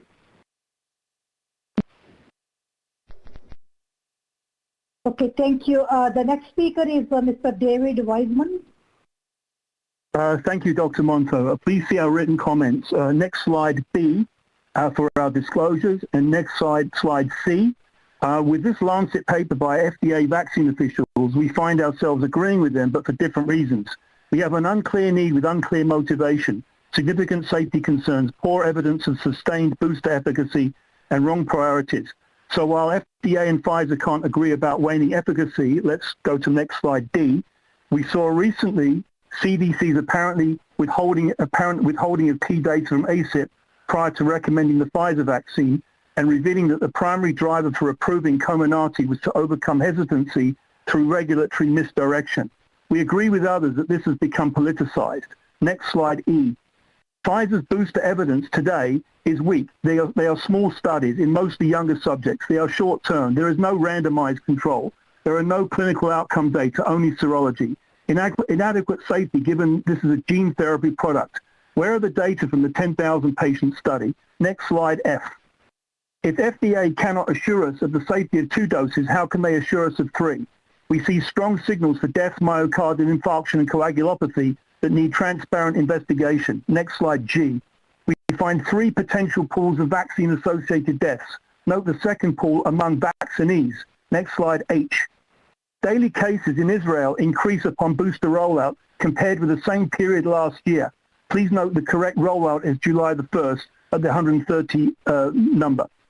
The Israel booster presented today has matching censoring bias seen in related studies, non-comparable populations, possible clustering bias, inadequate accounting for early vaccine effects, and a short follow-up in mainly older people. Next slide, I.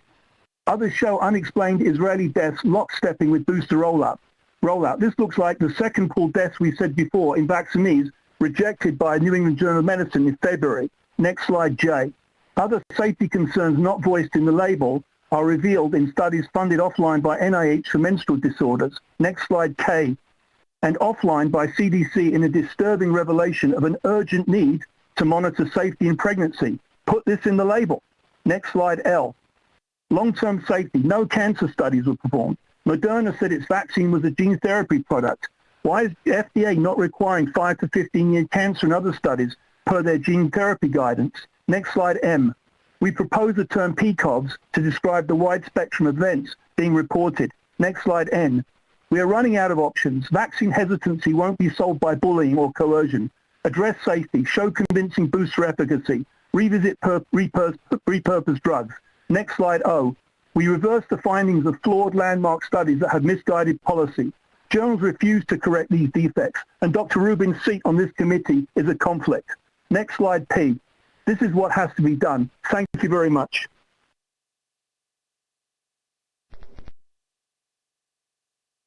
Thank you. The next speaker is Mr. Kermit Kubitz.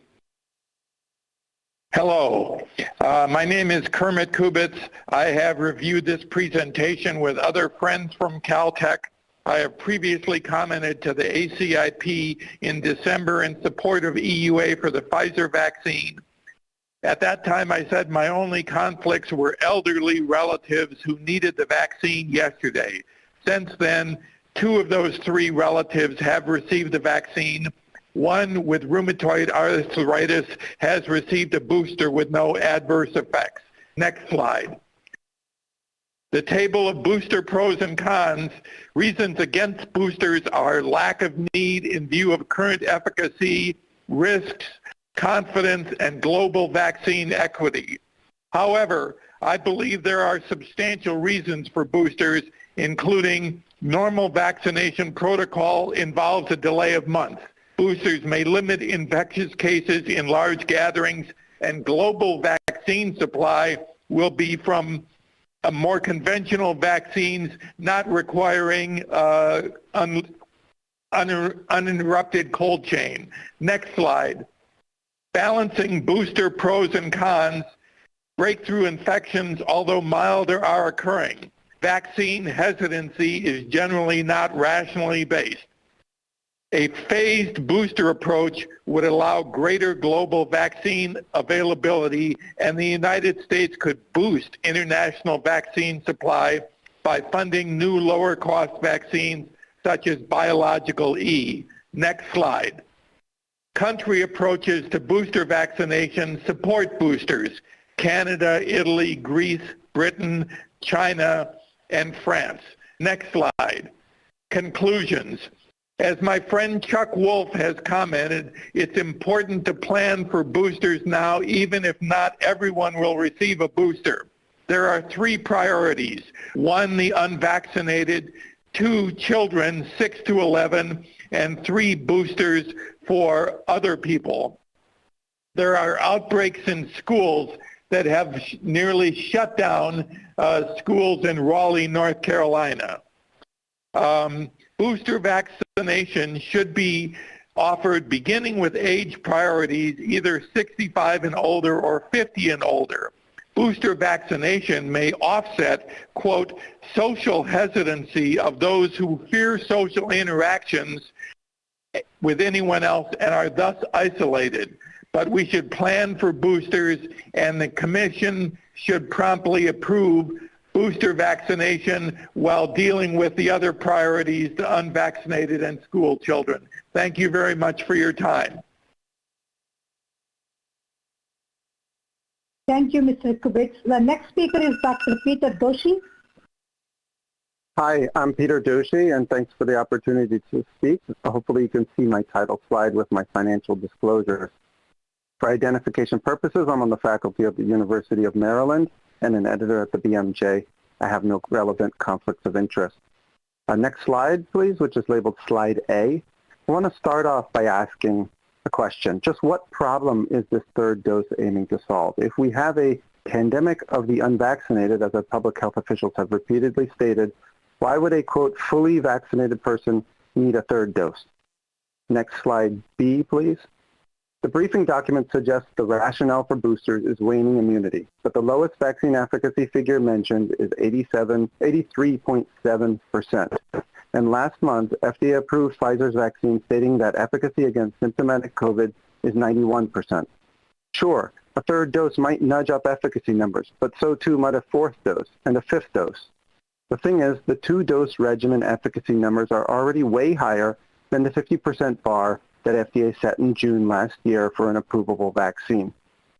Before contemplating the licensure of dose 3, shouldn't FDA first require evidence that the two-dose regimen no longer meets the efficacy bar the agency just weeks ago said it met? If vaccine efficacy is now below 50%, let's see the data. Next slide, C, please. Let's discuss safety. When discussions about a third dose began in July, CDC Deputy Director Dr. Jay Butler said it was vital to find out if the third dose increased adverse reactions, particularly severe ones. Unfortunately, we're still in the dark. Pfizer's booster application reports on just 329 people with no control data. Now, there is a Pfizer ongoing placebo-controlled randomized trial of boosters in 10,000 people not discussed in the briefing document. But this trial is unlikely to satisfactorily characterize booster safety. First, the trial is too small and the enrollment's limited to healthy participants. Second, we really need to know how safe boosters are in people who already had bad reactions to dose 1 or 2. But such people are obviously less likely to volunteer to participate in this trial, so we won't have the data to answer the question. Yet if the booster is approved, such people will surely be mandated to receive a third dose. Final slide, D, please. I'll end with a question. Last week, 3 medical licensing boards said that they could revoke doctors' medical licenses for providing COVID vaccine misinformation. I'm worried about the chilling effect here. There are clearly many remaining unknowns, and science is all about probing unknowns. But in the present supercharged climate, and I'll point out that multiple members of this committee are certified by these boards, I want to ask FDA, what is FDA doing to ensure that those advising it are able to speak freely without fear of reprisal? Thank you for your attention.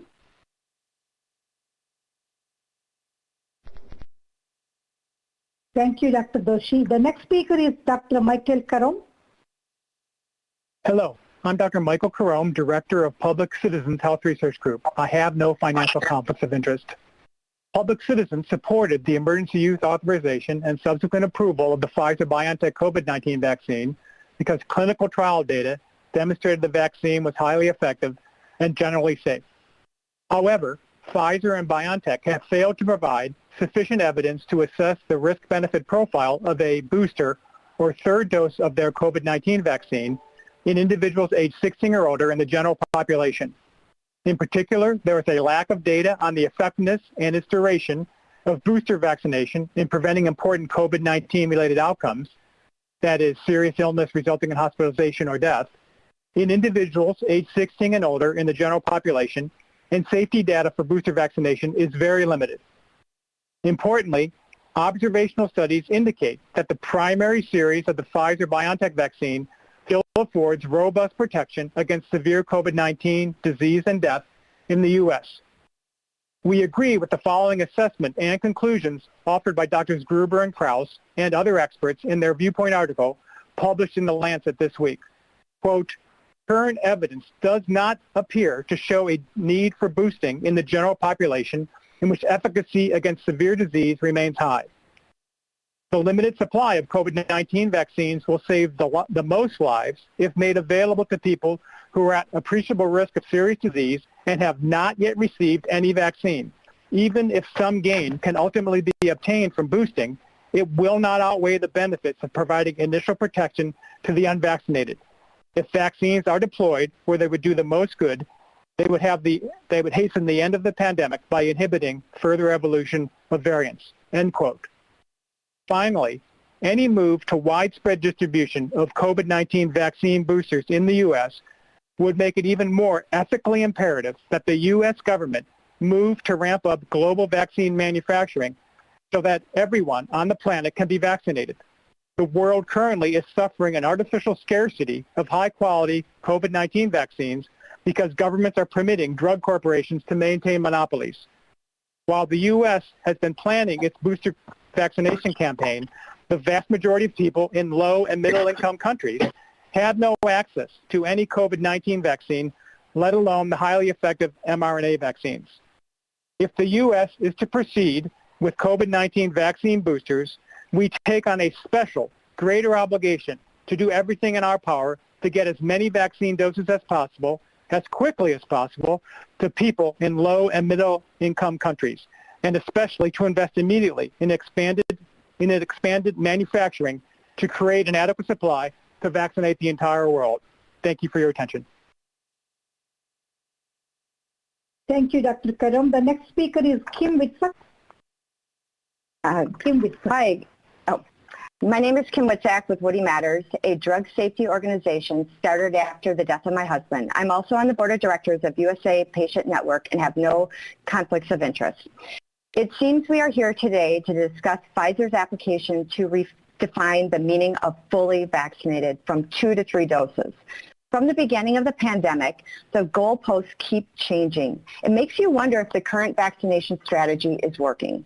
When looking at the submitted data, it's just over 300 people with only 12 of them over age 65, the highest risk group, sufficient enough to warrant approval for boosters. If the FDA approves this, we will take what we've learned on just 300 people and then give it, no, more like mandate it to hundreds of millions of people. This is beyond preposterous. While I am no vaccinologist, it would seem logical that dose 3 would have an increase in immune response over 2, 4 doses over 3, 5 over 4, and so on. At what point will enough be enough? At the end of the day, can we really vaccinate our way out? While boosters may be good for business, let's be real. These mRNA vaccines were never designed to stop transmission or eradicate the virus. These vaccines are not the same as those being used to eradicate polio or smallpox. I have to wonder why we chose to go down the vaccine path first versus focusing on treating those with a COVID diagnosis before it was too late or ended up in the hospital or worse yet, dead. And also, we haven't heard any discussion from our national leadership on the role natural immunity plays.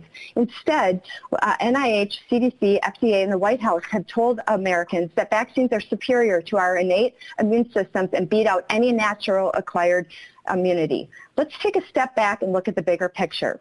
First, our government incentivized, more like bribes, the public to get these shots. Then we were told about the possible need for boosters while shaming and blaming the unvaccinated. Now the government is forcing them with mandates. Is there a reason we want everyone to be vaccinated? Is it so adverse events can't be distinguished between vaccine and the virus? Or is it to help masquerade the waning effectiveness of vaccines and blame the new variants when it may just be the mutating virus escaping leaky vaccines? Politics and fear seem to be in the driver's seat. Facts around data and science can no longer be questioned or openly debated without being discredited or labeled as misinformation. Just look at what the professional medical societies are collectively doing, threatening doctors with losing their medical license if they deviate from the official protocol or narrative established by CDC and public officials like Dr. Fauci. People are not able to talk about their negative experiences without being dismissed, harassed, or being called an anti-vaxxer. Just look at what happened to rapper Nicki Minaj this week. People came out and attacked her for telling her family story and voicing an opinion. We are walking a slippery slope when regular people, celebrities, doctors, and scientists are silenced, or worse yet, censored. Finally, I would be remiss if I failed to mention the hundreds of thousands of people who paid the high price by doing the right thing for the greater good. Their lives have been forever changed. I don't have enough time to begin to touch on the currently reported safety issues impacting tens of thousands, including children and young adults, and all the future safety issues not yet realized. Ladies and gentlemen, we are part of the largest pharmaceutical experiment ever conducted on humankind. Thank you so much, and I appreciate your deliberation. Thank you, Ms. Witzak. The next speaker, Paul Alexander, we could not connect him, so we'll try it later. So we'll move on to the next speaker, Ms. Linda D. Hi, yes, my name is Linda D. I have no conflicts. I have been a community rep on many CEDAR antiviral advisory committee hearings. Emphasis on the unvaccinated and international vaccine donations from the U.S. Issues are misplaced. FDA does not have the power to increase international vaccine donations or create policy to promote increased vaccinations at home or abroad. We are here because there are differing opinions on whether there is sufficient data to support licensure of a third dose of BNT 162b2 for people 16 and older. The sponsor is relying on data from a number of sources that show activity wanes between 6 and 8 months after the second dose. Data also suggests that breakthrough cases were caused by waning effectiveness, not the Delta variant. Sponsors also conducted a sub-study within their registrational study that eventually established safety in 306 participants 18 to 55. I think the Israeli safety data was helpful even if it was in mostly older people. The third 16.2b2 dose was found to be as well tolerated as the second dose and elicited responses to wild-type virus not inferior to the second dose response. The sponsor believes the FDA development guidance permits these data to be extrapolated to include individuals 16 and 17 as well as people over 55. Has the sponsor provided sufficient data from adequate clinical trials to justify their request for licensure? Reasonable people strongly disagree, as is evidenced by the different positions taken in recent New England Journal and Lancet articles. I've been an AIDS activist for some 35 years. I understand only too well the need for access, but I have learned the importance of evidence-based medicine the hard way. We all rely on the FDA to ensure that interventions are safe and effective. If you do not believe that data are sufficient to justify full approval, please consider the innovative practical solution of accelerated approval, which we've used in the HIV arena for many years, which also permits and is also permitted in some circumstances for vaccines according to the general principles for the development of vaccines to protect against global infectious diseases guidance, even though this guidance addresses international issues. Accelerated approval will permit access and requires the sponsor to conduct or complete at least one adequate, well-controlled confirmational trial before full approval is granted. This option should be considered as it provides the best solution for both the access and additional data dilemma questions presented here. Thank you. Thank you, Ms. D. The next speaker is Dr. Meg Seymour. Thank you for the opportunity to speak today on behalf of the National Center for Health Research. I am Dr. Meg Seymour, a senior fellow at the center. We analyze scientific data to provide objective health information to patients, health professionals, and policymakers. We do not accept funding from drug or medical device companies, so I have no conflicts of interest. Today, you're asked to discuss whether the data presented support the safety and effectiveness of a booster dose of the COVID-19 vaccine, and if so, for whom. I will focus on the safety sample data discussed in the FDA's briefing document. The total safety sample is very small, only 329 patients. Even more important, the sample is not representative of the people who will want the booster. There are safety data on only 12 patients ages 65 and over, even though people over 65 are considered a priority group for a booster due to weaker immunity. 12 people over 65 is much too small to draw conclusions about safety and is obviously not large enough to have any confidence in the claim that adverse events from booster doses are less common in those 65 and over. In addition, there are 0 patients ages 16 and 17, and safety for this population is being extrapolated based on safety for those 18 and over. Data should be collected for any population that the boosters would be approved for, rather than extrapolating pediatric safety from adult safety data. Unfortunately, the size of the sample is not the only problem with the safety data.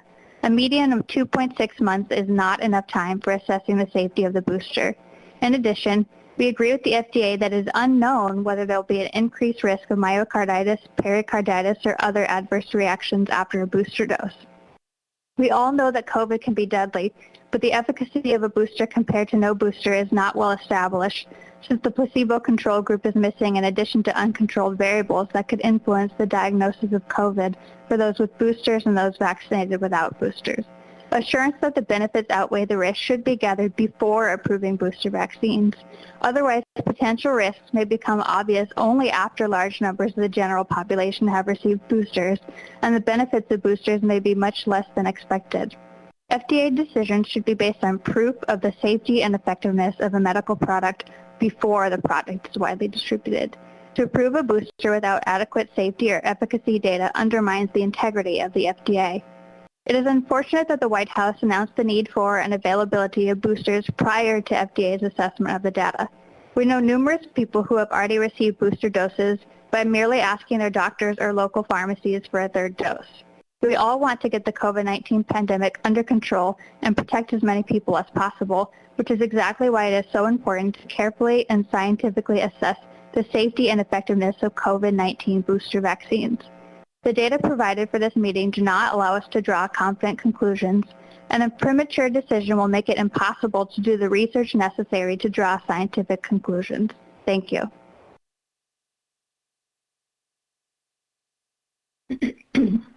Thank you, Dr. Seymour. The next speaker is Ms. Kathleen Cameron. Good afternoon. My name is Kathleen Cameron. I'm a pharmacist, public health care professional, and Senior Director of the Center for Healthy Aging at the National Council on Aging, or NCOA. I have no conflicts to declare. I appreciate the opportunity to provide comments today on behalf of NCOA, older adults, their family members and caregivers, and organizations that serve them. NCOA is a respected national leader and trusted partner to help people aged 60 plus live with health and financial security. We believe every person deserves to age well. Vaccines are a vital part of aging well, and NCOA is committed to ensuring older adults have accurate and timely information about them to avoid confusion when making decisions. We also advocate for access to approved vaccines using public benefits for which older adults are entitled. Older adults have been disproportionately impacted by the coronavirus pandemic. Those 65 and over represent 13% of COVID-19 cases, yet account for nearly 80% of the deaths. COVID-19 also is having a disproportional impact on communities of color who have always had to face health disparities such as higher rates of chronic conditions, income inequality, and inadequate access to quality health care. The older adults in these communities have historically fared even worse. Further, we now know that older vaccinated people are most vulnerable to illness and hospitalization after a breakthrough infection. As the CDC recently reported, this may be due in part to waning immunity that is most significant in people aged 65 and up, who are at greatest risk for hospitalization and death from COVID-19.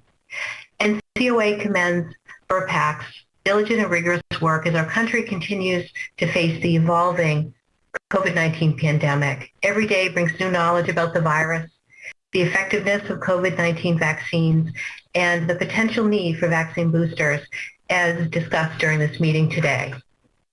The impact of COVID-19 pandemic on older adults has been tremendous, and we want to do all we can to protect older adults, as well as healthcare and long-term care workers, as we continue to learn more about the long-term effectiveness of COVID-19 vaccines.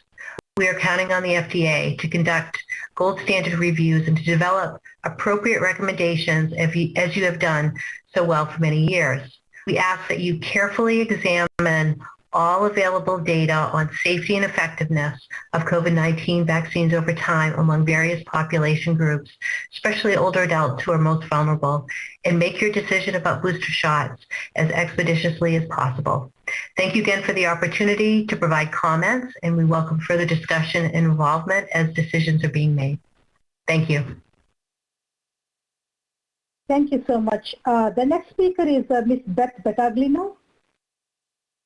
Hi, thank you all for allowing me time today to present on behalf of Healthy Women. I'm Beth Battaglino, President and CEO of Healthy Women. We were founded in 1988, and Healthy Women is the leading nonprofit women's health information source with a mission of educating women ages 35 to 64 years of age to make informed health choices. Throughout the years, we have informed consumers and healthcare providers about the advances in women's health. from the latest information on diseases and conditions to various milestones pertaining to access to care.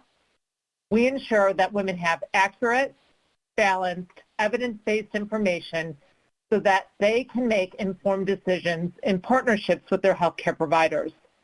We also educate our audience regarding innovations in research and science, as well as changes in policy that affects women's access to treatment and care, so that women are prepared to self-advocate for better health outcomes. We know the importance of the process, and as we continue to educate our audience that the COVID-19 vaccine, like other drugs, are only approved following an established gold standard review process, COVID-19 vaccine development follows the FDA review process that includes research, multi-stage clinical trials, robust regulatory review and approvals, and ongoing safety monitoring.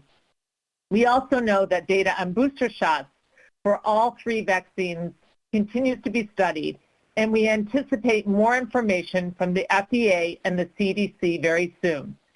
And healthy women will be ready to share out medically vetted, science-based research information on the booster shot with our audience of over 1.5 million women. Thank you. Thank you, Ms. Bucklino. The next speaker is Brian Husdick. Sorry if I didn't say your name right. Thank you for the opportunity for health advocates to provide direct feedback. I have no financial conflicts to disclose. I'm Brian Hudich, Executive Director of Health HIV, a national nonprofit organization based in Washington, D.C. We advocate for communities impacted and affected by HIV.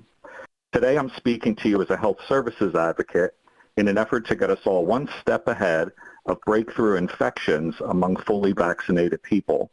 While data clearly show that COVID-19 vaccines are highly effective against current strains, preliminary data also indicate that protection against infection overall appears to be waning, and that concerns us because it puts the populations we serve at even further risk for infection based on the point-in-time immunity of the general population.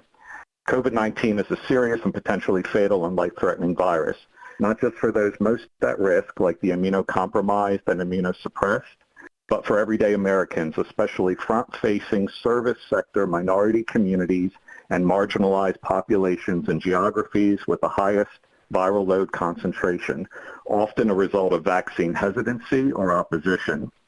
Not surprisingly, breakthrough infections appear to be more common among those with weakened immune systems. And according to data presented at a CDC Advisory Committee on Immunization Practices, immunocompromised patients represent 44% of hospitalized COVID-19 breakthrough cases, even though they only make up about 2.7% of the total population. As part of this data look back, the FDA evaluated the science on the use of a third dose of the Pfizer or Moderna vaccines in people with compromised immune systems, and they rightly determined that a third vaccine dose may protect them and others around them. In fact, they interpreted the findings to state that targeted policies like the booster shot being proposed today need to evolve as both science and risk evolve. It confirms that people with underlying conditions like advanced HIV, cancer, organ transplant, hemodialysis, and those on immunosuppressive therapies are seen as a significant risk for poorer outcomes from COVID-19. In essence, it highlights the need for our populations to stay as healthy as possible, but it also depends on the health of those around us. Fortunately, the vast majority of breakthrough infections are typically mild, but we are discussing the rationale for a booster shot in efforts to prevent the clock from winding backwards. We encourage the advisory committee to recommend booster shots for people age 16 and above, just as you did to protect people living with HIV. Thank you. Thank you so much. The next speaker is Dr. Paul Alexander. Hi, thank you very much. I got cut off earlier, but thanks for patching me back on. That's good work by you guys. Look, I wanted to get into this by saying my background is in evidence-based medicine, clinical epidemiologist, and I'm very interested in the safety and efficacy of these vaccines. I'm following some very good presentations so far. Look, we want these vaccines to work as Americans and as global populations. So I think the message has to be that we're not coming at the FDA, we're not coming at the CDC trying to raise issues and just... Can you hear me? Yes, we can hear you. Yes, it's not that we want to raise issues and concerns, but here's the issue. We want it to work. But when we look at the surveillance, coming out of the VAERS right now, CDC, it captures 1% to 10% by our study of the published literature of the adverse events. And that is very suboptimal because it doesn't give a proper capture of the burden. So we really do not know what the adverse events and the deaths are. So we want proper safety monitoring boards. We want proper ethics committees following up on these vaccines. We are calling for critical event committees, but we do not seem to know whether they exist. So we want the FDA to get on top of these vaccine developers and the CDC and put this in place for the safety of Americans. And it's a simple issue. You are giving us vaccines, and this is what we have been clamoring for. If you have an investigation of a vaccine with 1,000 samples, you put 500 in each arm, and you follow that for 1 year, versus you have another study of 100,000 people, and you follow that for 2 months. And the safety events that we are looking for, the safety signals happens at about 5 to 6 months. How could that larger sample detect them? And that's the issue. We are calling for longer-term studies, larger sample size, but longer term, we need the medium and long-term studies to best assess the safety and efficacy, particularly safety, particularly when you're talking about putting these vaccines in our children's arms. We currently do not have the safety data. We absolutely do not. And for anyone at the CDC, anyone at the NIH, and anyone at the FDA to claim so, that is being disingenuous to the public. Now, I wanted to end by saying this. I looked at a study this morning by Chen on testicular infection post-CoV, SARS-CoV-2 virus. That means that there is an issue, and we are extrapolating based on the Japanese data that looked at the lipid nanoparticles and the mRNA that were accumulating in the tissue in the rat model. Yes, it's a rat model, but we have to extrapolate to humans. That showed that the lipid nanoparticle, the constituency of the vaccine, is accumulating in the ovaries, in the testes, in the spleen, in the adrenals, etc. So when somebody like Nicki Minaj, I have to invoke this, makes that statement, that's not a joke. People want to make this a joke and parody it, etc. But this is a very, very serious consideration, because we even have animal data that shows us that there's a drop in fertility in the animal model. So we need this properly investigated. The public needs this answer properly. And I want to end by saying this. Under no condition, none, zero, based on the evidence today, must children be indicated for these vaccines. There is no risk to children, no statistical zero in terms of spreading and in terms of getting serious illness or dying from this. Dr. Martin Makary at Johns Hopkins, they looked at all of the death. Hello? Yeah, we're out of time, sir. Okay, thank you. You can wrap it up. Yes, we looked at the children in America that have died, and we found that save one, these children had at least one severe illness. So the reality is COVID is not a life-ending, life-threatening situation for children. Right now, the CDC and the NIH have not prosecuted the case as to why these children should be vaccinated, period. I say do not do this, and I beg your consideration. Thank you. Thank you. At this time, we will conclude the open public hearing, and then I will hand over the meeting to Dr. Manto, the chair. Dr. Manto, take it away. I think we are getting to a break now. Could you announce the return time, please?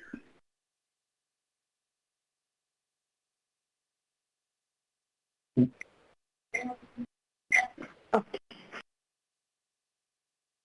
I think we now have a 10-minute break, so our busy workers who've been handling the open public hearing have a little break for themselves, and we will reconvene in 10 minutes from now.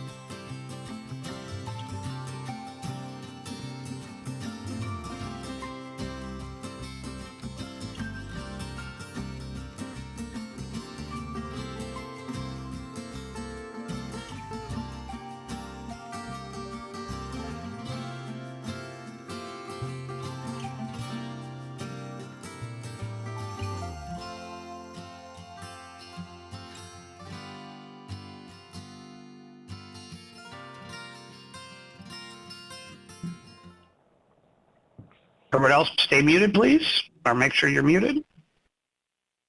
All right, welcome back to our 167th meeting of the Vaccines and Related Biological Products Advisory Committee meeting. Dr. Monto, let's take it away for our afternoon portion.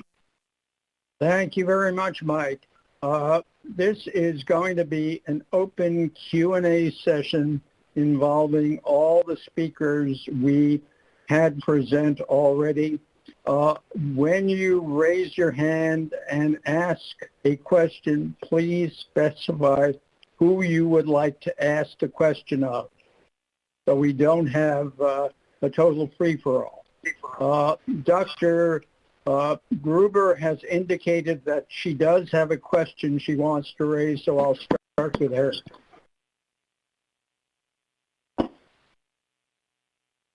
Yeah, hi, this is Marion Gruber. I turn it over to Dr. Phil Kraus for the question. Yes, hi. This is actually a question for Pfizer. And of course, one of the issues in this is that much of the data that's been presented and is being discussed today is not peer-reviewed and has not been reviewed by FDA. And this includes the study from Kaiser that was presented by Dr. Bill Gruber. And so what I'm hoping is to ask a question about that study so that we can better understand some of the conclusions that come from it. And so what I've done here is I've taken, as the slide which is being presented, Appendix 5 or Appendix Table 5. And this is the appendix from that study, from the preprint of that study, which shows the main data in the study. And what you can see here is in 5A, to the left you have unvaccinated people, and to the right you have fully vaccinated people. And just to make this easy, I'm focusing on people greater than or equal to 65 years of age. And you can see among the unvaccinated, there were 17,278 cases in 168,143 person years, which then, if you do the math, you can see down here, it's about 1/10 of a case per person year, or 0.103 cases per person year. If you look to the right here, the far right, if you look at the fully vaccinated people, you have 594 cases among 86,806 person years. And here, that's a rate of 0.0068 cases per person year. If you take these numbers and put them together, you get an efficacy of 93.3% in the study overall in people who are greater than or equal to 65 years of age. But of course, when these studies are done, they involve fairly complicated models. In this case, it's a Cox model, which incorporates a lot of inputs. And one of the questions always, as explained by Dr. Stern, is that you have to make sure that the model is actually giving you the correct results, because these models are complex. So my question for Dr. Gruber and Pfizer is that in a situation where the total cases tell us that the vaccine had 93.3% efficacy, according to the data in this table, why is it this model is telling us that the efficacy is either 58% or 61%?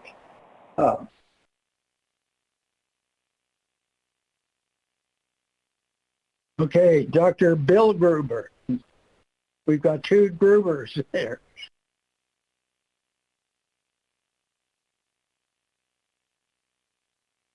Can't hear.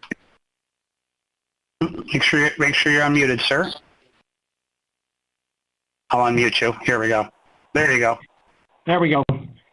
Yeah, so thank you. I actually joined by Donna Boyce in the same room because we had a technical issue here. I think this is a question to be best referred to Lewis Jar and his associates, as they've been in close communication with Kaiser on their study. So, Lewis? Hold on a second. Dr. Gruber, hold on one second. I see you have multiple feeds going on over there, so I want to make sure we have clear audio for you. So let's just clean up your audio, please.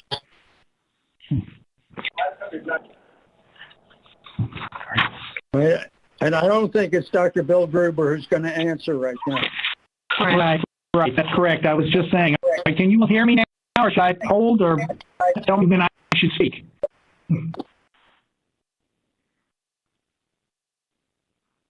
We can hear you, but it's a lot of background noise, but go ahead. As I was going to say, I think this is a question for Dr. Jodar and his associates, as they've been closely in communication with Kaiser Permanente about their data. So, Dr. Jodar.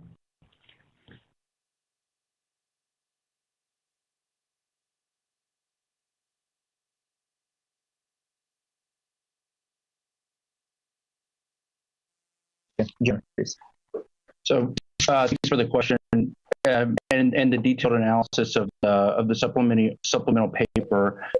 As was pointed out in Dr. Stern's presentation, the critical analysis is to take into account calendar time and included in the Cox models.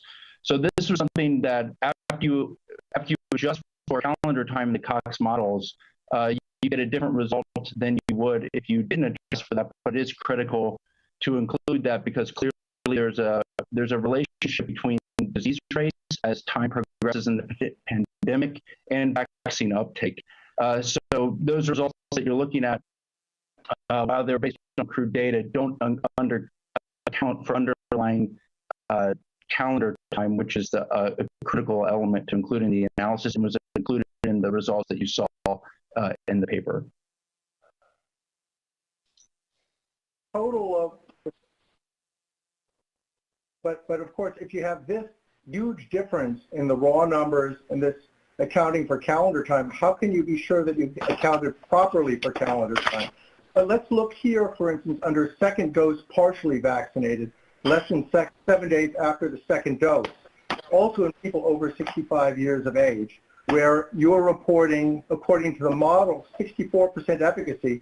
And this is before the second dose really could have had any effect. But then after the second dose, you're reporting 58 to 61% efficacy. So according to your model, it looks like people actually got worse after the second dose, or that the second dose really didn't do anything. Is that really what you're saying? So part of this, of course, is the difficulty of looking at this kind of data without having the chance for FDA to review it or allowing for this kind of data to go through the peer review process. And what you heard, of course, is how much in Dr. Gruber's presentation, Dr. Bill Gruber's presentation, how much Pfizer is actually relying on the data from the study, which, as I understand it, they also co-sponsored in reaching some of the conclusions in their study. And so I guess maybe there are some answers to these questions, but I still do not understand how it's possible that you can have a study in which the total efficacy is 93.3%, and you're somehow then accounting for time and coming up with an efficacy of between 58 and 61%. Because there's nothing about this that says we're accounting for time. This is just the total efficacy over this period of time from December 14th to August 8th. So again, this just points up the complexity of these models and the importance of these data being carefully reviewed, and I will stop there. Okay. Off. Dr. McLaughlin, could you respond to that? Yeah, absolutely. So I think it's critical to include calendar time in all these models, and this is a very standard way to do a Cox model and just for vaccine effectiveness. But we appreciate the complexity of these models. The other thing that's important to note is that hold on a second. Doctor, okay, so here's what we have to do. So first off, and I want to make sure everybody can hear this, and because we have using studios and stuff like that. So number one, I need to make sure if you are not speaking, you need to be muted. And to make sure if you are listening in, do not have any audio through your own personal computers. It is all through your phone. So that's number one. Also at the studio over at Pfizer, please make sure all other mics are muted when you have another mic open. That'll help out a lot. All right, take it away, Pfizer. Let's hope that fixes that. Okay, just a quick response. And I'll say it's critical for time. This is a very standard way of doing Cox models and doing vaccine effectiveness models where you're evaluating VE in real time during a vaccine rollout. So it's a very complex. Pfizer, I apologize. Pfizer, you have, again, you have multiple, you're in our room multiple times, but you have 3 mics that are picking up audio at the same time. So we're seeing it on our end. So I just want to make sure people can hear you. So let's just take a quick second here. We're going to take a quick unexpected break. go ahead and kill our feed for a moment.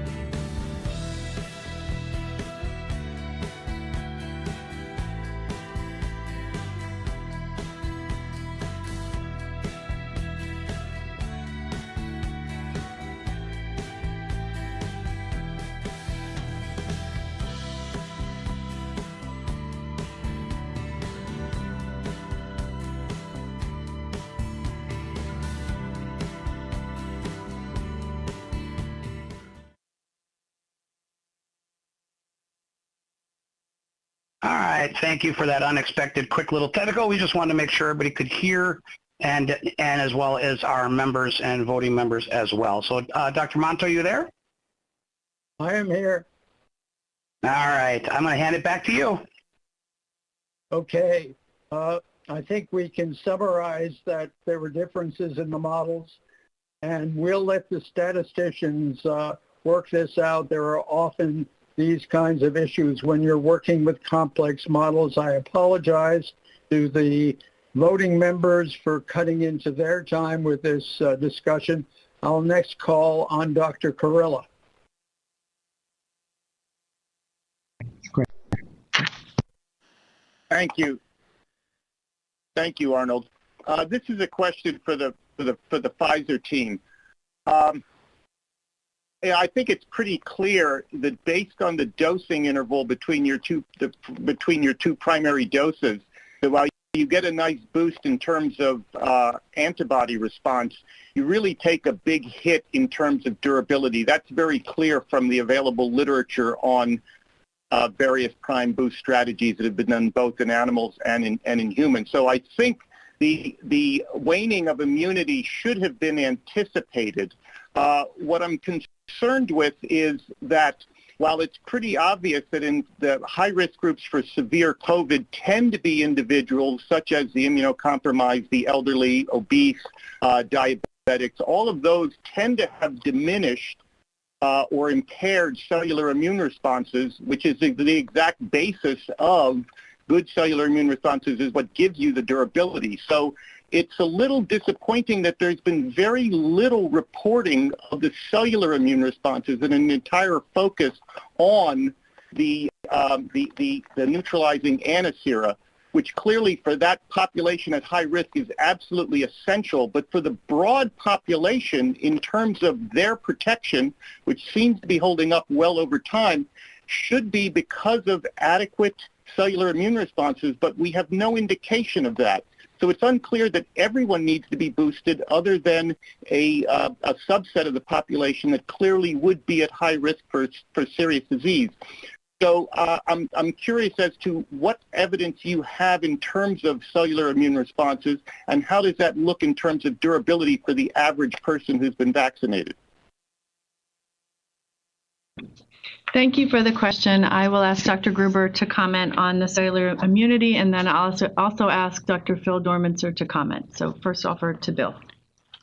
Yeah, so thanks, Dr. Kurilla, for the question. I think we have to sort of deal with two aspects. One is the practical aspect about why we're here today, and that is, of course, that we're looking to try to improve on protection that is waning over time. And obviously the marker that we've used to look at that is neutralization response, which has been a good marker, albeit there are other things that accompany that type of immune response that are likely important. And so I think, again, our goal here is to prove that the vaccine was safe and effective, which I believe we've done, and we've obviously met the non-inferiority criteria. And I think there's every reason to believe, given the protection seen after the first dose with the neutralizing antibody and whatever came along with it, that there should be an expectation after the third dose that we continue to augment those responses, or at least they're no worse than they were after the second dose. And you're beginning to see, of course, evidence of that from the Israeli study. So I agree that it's important to understand cell-mediated immune response, but I think the key message is we know protection wanes. We know a vaccine dose seems to, based on the Israeli experience, seem to restore that protection. We know from our own data that we're getting threefold higher GMTs that likely are associated with a good protection. But let me turn this to Phil just to comment on the nature of CMI.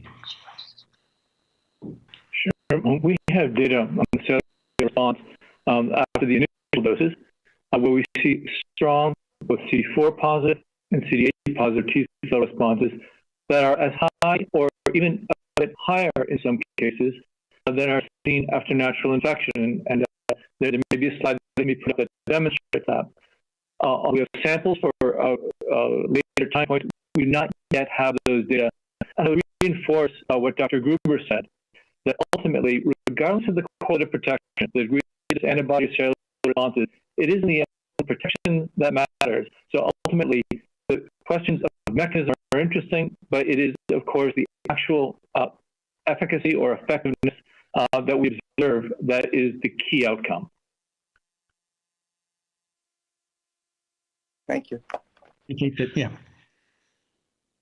I think Dr. Jansen may have wanted to add a comment. I don't know, Dr. Jansen, if you're connected, but feel free. Here.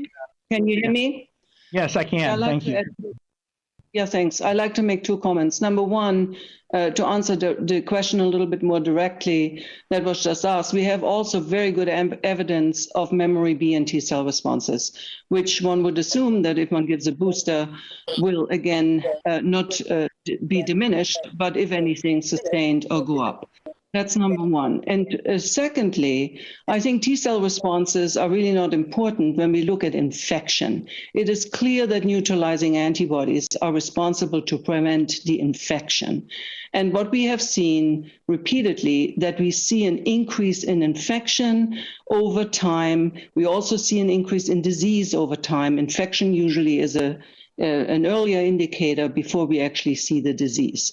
What's important to prevent disease is both, I would think, the neutralizing antibodies as well as T cells. But as I mentioned earlier, we have very, very strong, and as is published, B and T cell memory responses after immunization with BNT162b2. Thank you. Okay, let's move on, please. Dr. Meisner.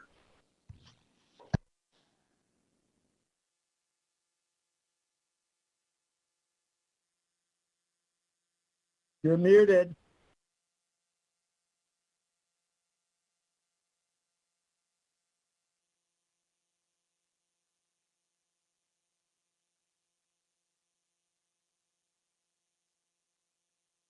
Still muted. Try now, Cody. Dr. Meisner.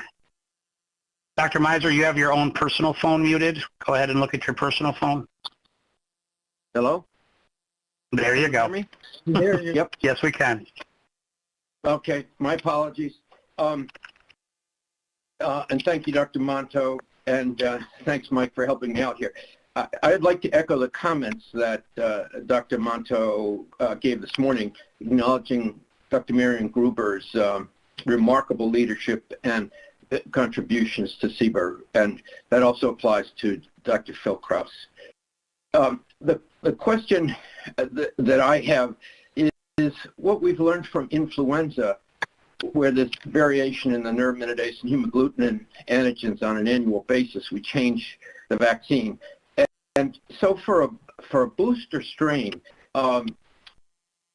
shouldn't we try and match the circulating variant as much as we can? That is right now predominantly the Delta strain.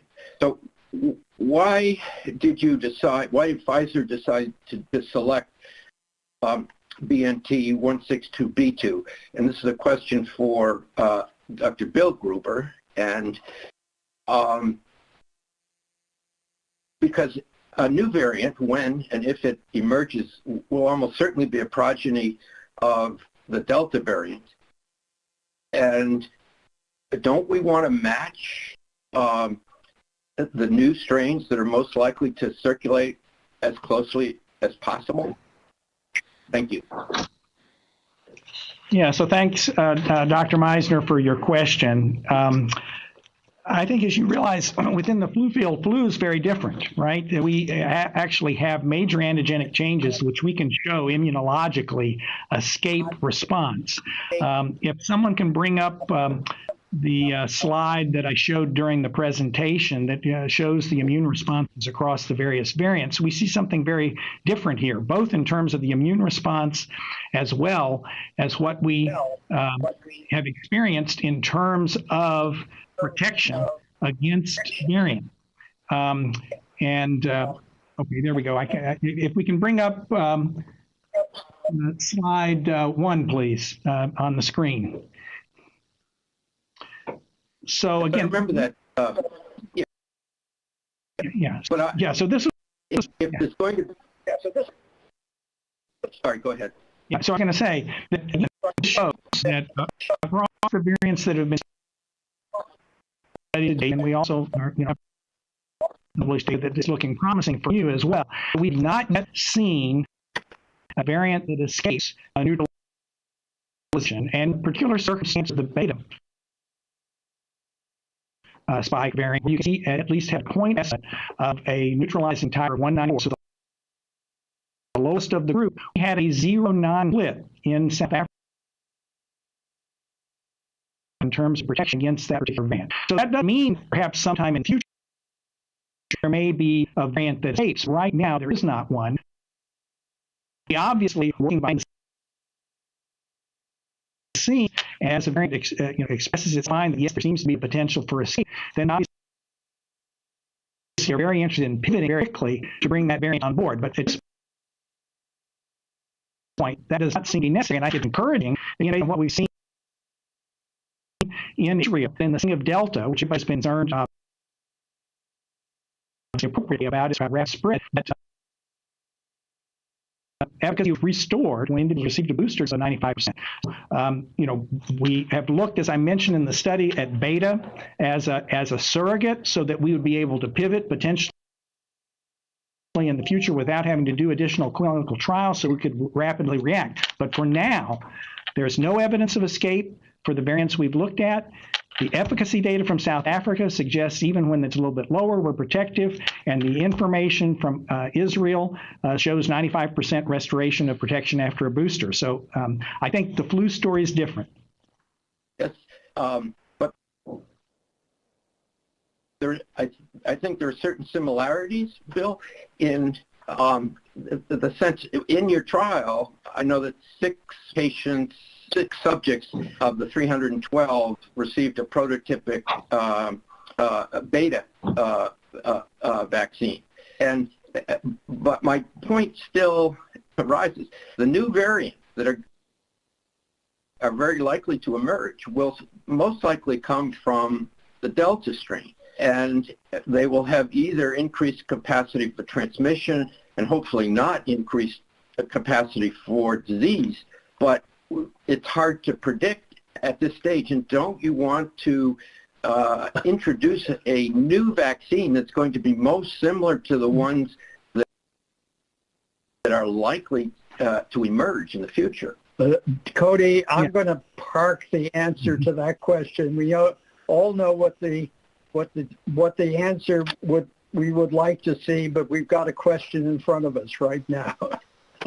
So please, let's move on. I just want to remind the committee that the people and our colleagues in Israel are staying up late to answer our questions, and if there are questions for them, I would like to give that priority. So I can't see because there's a share my screen in front of the... Okay, now I can see. Dr. Hildreth.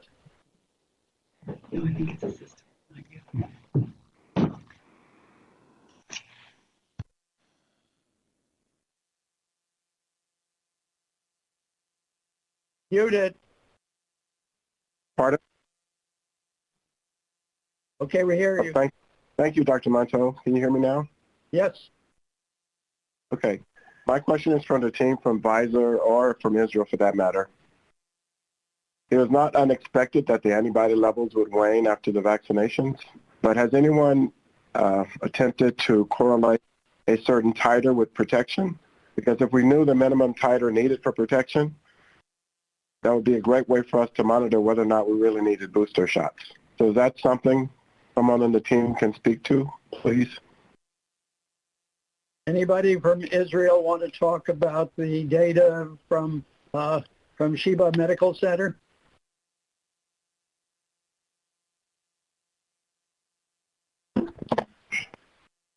I can't hear her, Dr. Monto. I can't either.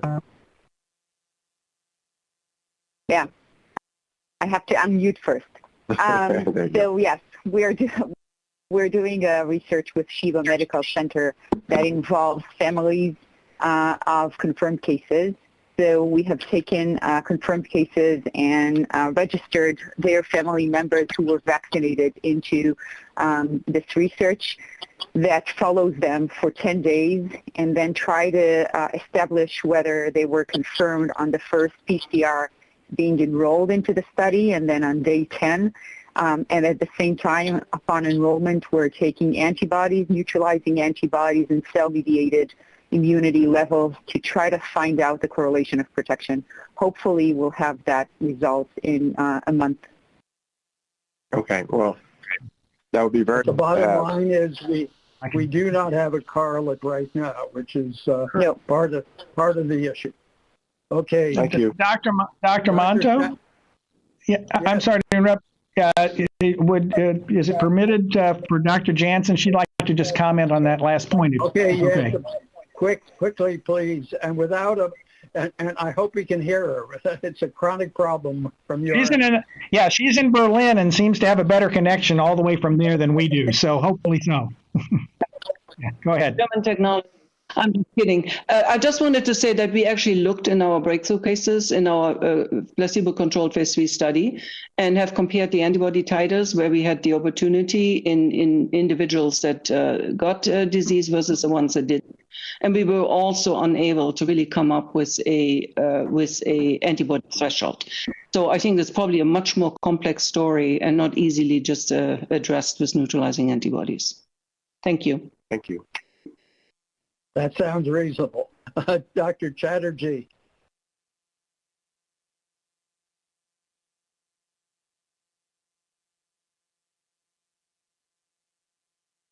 Yes, thank you, Dr. Monto. My question actually is for Dr. Oliver, if she's still here, or anyone on the epidemiology side. So it appears that what's happening with regard to breakthrough infections among the vaccinated is different in the U.S. compared to what's happening in Israel. The Delta variant has been, I think, prominent during the same period of time in both countries, and yet the outcomes seem to be quite different. So could you shed some light on that, Dr. Oliver?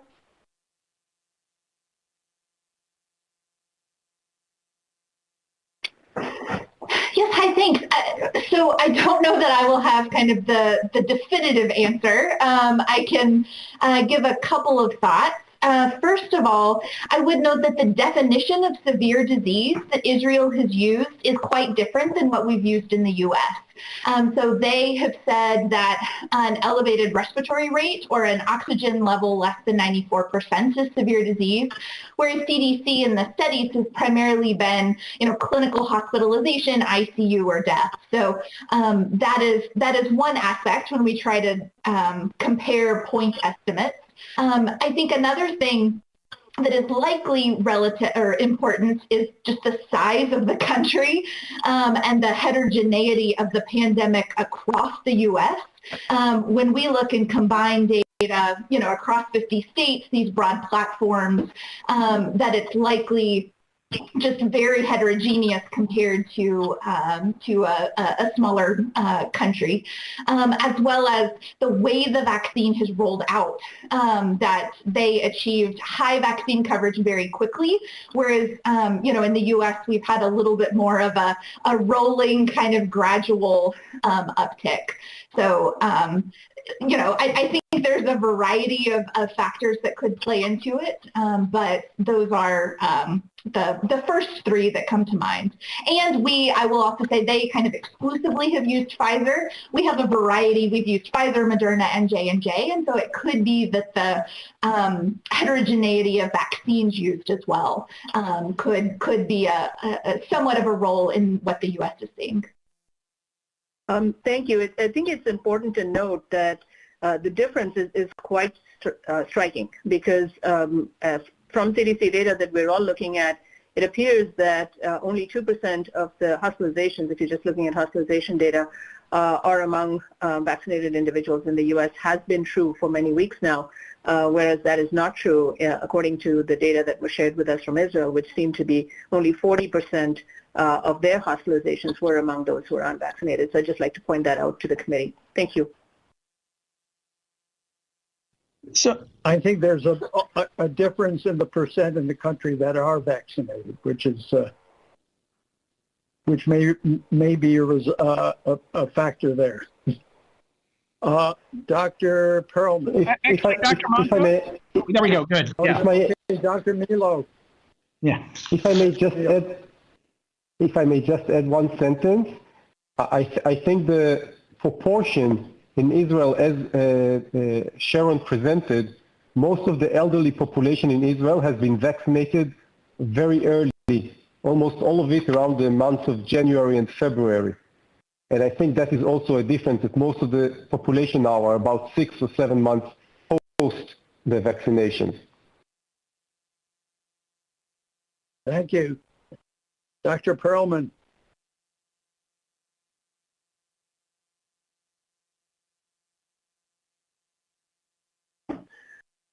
Yes, so I want to ask a question that's a continuation actually of these questions. So in Israel, there's both the question of the high vaccination rate that was just pointed out, and also the fact that in the last 1 or 2 months, there's been huge gatherings within Israel, whether over the high holidays or other venues. And when you do your analyses and try to compare the effects of vaccination on boosting, certainly the data show that boosting is very effective. But when you put these other factors in, how strong are the data, if you subtract these other issues, how strong are the data supporting really a booster immunization? Okay, so maybe I'll begin and maybe Dr. Price would continue. So the analysis that we did was either in the month of July or in the month of August. Those gatherings you referred to and the high holidays, we really are in that season now during September. So all of those studies that I've shown you are actually still in the months prior to the gatherings and the high holidays. Dr. Monto, this is Bill Gruber again. Could I ask your indulgence to have Louis Jodar comment on this, obviously in part because we didn't get a chance due to my running over time to speak to our interpretation. So Dr. Jodar. So, Bill, thank you. We didn't have to hear you twice. We have feedback again. Really?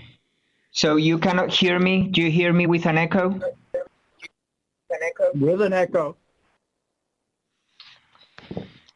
We apologize for the technical. We don't have any microphone.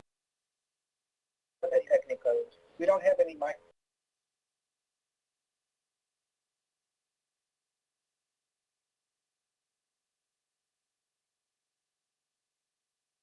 Why don't we move on, and then when we get a chance, we'll go back to you because it's a real problem. Amanda Cohen, Dr. Cohen. Thank you. Can you hear me? Yes, perfectly. Great. I have a question specifically for our colleagues in Israel. and it's two-part. One is whether or not in the breakthrough cases that you have seen, in particular in young adults, if you've seen reports of myocarditis, long COVID, or MIS-C in those young adults who had 2 doses but had breakthrough disease, or were most of those cases asymptomatic or mildly symptomatic with no long-term sequelae? And then second, can you explain, I think we got to part of this answer in the last question, but why is it that if your R naught went below 1, in recent weeks you've started to actually, you're at your highest rates right now and your test positivity rate is increasing, at least from the data that you have online from the last couple of weeks?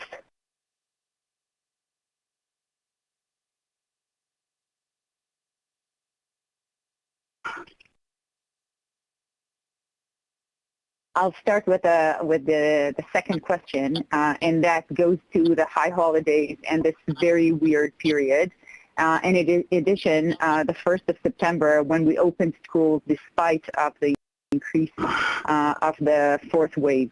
So I think the combination of these things in September are making our numbers a bit funny and not really reliable.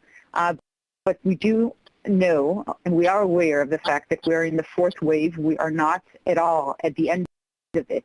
We're still with high numbers with 6 to 7% positivity in test results. And I think once the holidays settle down, we'll see the true effect of where we are. But until the high holidays, we saw, as Ron showed, a continuous drop in the reproductive number and stabilization in the active, severe, and critically ill patients. So we definitely feel the booster effect, but we're not over the 4th wave yet. And you need to remind me the first question, sorry. Sorry, thanks. It was just related to in young adults who had 2 doses, have you had any reports of in breakthrough cases of myocarditis or long COVID or MIS-C? So we had cases of myocarditis among young adults, as I've shown you before. It was mainly with males 30, and that was the signal, the very clear signal was after the 4 or 5th day after the 2nd dose. So there was like an epidemic curve after the 2nd dose. 95% of them were not severe, were discharged after a few days in the hospital. And we have seen in this 4th wave hospitalizations of people who are younger than 60 years old, some of them with mortality, who were doubly vaccinated and did not receive yet the 3rd dose.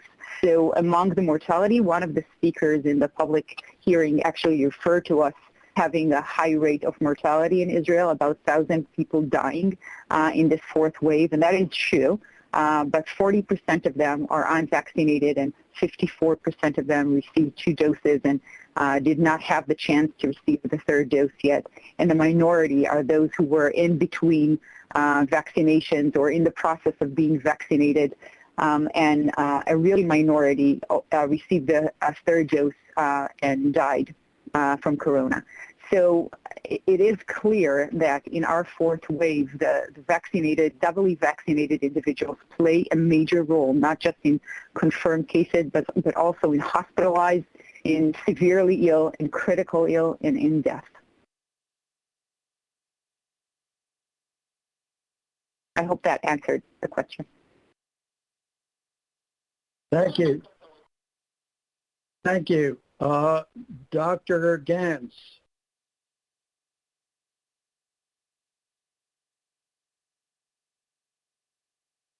Hi, thank you so much. I did have a follow-up to our Israeli colleagues because I had brought up the idea of secondary cases, but the real part of that question that I thought was of interest today is, and maybe you can't say this because September has been an odd behavioral month.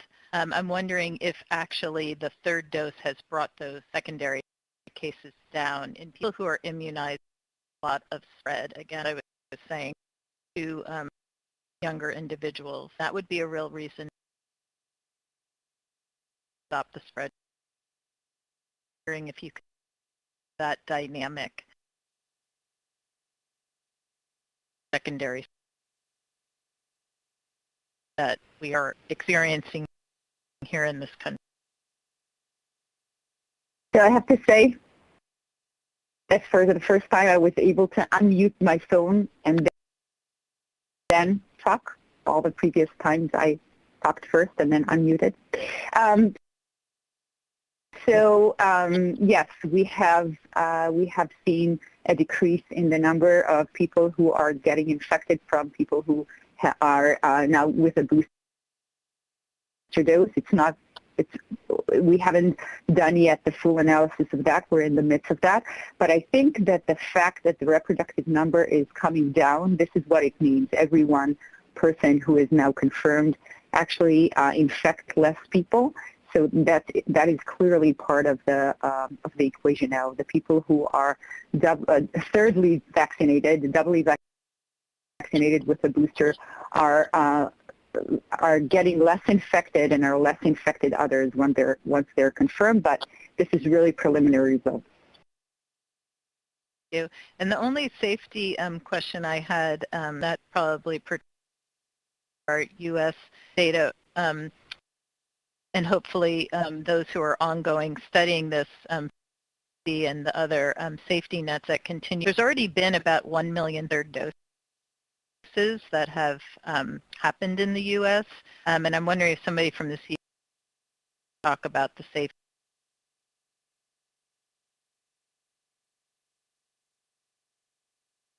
Hi. Yes, I would say stay tuned. I think there's an upcoming analysis on this that could come out within the next week or so. So I don't have the data right in front of me, but I know that that is actively being investigated and will be reported very soon. Thank you. Dr. Sawyer. Much. My question is for Dr. Lee or colleagues at FDA, and it sort of extends Dr. Gann's line of thinking just now, and it's about the safety profile. As I understand, clearly the mRNA vaccines are among the most reactogenic of any vaccine we've given in recent years. As I understand the question posed for the committee today, we are not to consider the data from Israel. We're supposed to look at the sponsors' data from their clinical trial. And I came into today thinking that was a very small safety database of 300 people.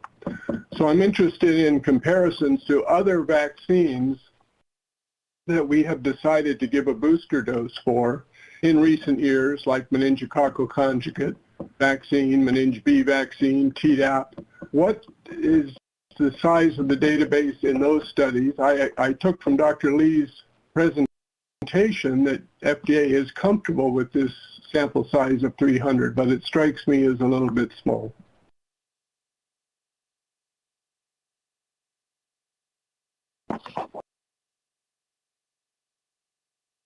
Hi, this is Dorn Singh. Can you hear me? Yes. Okay, thanks. So the size of the safety database that FDA has relied upon to support licensure of booster doses for preventive vaccines has varied somewhat and depends in large part on the understanding of the safety profile from the primary series, both in terms of clinical trial data from pre-licensure studies as well as post-licensure safety experience.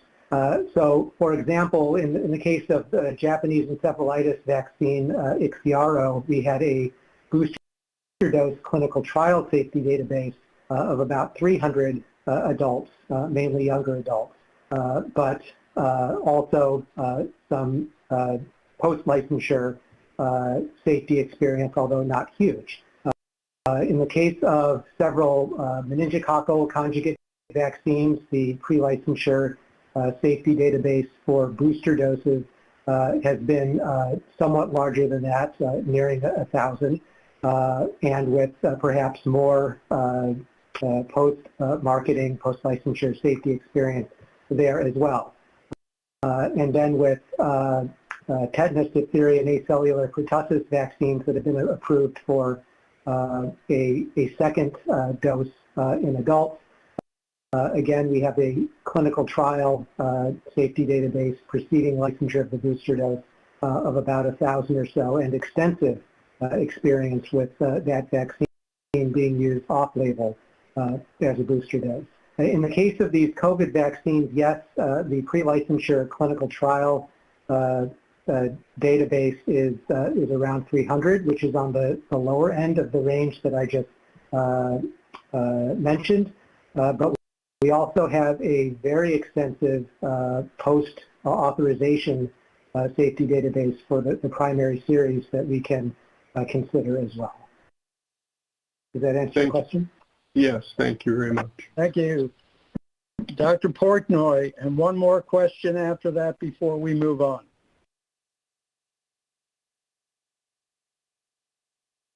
All right, thank you. So I guess my question is for the Israeli group, because our job is really to determine the risk versus the benefit of the COVID vaccine, a third dose versus just going with 2 doses. The emphasis in Israel was on reducing the rate of infection using the third dose because infection rates were starting to go up. We know that people who get the COVID infection also have these side effects. They get myocarditis, they have adverse events, and so on. And we're trying to compare the rate of those with the rate of getting the same adverse events from the vaccine. I was just wondering, in the Israeli experience, when the number of people who had the 2 vaccines but not the third one, did they saw a decrease in the frequency of getting the vaccine, getting the infection after the third dose? Was the decrease enough to also reduce the rate of getting these adverse events from the actual infection as opposed to getting the same effects from the vaccine? Did you compare the 2?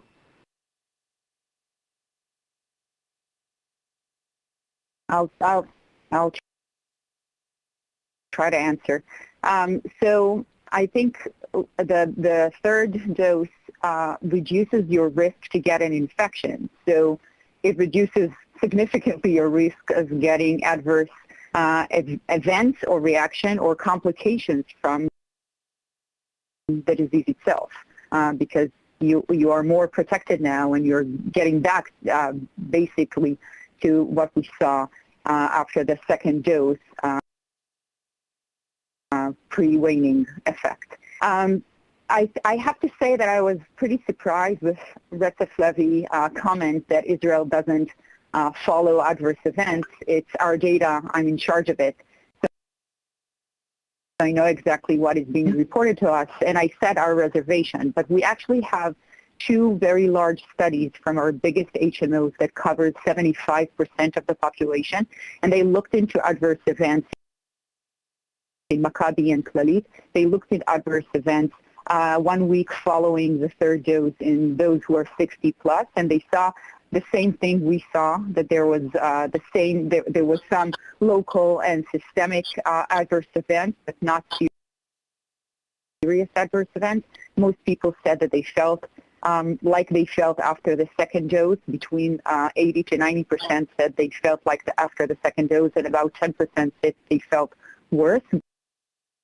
But there was no adverse event, and about 1% went to seek medical help because they didn't feel well. So it's really not significantly different than what we saw in the second dose.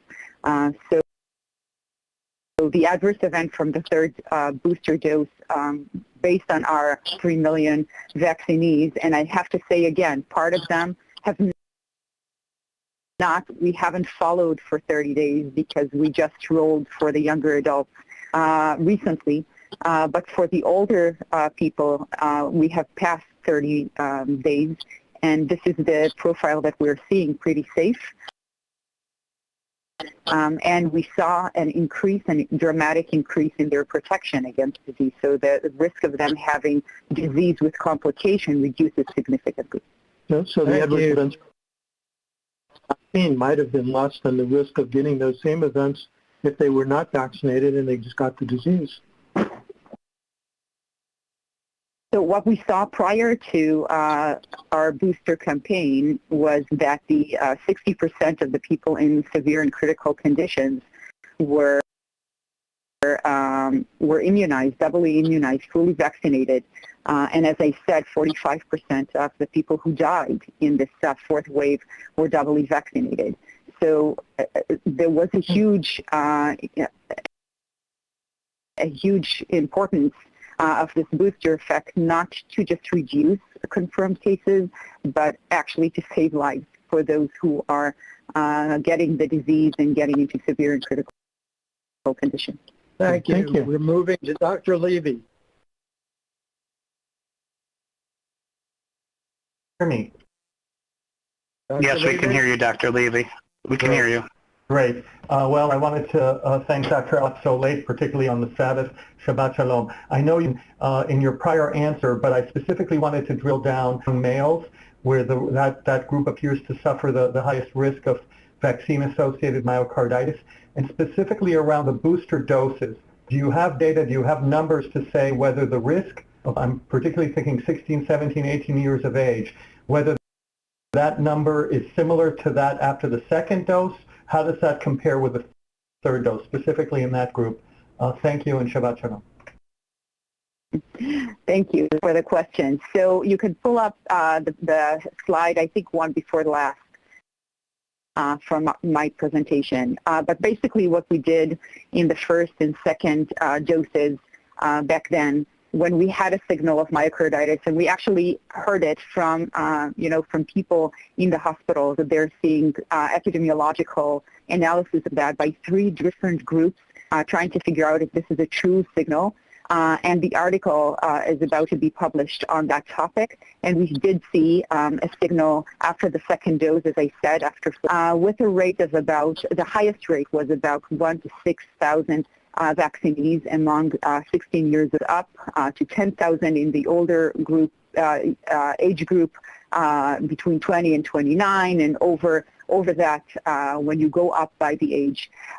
We have vaccinated more than 6,000 people at the age we're talking about, and we haven't seen the same adverse event. And I want to emphasize again that for myocarditis, we're actually doing active surveillance. We're calling the hospital every week to find out about new cases, regardless of vaccination. They're supposed to report to us all cases of myocarditis. And so we're really on top of the myocarditis issue. On the only report that we had so far was of 1 case, 30 years of age, that I showed. But I want to be very, very clear that we have not followed them yet for 30 days. So we'll continue, obviously, to follow, but the results that we have so far from the active surveillance are reassuring to say that, at least for now, we have a lower rate of myocarditis than we saw on the second dose. Thank you very much. And I think we can excuse our speakers now, because we're in transition to our next session, which will be led off by Dr. Peter Marks.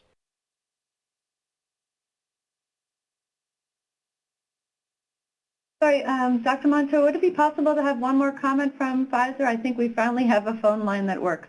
Oh, okay. Let's have Pfizer give us the last comment, which I cut off. Sorry, Dr. Monto. This is Luis Joder. I'm the Chief Medical Officer for Pfizer. I just wanted to give perhaps a little bit a different interpretation, or I do not necessarily think that the epidemiological patterns that you're seeing in Israel are significantly different to what you're seeing in the United States or elsewhere. I mean, I actually think that Israel saw it first, because as Dr. Sharon Alroy-Prey said, they were just 3 months ahead. And if you look at the epidemiological patterns, and I'm not discussing about the Kaiser Permanente, I'm discussing about the CDC, I'm discussing about the Public Health England, discussing about Qatar, you'll see that epidemiological pattern of reduction in all the other countries, starting with infection. And it's not only infection, I would just say it's infection and symptomatic disease, going down to 60-50% in all these countries. And again, if you look at the MMWR reported today here in the United States, you start to see even hospitalization going down 77%. So the conclusion is that the epidemiological patterns around the world are remarkably similar to what you've seen in Israel so far. It's just that Israel, as again has said before, they've just vaccinated many more people much earlier. So I just want to make that precision. Thanks. Thank you. And now to Dr. Marks.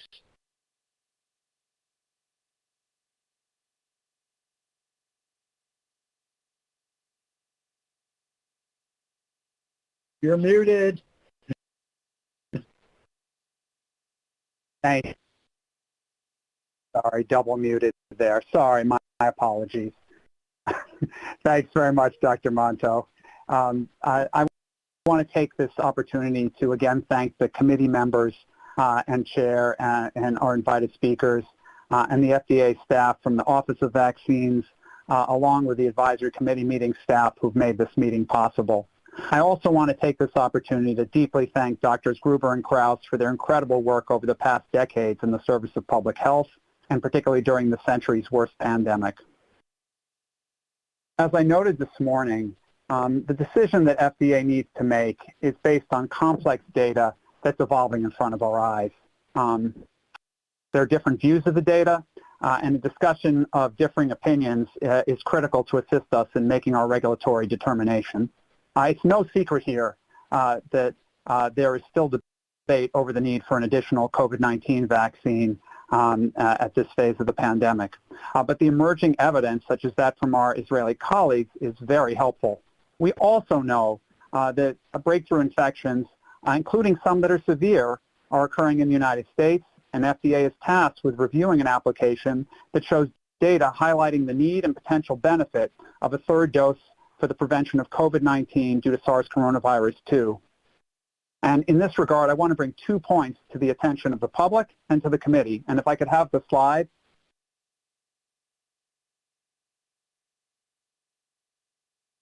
Okay, let's see if we can get the slide that I asked for up. While they're doing that, I'll just go ahead.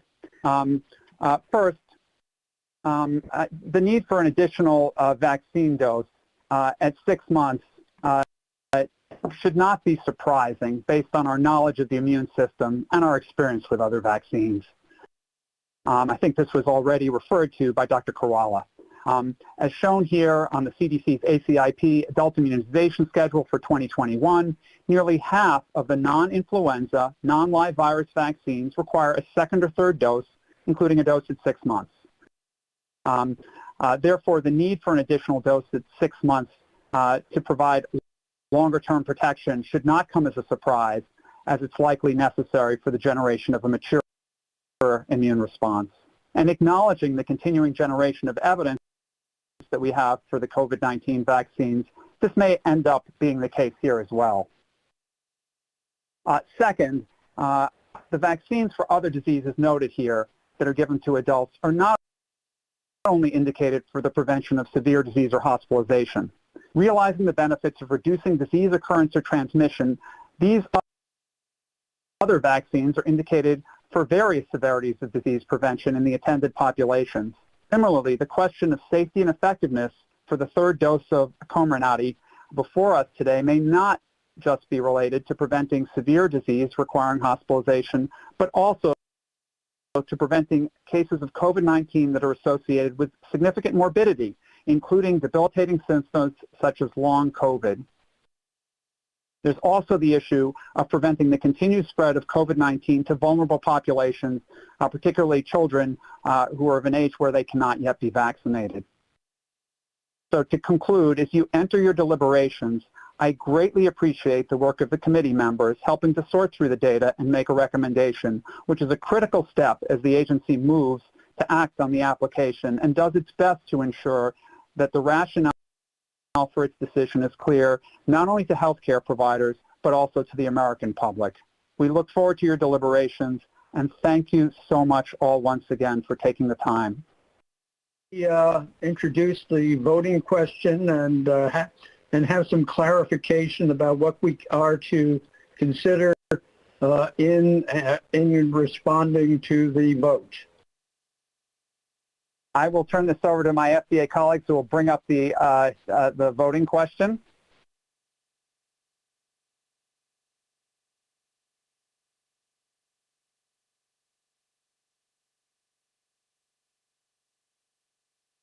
So that question is here now. Do the safety and effectiveness data from, go ahead, Marion, thank you. Yeah, thank you.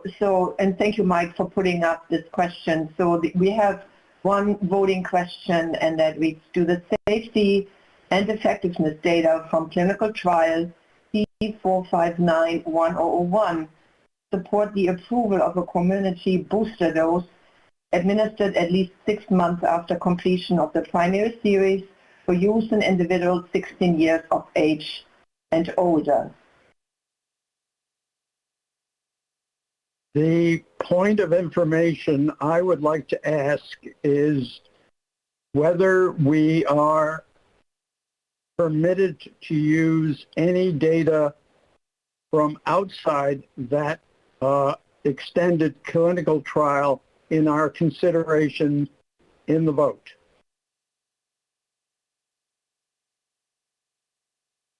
Well, we do make a regulatory decision, of course, based on the safety and effectiveness data that are derived from the clinical trials with that very product. However, as I mentioned in my introductory remarks this morning, we also look at the benefit and risk of this additional booster dose when making a decision as to whether this dose is safe. And the benefit-risk consideration, of course, will look at the benefits. And in this regard, of course, the data and the presentations that you've heard today will also be considered in making this decision. So in other words, if you're doing your vote, please look at the data derived from the clinical trial. But if you look at benefit risk, of course, that supportive information will certainly factor in. Over. Yeah, this is Peter. I just want to summarize here very, very clearly. You are allowed to look at the totality of the evidence in order to make your recommendations for us. That is the totality of the evidence before you, just like we will. We are a science-based regulatory agency, and that means the person that ignores data is the one that's surprised. We're not going to ignore data, just as you don't have to. This is not a legal proceeding. This is a scientific proceeding, so you can take all the data into account. Thank you. Thank you for that clarification. Okay, we have hands being raised now. Dr. Hildreth, is that a new hand being raised, or is that the old one? Well, since it's raised, I will take this opportunity. Is that all right? That's fine. I have three considerations that are important to me. One is I was hoping to hear from either Pfizer or the folks from Israel that there was a neutralizing titer that correlated with protection, because that would allow us to determine whether or not antibody levels had waned enough to make boosters necessary. That'd be a very objective way to make that decision. I have a serious concern about myocarditis in young people. If it's related to the immune response and the booster shots induce a very strong response, is that going to amplify the risk for myocarditis in those individuals? And like Dr. Meisner, I also wonder whether or not boosters would be best if they matched the variants that are causing so many challenges now. And the mRNA technology should make that reasonably easy to do. So those are my three considerations in all of this. Thank you, Dr. Monto. Thank you. Dr. Levy.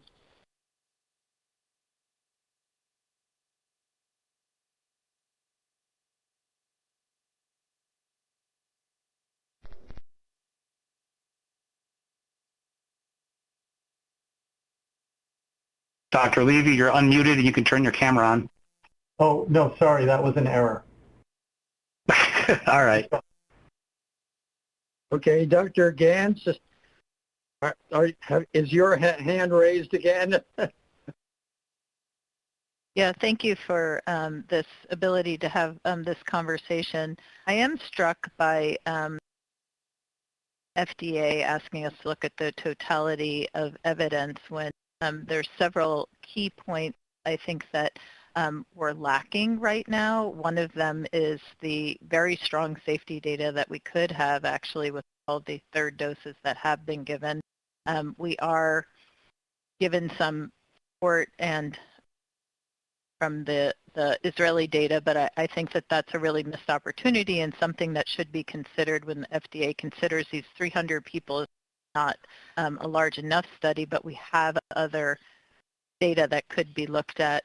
The other thing along with Dr. Hildreth that I think is very important is another missed opportunity that I think the FDA could have asked for is actually looking at those pre-third dose both humoral and T-cell immunity and really trying to parse out what happens in that, plus the fact that we have a lot of breakthroughs.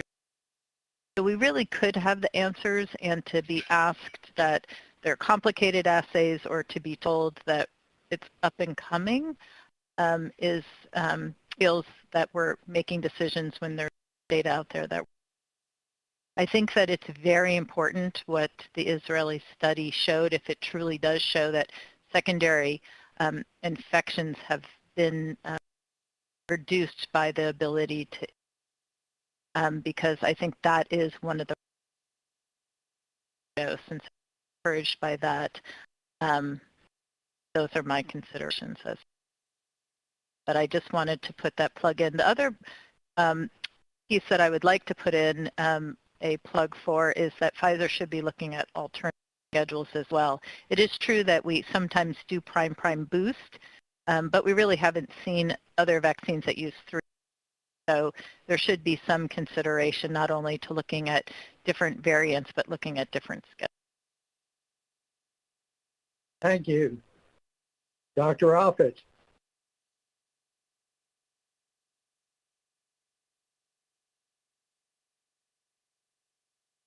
Thank you. So here's how I put this together. I think the stated goal of this vaccine by people like Rochelle Walensky and others has been to protect against serious illness. And the data that were presented by Sarah Oliver and by Kathleen Dolan previously at the ACIP meetings shows that these vaccines do exactly that. And it's exactly what you'd expect. I mean, these studies are consistent with the fact that protection against serious illness is mediated by memory B cells, which, as has been shown by researchers like John Reary here at Penn, as well as Shane Crotty at La Jolla, are long-lived, induced by 2 doses of mRNA-containing vaccines, and have plenty of time to activate and differentiate to protect against serious illness, which takes a longer period of time. It's hard for me to understand at some level the Israeli data, which are at variance with these studies. But it's especially hard for me to buy the fact that because they started, say, doing their immunization schemes 3 months before us, that's why they're seeing what they're seeing, because well, all the data are that the longevity of memory T cells is far longer than that. Unless what we're arguing is that those who are greater than 60 or 65 have a lower frequency, much lower frequency of memory B and T cells, and therefore are more fragile and more quickly seen as being susceptible to severe disease. It's also clear, however, that the 3rd dose of mRNA vaccines increases the titer of virus-specific neutralizing antibodies and will likely decrease the incidence of asymptomatic or mildly symptomatic infection, which is associated with contagiousness. So then the question becomes, what will be the impact of that on the arc of the pandemic, which may not be all that much. I mean, certainly we all agree that if we really want to impact this pandemic, we need to vaccinate the unvaccinated. And then my last point, and then I'll stop, is just to sort of underline Dr. Hildreth's comments that, we're being asked to approve this as a 3-dose vaccine for people 16 years of age and older without any clear evidence of the 3rd dose for a younger person when compared to an elderly person is of value. If it's not of value, then the risks may outweigh the benefits, and we know that the 16 to 29-year-old is at higher risk for for myocarditis, and now we have an even greater booster response, and that's seen after the 2nd dose. So I guess in summary, I would say that while I would probably support a 3-dose recommendation for those over 60 or 65, I really have trouble supporting this as written for anyone greater than or equal to 16. Thank you. Thank you. Dr. Kurilla.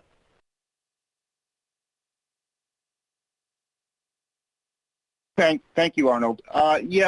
So I need some clarification from FDA regarding their question. So is the question really getting at changing the primary vaccination to a 3-dose regimen, or is it just for the third booster this time, or is it for a booster every 6 months at this time? Going forward. That's one. And then, so I'd like the FDA to comment on that. I agree with a lot of what Dr. Offit said, with the caveat that I was a little surprised at the response by the Pfizer team that they find they have very good B and T cell immunity, and yet they're saying that they don't see good durability, so they need to have a boost. It's a little bit conflicting to me in that regard. I can understand where certain populations, as Dr. Offit mentioned, the elderly, I think also the immunocompromised, there are some very clear populations that have impaired or diminished good cellular responses, and a boost may be very appropriate for them. It's not clear to me that the data we're seeing right now is applicable and necessary for the general population. Dr. Marion Gruber to answer. Yeah, I just wanted to clarify for Mike, going back to his initial question. The reason why we posed the question the way we did is because Pfizer did ask for an indication for an additional, not an additional dose, for a booster dose, a single booster to be administered 6 months following the primary series. And I know there are different perspectives whether the third dose can be seen as part of the primary series or not. I think the perspectives do differ here, but that's really beside the point right now. What Pfizer has asked is for a single additional dose, which is a booster dose administered 6 months after the primary series. And that is because that was the request from Pfizer. That's why we phrased the question whether the safety and effectiveness data would support approval about of a booster dose administered 6 months after the primary series. But would the expectation for people who are unvaccinated at this point, were a third booster dose to be approved, the expectation is that they would be told the primary vaccination scheme would include 3 doses, and how does that impact the pediatric indications? That may be the case for the unvaccinated. Of course, they would need to get their primary series, but we would not at this point go ahead and say a primary series requires a booster dose. Thank you. Thank you. Thank you all. Dr. Meisner.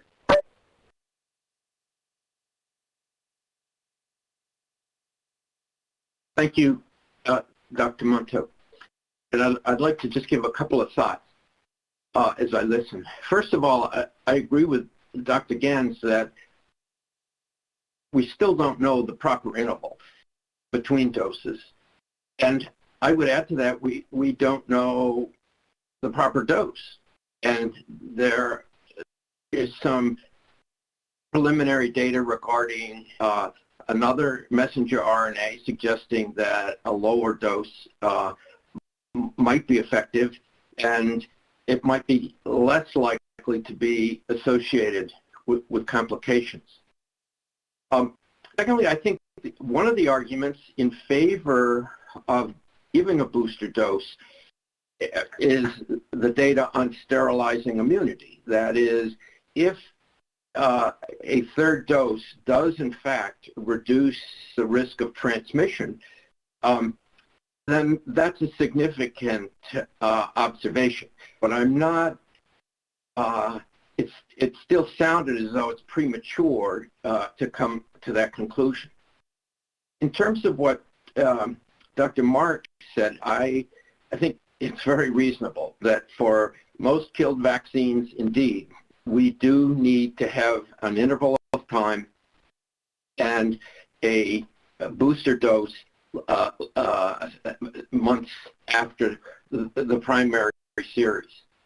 But my concern, and perhaps the FDA could comment on this, Israel, we just heard, is experiencing myocarditis in the high-risk young male, adult male group at about 1 out of 6,000. In the United States, going by the recent ACIP data describing 50 to 60 cases per million second doses, comes down to about 1 per 20,000. And we really don't know what's going to happen after a third dose. Myocarditis may be less common. It may have similar rates of occurrence, or it could be more common. We understand so little about the pathogenesis that it seems to me we need to know that data before going forward with a booster dose for the general population. And one of the thoughts that has come up is, why can't Pfizer check troponin levels, for example? Might there be subclinical myocarditis that occurs after third dose? Could they look at troponin levels or another parameter before and after administering that third dose to give us some reassurance that that we're not causing a problem? So, Dr. Fink, I see you've come on. Do you have the answer? I don't know if I have the answer, but I can offer some comments from the FDA perspective. So first of all, in terms of the risk of myocarditis, pericarditis that we're seeing here in the U.S., yes, the most recent VAERS data are showing reports of myocarditis, pericarditis in the range of 60 to 70 cases per million doses in the 16 to 17-year-old age group, which is the highest reporting rate among the various age groups examined. And that is numerically lower than the 1 in 6,000 rate that you just heard about from Israel. On the other hand, we do know that VAERS is a passive reporting system, and when we query healthcare claims databases such as Optum, as has been summarized in our clinical review and summary basis for regulatory action for the original BLA from Pfizer, what we find is actually an estimate with some fairly wide confidence intervals, but an estimate of around 200 cases per million doses in the 16 to 17-year-old age group, which, if you do the math, is about 1 in 5,000. So that actually is fairly similar to what the Israelis are finding. As you stated, we really don't have enough data yet to know what the risk of myocarditis or pericarditis would be in any specific age group following a booster dose. It is an important question. It is likely one that can only be answered in the context of post-licensure or post-authorization use. But also we agree with you completely that it is important to study whether initially subclinical cases of myocarditis may be occurring, and if so, what the outcomes of those cases are. And we have discussed the need for such investigations with vaccine manufacturers, and perhaps Pfizer would like to explain what their plan is for investigating that possibility. And to continue the discussion, is it possible to say at what age myocarditis seems to not become a problem? To put you on the spot. So if you look at the healthcare claims data, you see that there is evidence of some attributable risk at all age groups, although The older you get, the higher the risk for complications from COVID that then offset the risk of myocarditis. So when you look at the balances of risks versus benefits, where you really start to see a risk of myocarditis being higher is in males under the age of 40, and that's what is written in the warning.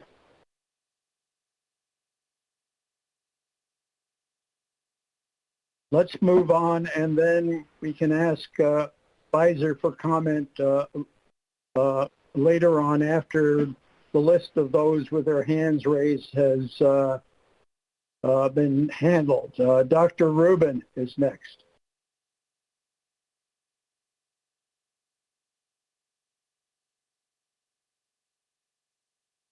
Hi, thanks. Thanks, Dr. Monto. I'm going to echo something that most people have said, but I want to just make it said in a slightly different way. We're gauging risk and benefit here, and so we really have to think about both. We don't know that much about risks. The truth is, a very small number of people under 60 have received the vaccine, but there is a lot of Israeli data that suggests it's probably okay in people over 60. But we don't know very little about people under 60 because it's been such a short time since they started vaccinating. So that's where the risk calculation stands. There's a big difference between the U.S. and Israel. The use case in Israel is where most people are vaccinated. If it really does limit transmission, then it will be important to take those vaccinated people and further limit transmission in them. But remember, in the U.S., transmission is going to continue to be driven by the very large number of unvaccinated people, and the marginal benefit of a third dose of vaccine for people who are already vaccinated is likely to be very small for reducing the overall burden. So that really means that the primary benefit is going to be in reducing disease, and that's largely been defined in various ways as severe disease. And we know the people who benefit from that. They're the people who are at highest risk of severe disease, which means older people and people with other comorbid conditions. And those are the kinds of people that the FDA has already approved a third dose for, although so far it's a relatively contained group. So I suspect that many of us are heading toward the suggestion that we can find vaccination at this point to that group. I will add, strongly suspect that when we see data that it will prove, and this is going to be confusing, but it will prove that there is very low risk to the vaccine.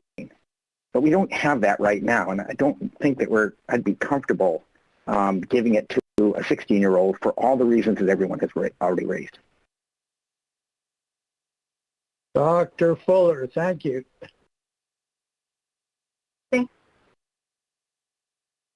Thank you, Dr. Monto. I think what I wanted to say has essentially been addressed by Dr. Rubin in that we don't have the same data, or we have the same context that is in Israel here in the USA.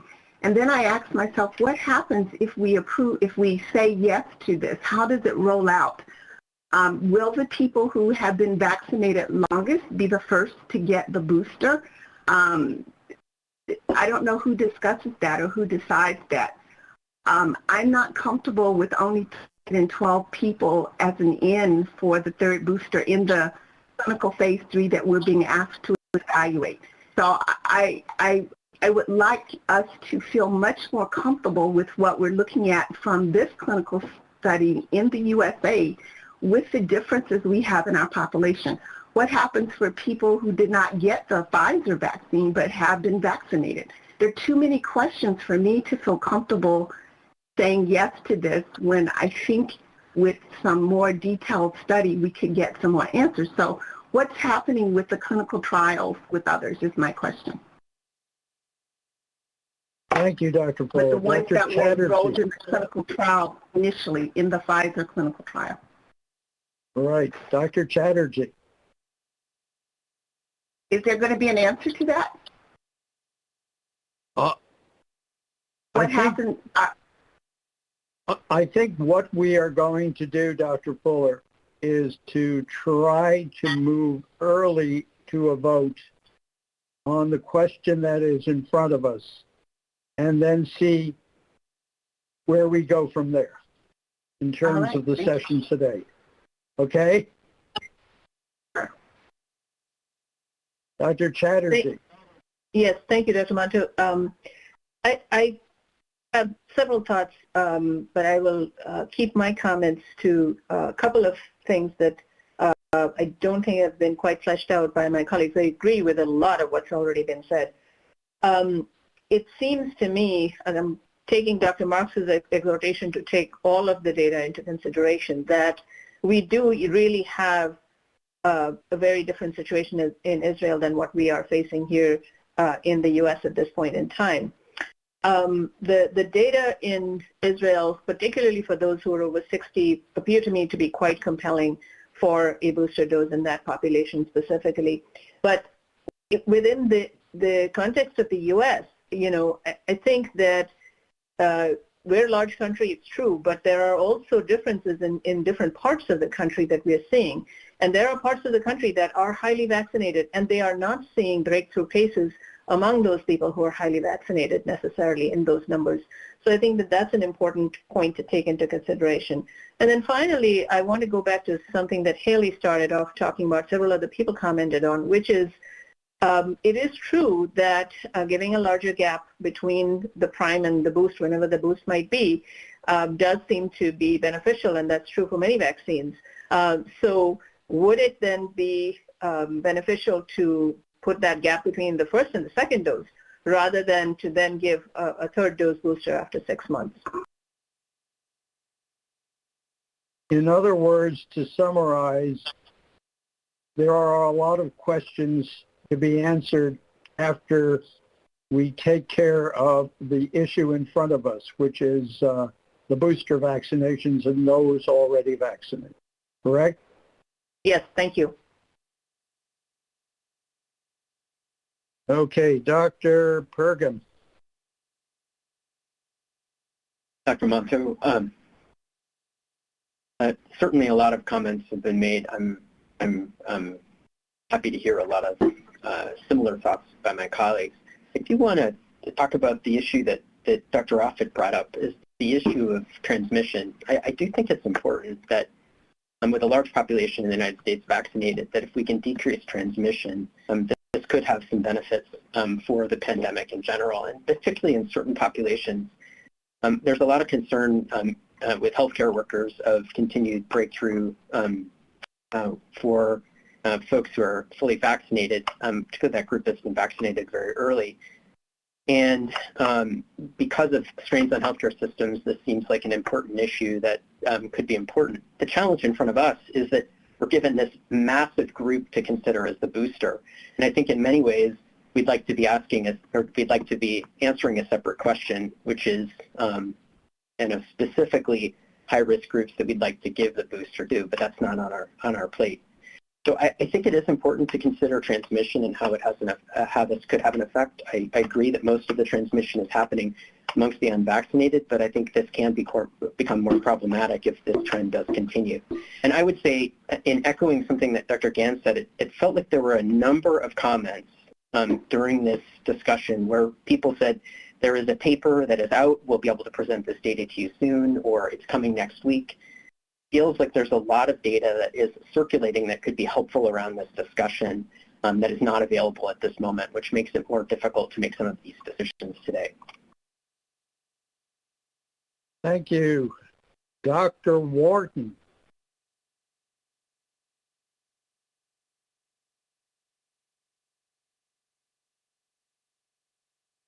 Thank you. I really appreciate the comments from the other committee members, and I agree with a lot of what's already been said. You know, it's a frustrating place to be in where we have in the United States more than adequate supplies of vaccine and yet have been unable to achieve the level of coverage that would result in much better control of this pandemic than we currently have. So we're sort of in this position where we're having to think about administering third doses of the Pfizer vaccine, which is probably not the action that is going to have the most health impact in the United States. Thinking about everything that's been presented, it does feel to me like benefits are likely for some part of the population, for people with underlying conditions, the immunocompromised people, the older population, but I share the concern that's already been expressed by others about what we don't know about myocarditis in younger people, and given that the risk of breakthrough infection in that younger population is much lower than it is in other parts of the population, that recommending a third dose for younger people is just not something I'd be comfortable with at this point. Thank you, Dr. Wharton. Dr. Lee.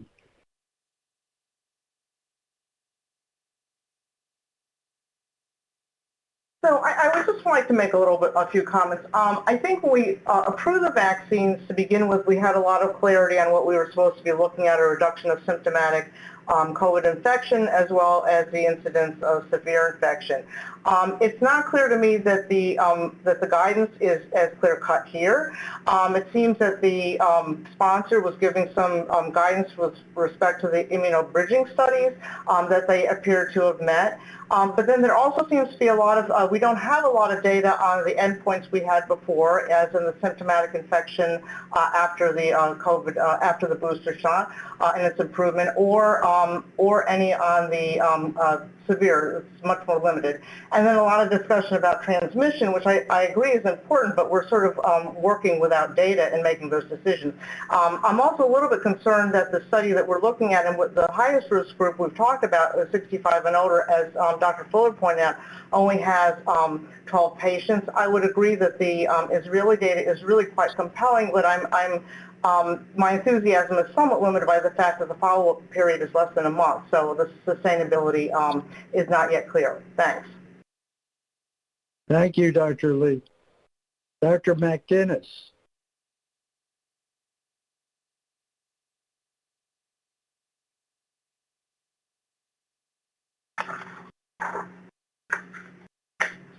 To his point, Paul, don't you think it's plausible that that some people, despite being fully immunized, might not have a robust enough or a more efficient enough immune memory to rapidly mount a response when they see a variant that is like Delta, which has demonstrated not only really high transmissibility, but very high viral replication. So I could imagine how if you didn't have sufficient circulating antibody and an antibody present in the nares and maybe in the nasopharynx, you could get overwhelmed with a virus like that. So I get that they could be primed, but maybe you really need, in certain people, high levels of antibody present because you may not have time to mount that response that you need, despite being considered primed. Dr. Offit, do you want to reply to that? Going a little out of order. So it's a good question. So at the heart of that question is, what's the incubation period, essentially, of serious disease? And so you're definitely right that if you have high titers of circulating neutralizing antibodies, that's going to give you your best chance of decreasing the initial viral replication and even mild or moderate infection. Usually, as a general rule, people believe that it takes a longer time to develop the kind of serious infection that gets you to the hospital. I mean, a couple of weeks, which then means that you are, if you have adequate frequencies of memory B and T cells, the activation differentiation time for that is usually about 3 to 5 days. I mean, that's why the long incubation period diseases like measles, rubella, you can get essentially sterilizing immunity, and you can eliminate those diseases from your country, as we did actually with those diseases earlier on. So I think I take heart in the fact that the incubation period is fairly long for serious infection, and therefore, if you have adequate frequencies of memory B and T cells, you're less likely to be overwhelmed. I'm sure you're right that there would be some cases where that incubation period is much shorter, but I think on balance, it's generally long enough to allow activation and differentiation of memory B cells and T cells to protect. Thanks for the question. Thank you. Dr. Sawyer.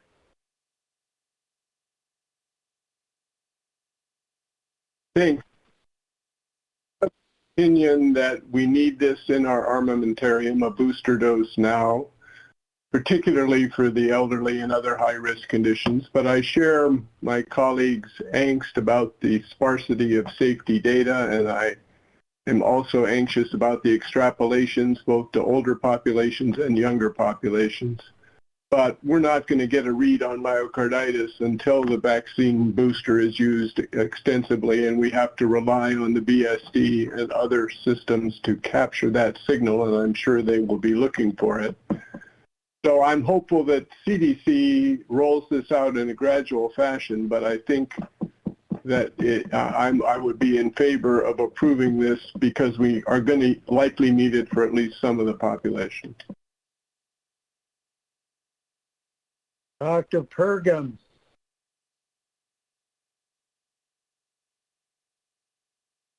Apologies, my hand is still raised. I apologize about that, Andrew. That's okay, I was wondering. Dr. Portnoy. Great, thank you. You know, it would be great to wait until we have all of the data about safety, but I work at a children's hospital. My hospital is filling up with kids who have COVID. We didn't want to rush in to approve the vaccine for them, and now look where we are. I mean, it's very frustrating because we're just inundated with kids who supposedly weren't going to get COVID. The concern that we have that people are going to get myocarditis from COVID vaccine is real. The question we really need to be asking, though, is whether it or any other severe adverse reaction from the vaccine is greater than the risk of getting it from breakthrough infection. Myocarditis is generally a short-term condition. Most people who get it recover from it. I worry more about long-term systemic complications of COVID, which are real and can be prevented with the vaccine.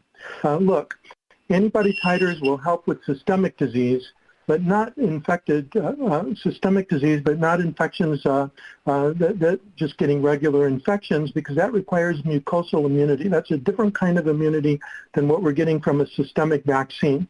We really have two diseases, a mucosal disease and a systemic disease. Mucosal is how it spreads. That's why people who've been vaccinated can still get the disease. They get it in their nose, they spread it. They don't have secretory IgA because it was injected into their muscle, and that doesn't induce an IgA response. Systemic COVID results in hospitalization and long-term morbidity. So that's what I think we should really be concerned with. Immunity clearly seems to decrease over time. We saw that with the data from the United States, also from the Israeli data. Do we want to wait until more previously vaccinated people get sick before we prevent them from getting sick? As one of those people who are at risk, I've had 2 vaccines. I'd rather not get the COVID disease. I'd rather get the 3rd vaccine. My wife already got her 3rd dose. I plan to do the same thing next week. Pharmacies are giving it out off-label. I would really love to be able to get it and prescribe it on-label rather than have to do it off-label because we refuse to recommend approval. So I'm strongly in favor of approving this vaccine. Dr. Levy.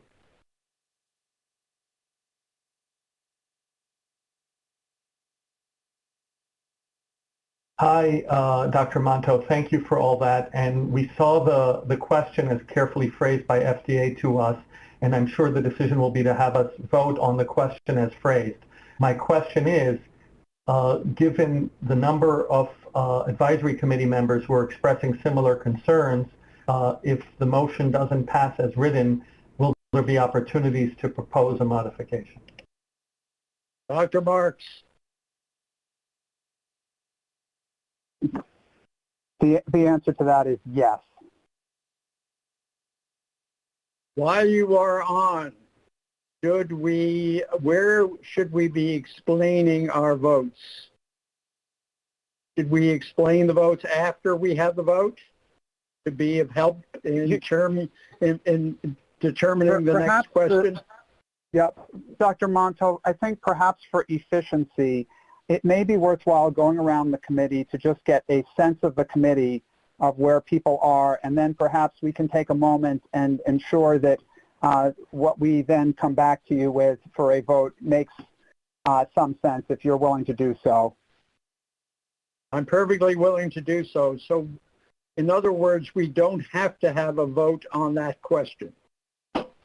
I would say that for right now, maybe we could go through and get a sense of where the committee stands, and rather than going to a vote on that question, if the committee decides that that they'd like to, then we can then see where we stand about putting that question forward. Dr. Gruber, Dr. Marion Gruber. Yeah, I just wanted to make the point that Pfizer has submitted a supplemental BLA asking to get an additional indication for a booster dose when administered 6 months after the primary series for individuals 16 years of age and older. And I believe that we do need a vote on this question. And I think we can do that efficiently, which may be quicker, as a matter of fact, than going around the table. So what I would propose is that we do have the vote, and then we can go around the table and discuss where we think a modification would be necessary or approvable. How about that?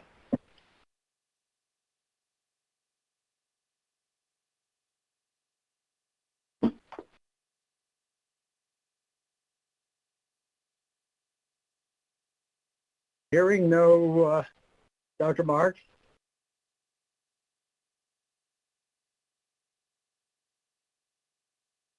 Please make sure you're unmuted, Doctor. Yes, thanks. Please feel free to move ahead to a vote. I think we'll go with what Dr. Gruber has suggested, when we can have your explanations, and then we can move appropriately thereafter. Thank you. Okay. Okay. Do any of the... Yes? I'm sorry to interrupt. Is it possible for Pfizer to make any final statements, since we kind of had many technical issues and actually weren't able to address many of the questions? We will be brief. Okay. Thank you. I'll give Pfizer 5 minutes to make final statements, as long as we can hear you. Otherwise, I'll do my best. All right. Dr. Gruber, Bill Gruber, please comment. Go ahead. Floor is yours.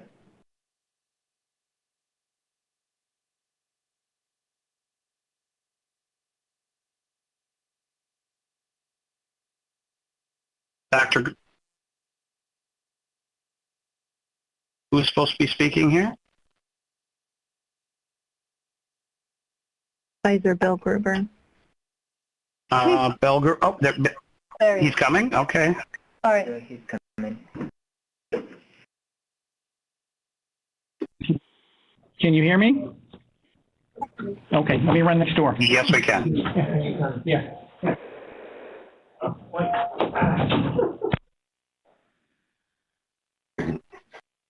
He's here. All right. All right. Sorry, I had to run from another room. My apologies for holding up the committee.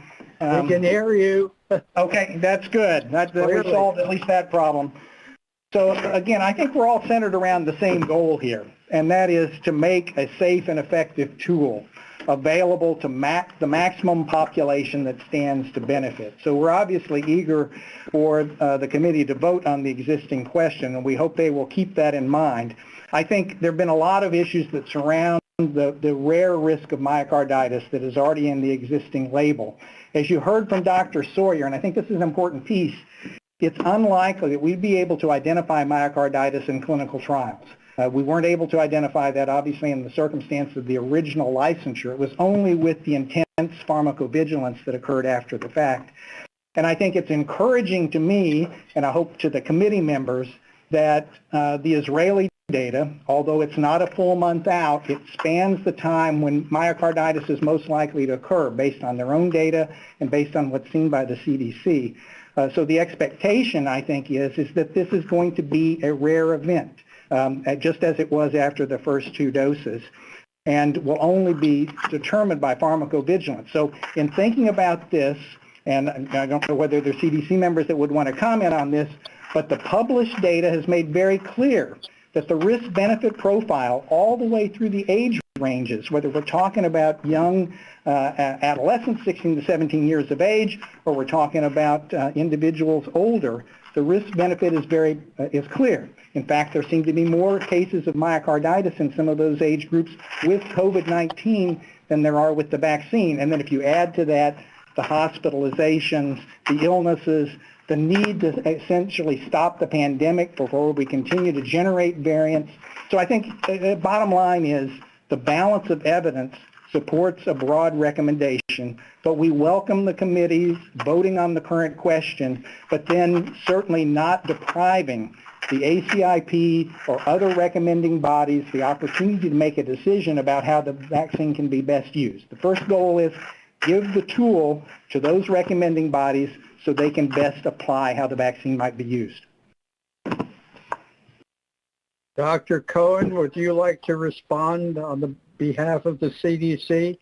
Sure. And then we're going to vote. Sure, thanks. I just want to clarify Pfizer's comment that the risk-benefit analyses that have been done have compared the risk of an adolescent not being vaccinated at all to having 2 doses, and that risk-benefit is in favor of vaccination.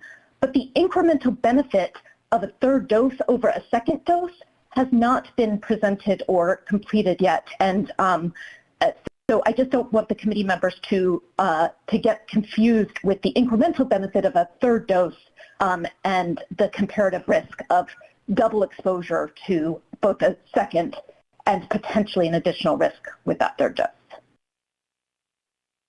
Thank you. Prabha and Kathleen, are we ready to have a vote? Yes, we are. And we are voting with the proviso that we are going to have an explanation of vote and potentially further voting thereafter. Understood. Can you hear me fine? Yes. Okay, great. So, Mike, can you pull up the raw? You've got the question, please. Okay, thank you. So just for a note, only our members and temporary voting members, excluding the industry representatives, are going to be voting. Dr. Monto can read the question for the record, and then afterwards, all members and temporary voting members will cast their vote by selecting yes, no, or abstain in the voting pod. You'll have 2 minutes to cast your vote once the question is read, and then after all the votes have been placed, we will broadcast the results and read the individual votes aloud for the record. Please just note that once you cast your vote, you may change your vote within the 2-minute time frame. However, once the poll has closed, all votes are considered final. Unless anyone has any questions, Dr. Monto, if you could please read the voting question. Right, and the voting pod is not there yet. But let me read the question first. Do the safety and effectiveness data from the clinical trial support approval of the Comirnaty booster dose administered at least 6 months after completion of the primary series for use in individuals 16 years of age and older? Thank you. And Mike, can we pull up the voting pod?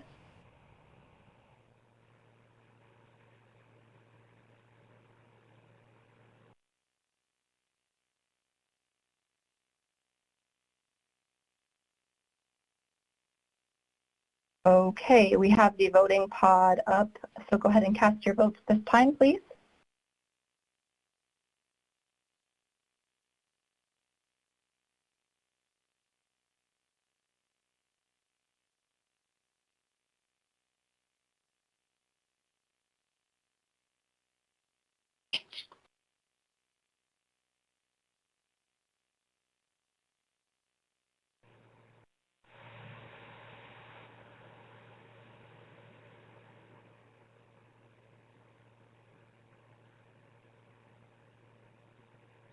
Kathleen announce when the voting is to be done? Yes, we're still getting votes in, so we've got about a minute remaining for individuals to cast their votes.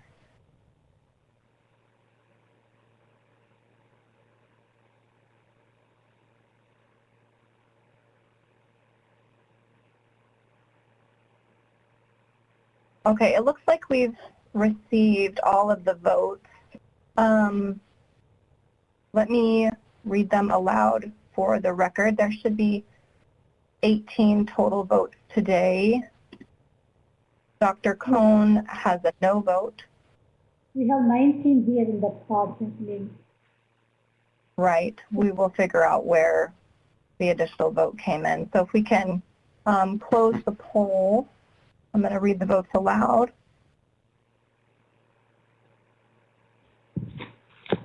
Dr. Cohn voted no. Dr. Portnoy voted yes. Dr. Lee voted no. We did have an accidental vote from a speaker, so that will be disregarded. Dr. Chatterjee voted no. Dr. Perlman voted no. Dr. Gans voted no. Dr. Meisner voted no. Dr. Levy voted no. Dr. Hildreth voted no. Dr. Wharton voted no. Dr. Fuller voted no. Dr. Kurilla voted no. Dr. Monto voted no. Dr. McInnes voted no. Dr. Rubin voted no. Dr. Pergam voted no.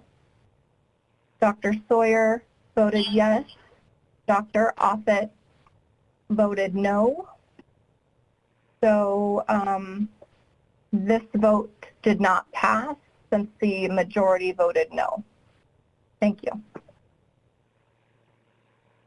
Dr. Monto, I will hand it back to you if you wanted to go around the table. Right. Now, let's clear the raised hands, and what we will now do is for those who wish to explain their vote and to propose something that they might be in favor of, let's take this up as the next question. So, Dr. Lee, is that your hand?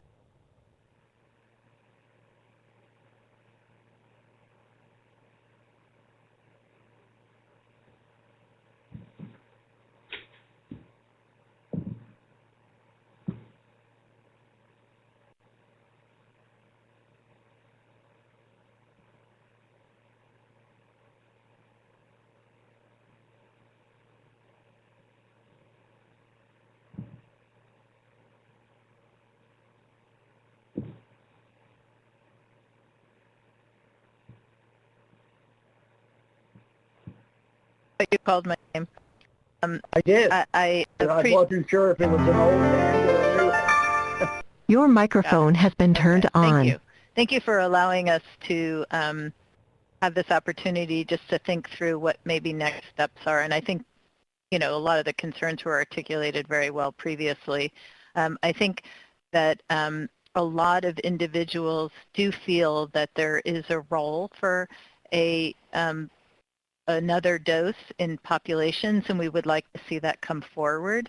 We would also like to see some of the, we don't need it from the very small data set that was done in this third dose from Pfizer, but we really do need the broader safety data that's already available to bring this question again further to other populations that would are in question still. So I think I would support having a third dose available for other high-risk groups that weren't already given a third dose, such as individuals over the age of choose something, 50, 60. There's different studies out there. And then looking more closely at the safety data for those other individuals. And I would also like to know about I'm going to make it difficult. I'm going to make it difficult for the speakers and ask them to come up with an age that they would feel comfortable with. I would feel comfortable. You can change your mind afterwards, but we need to start somewhere. All right. I would love to see something greater than 50. And I would also like to see data on the decrease in ability to spread the virus to those who are not able to get vaccinated. Thank you. Dr. Chatterjee. Yes, thank you, Dr. Monto.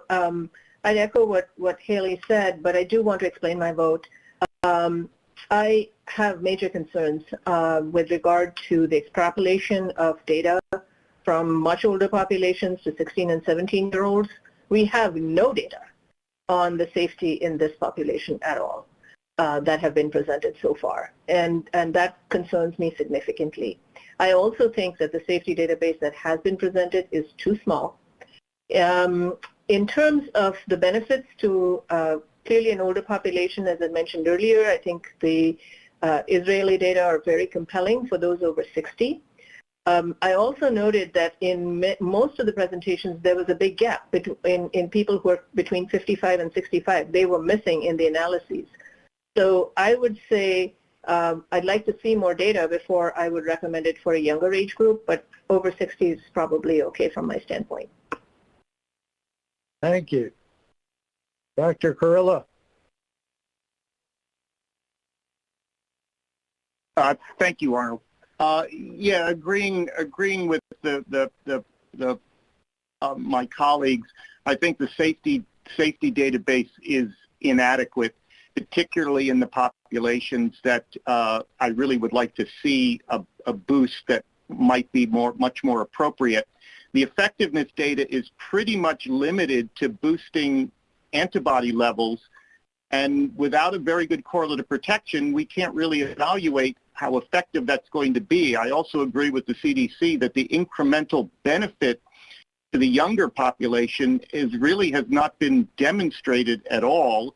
And as I questioned the CDC earlier this morning, as the background rate of natural infections continues to increase in the population, the ability to actually discern the vaccine efficacy is going to look less effective over time just because of the high rate of prior natural infections that are occurring. So I think this needs to be teased out very carefully.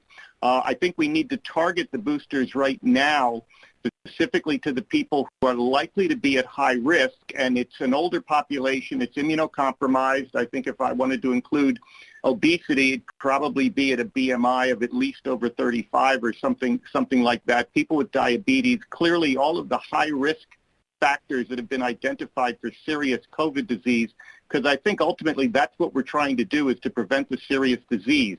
I agree with my colleagues that reducing transmission is a very laudable goal. Ideally, we'd love to have sterilizing immunity, but I haven't seen any data to really address that one way or the other. So I don't know how we would approve boosters on an expectation that transmission would be reduced at this point. So I think we need to target where we're going to do boosters and continue to examine the potential efficacy of boosters in a broader population. Thank you, Dr. Kurila. Dr. Offit.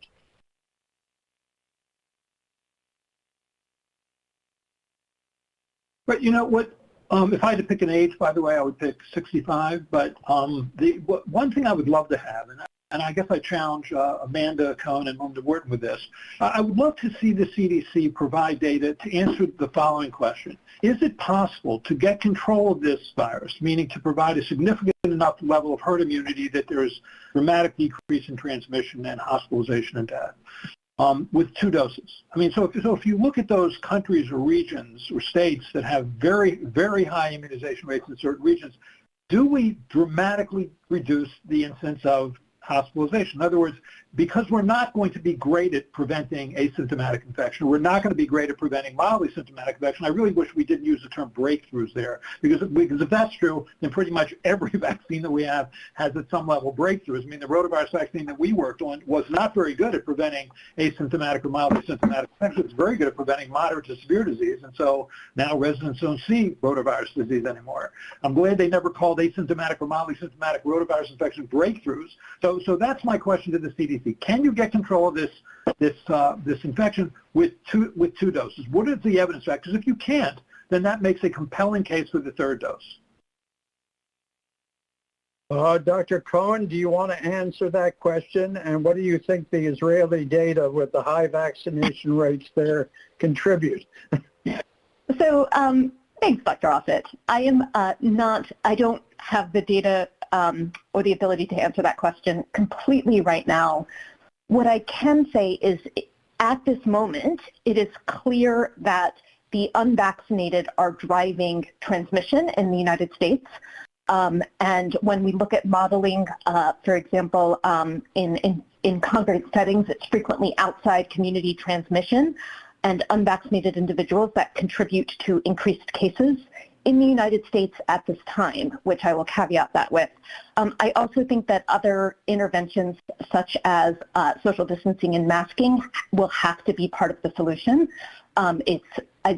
Vaccination will never be perfect, but I do believe that a third dose at some point in time, maybe not right now, maybe for groups of people who were vaccinated early right now, will contribute to additional reduced transmission, especially in states and communities that do have high coverage and are still seeing cases. So it does make sense from the perspective of you need high protection, and given the differences in time in which we've vaccinated since last December until people really just getting vaccinated now, that people who were vaccinated a long time ago and who maybe have lower antibodies now, that a boost will presumably prevent some additional transmission. But we really can't answer that with data right now. And what do you think? What do you think the Israeli data and the Provincetown data tell you, Amanda? So I think that the Israeli data is very compelling. I think that we need a little bit more time. I totally believe that a booster dose will provide protection against disease and potentially even infection in individuals for a period of time.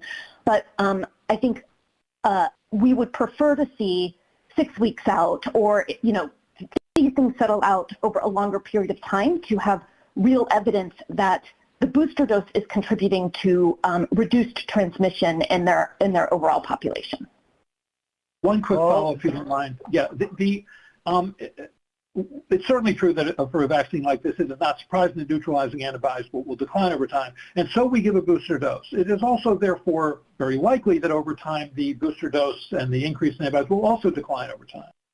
So are we talking about then annual, biannual, triannual booster doses? Because I know that we've heard two things. We've heard one, booster dosing, more frequently, and two, that this is a 3-dose vaccine and then we're done. I mean, how do you see it, Amanda? Yeah, I believe Dr. I'm not going to. Let's not even speculate about that. I have my own opinion, and probably Amanda has her own opinion, but that's not the question we're being asked today. So let's focus on where we are today, and let's hear from Dr. Perlman.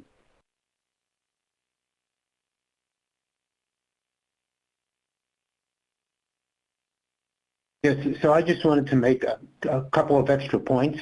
So first, I think when we talk about transmission, there's many studies that show, in fact, that if we really want to deal with transmission, we probably need to do something like deliver vaccine intranasally to actually prevent infection at that site.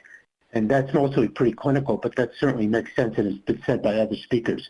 The second thing is that when we talk about age, I also agree that this should be around 60. Others have said different ages around there. But the group that I worry about that's not included in over 60 and doesn't have comorbidities are healthcare workers, because the systems are so overstretched now that we can't even have healthcare workers get mild infections or be positive, because by staying home, that puts even more of a risk on the failure of the whole system. So I don't know how we put that into our equation, but I think that that's a group that we have to consider as being possibly a candidate for a third vaccine. Thank you, Dr. Perlman. That's very helpful.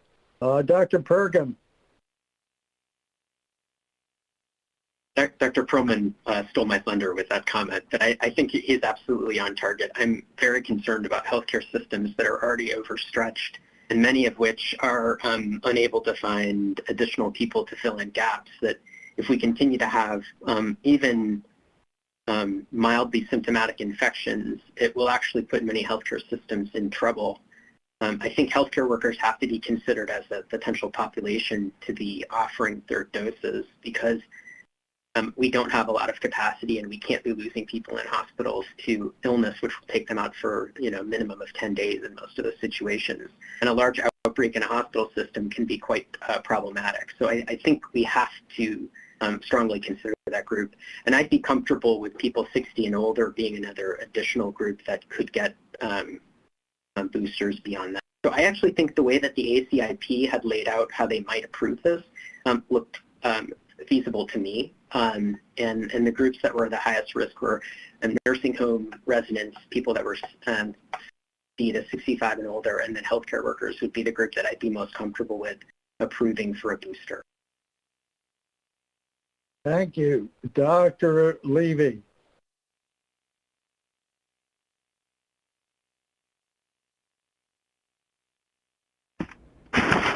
Hi, thank you for that.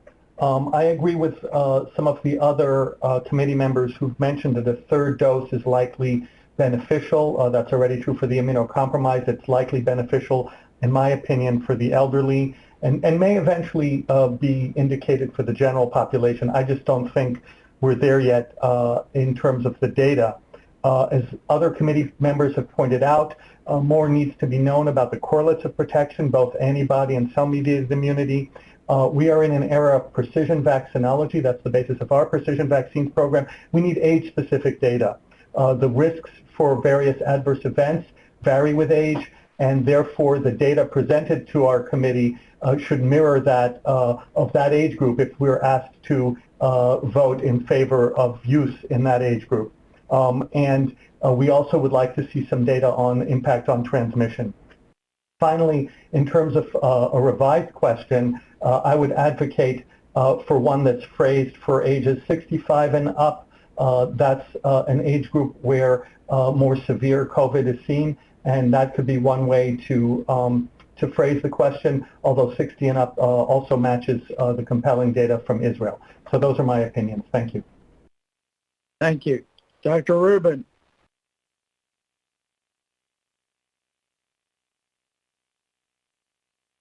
Well, I'm 63, so I'd like the 60 age instead of the 65 age. But I and I think for just exactly the reasons that Ofer just mentioned, that the safety data we have reflects 60-year-olds. I think it would be great if we could give a sort of less restrictive language and to the rest of it, though, and offer it to people who are at higher risk of disease. That could be higher risk of developing severe disease because of their risk factors, or higher risk because of exposure, such as healthcare workers. And the reason is we don't, that's quite a bit different from saying people should get a third dose, because that gets closer to it being written in as a mandate that everyone should get it, and we don't. And I think none of us are ready for that, or few of us are ready for that right now. It would be much easier to give practitioners the ability to give doses to people they think really need them based on the data that are out there, and they're rapidly changing right now. By next week, as people have pointed out, some of these things that are in preprints are actually likely to be out. Thank you, Dr. Rubin. Dr. Monto? Dr. Monto? Yes. Dr. Monto? Yes. Do you mind, we have a lot, we're getting a lot of questions coming in. So Kathleen, can you please go over the vote total? People are wondering why there was an extra vote, and we want to make sure everybody online also understands why. So Kathleen, are you there? Yes, I'm here. Sure, I can help clarify. We just had one speaker accidentally vote, but the final vote was 2 yeses and 16 no votes. Thank you.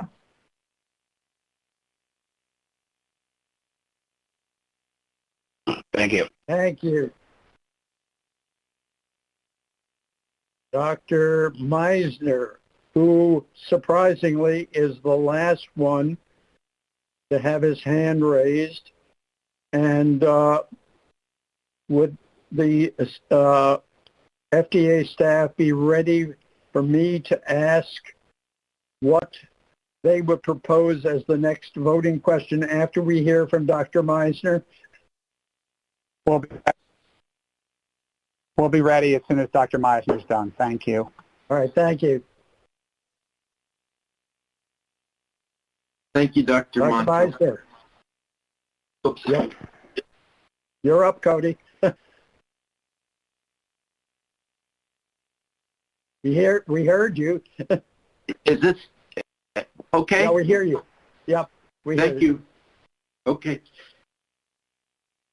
I'd just like to express a few thoughts. First of all, as has been stated, I don't think a booster dose is going to significantly contribute to controlling the pandemic. And I think it's very important that the main message that we still transmit is that we've got to get everybody 2 doses. Everyone has to get the primary series.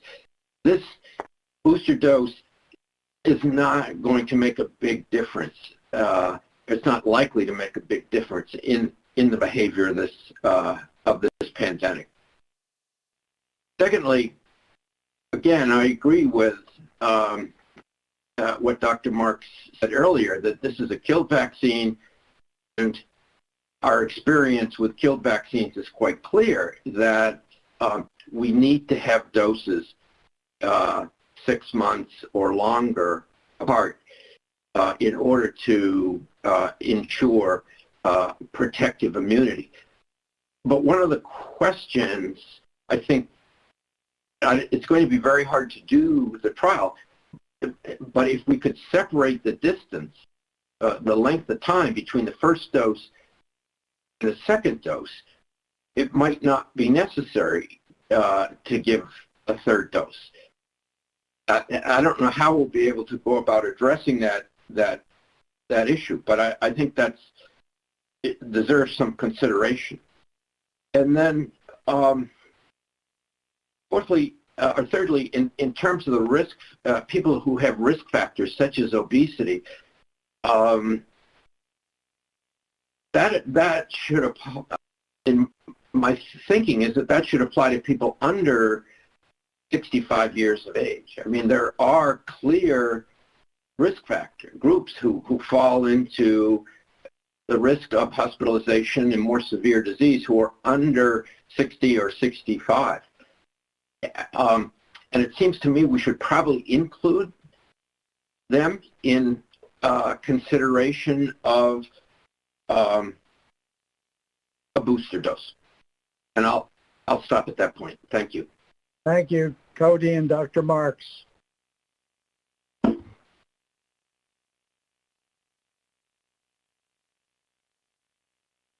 And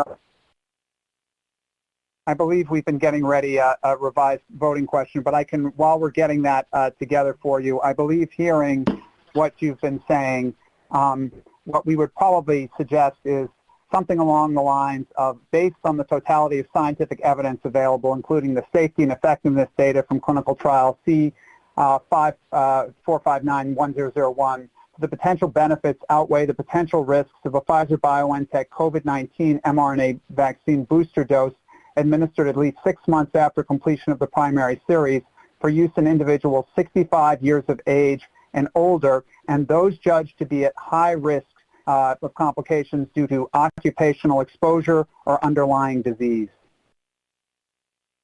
Thank you. Question of Prabha and Kathleen, do we need that in writing before we vote? And if so, should we take a break? Dr. Treya, I think we can get the question ready in the voting pod. Are we okay to do that, or?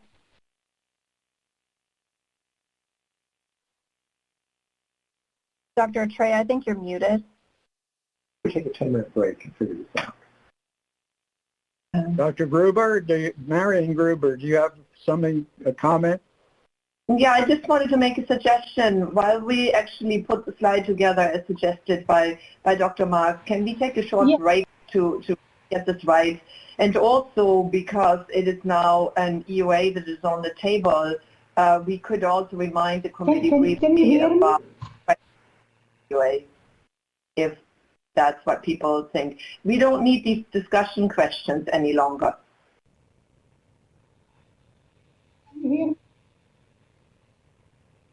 Okay, let's take a break then for, is 5 minutes enough? Would you think 10 minutes better?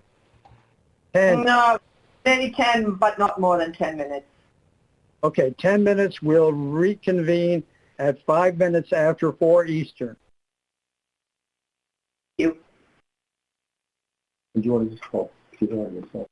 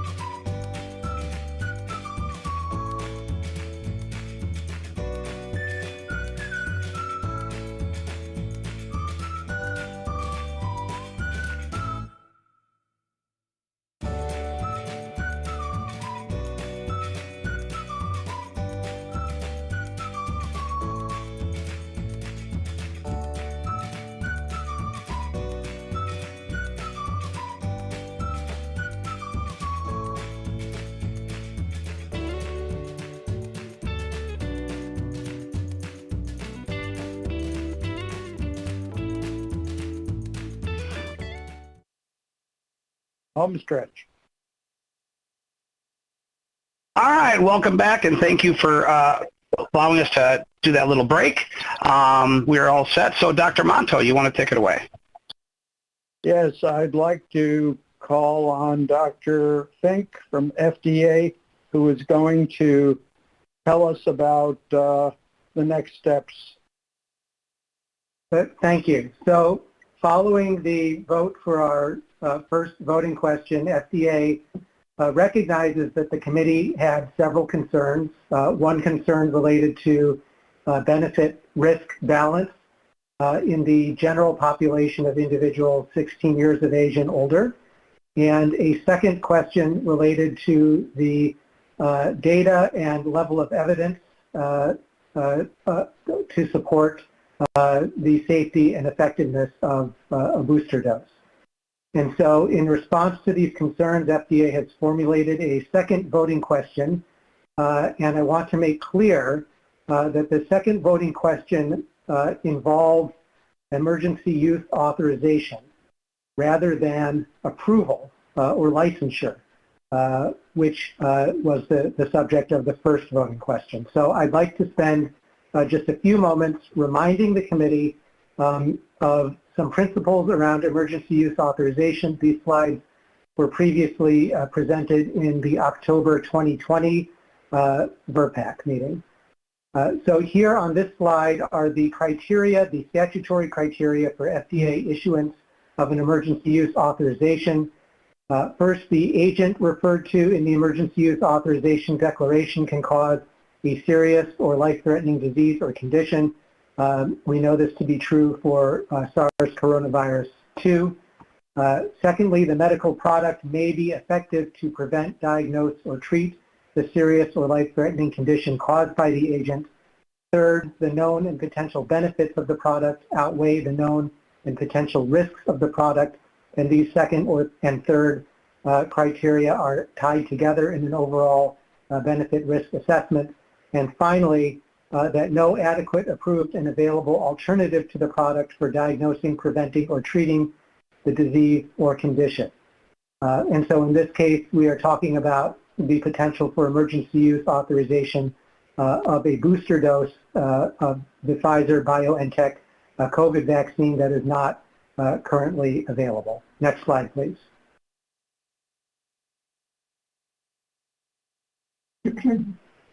May I have the next slide, please? Thank you. So issuance of an EUA for a COVID-19 vaccine, or in this case for a booster dose of a specific COVID-19 vaccine, will specify the conditions for use in which benefit risk has been determined to be favorable based on the review of the totality of available data. And these conditions include the population to be included in the emergency use authorization, the conditions for vaccine distribution and administration, and requirements for safety monitoring and reporting of adverse events.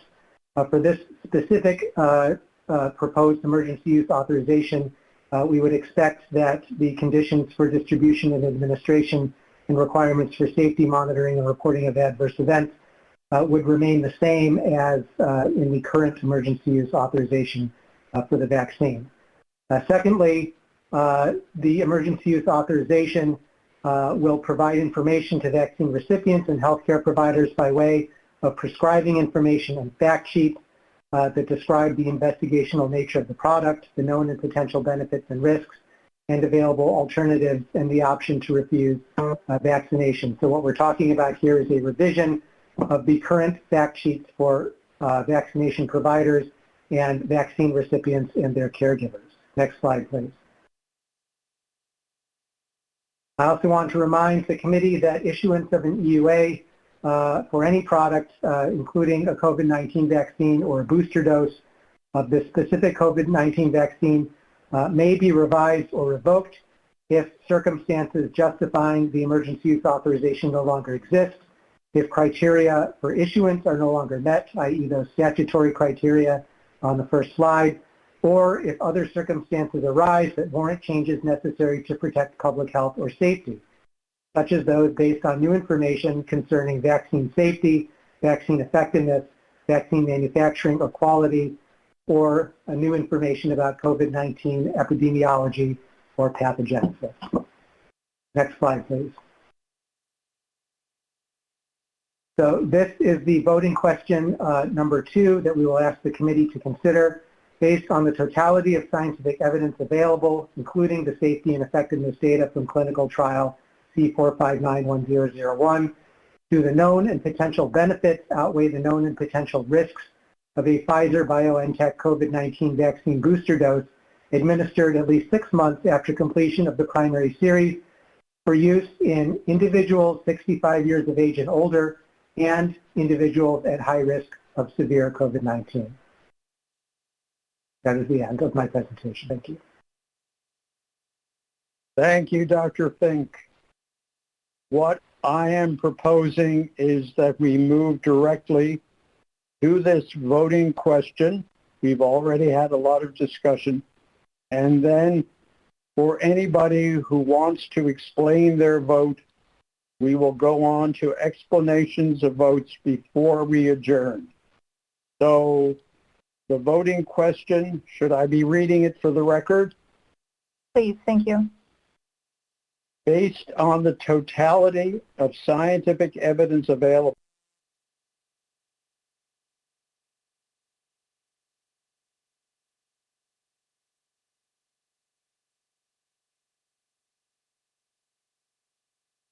Dr. Monto, I can't hear you. Did we lose your audio? I think we did lose Arnold. I don't know. Yeah, he dropped his, I think he hung up by accident. Yep, he noticed it.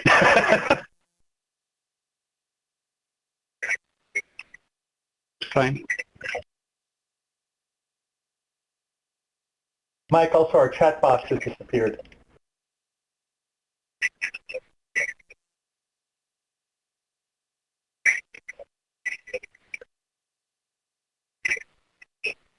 Give me just a moment.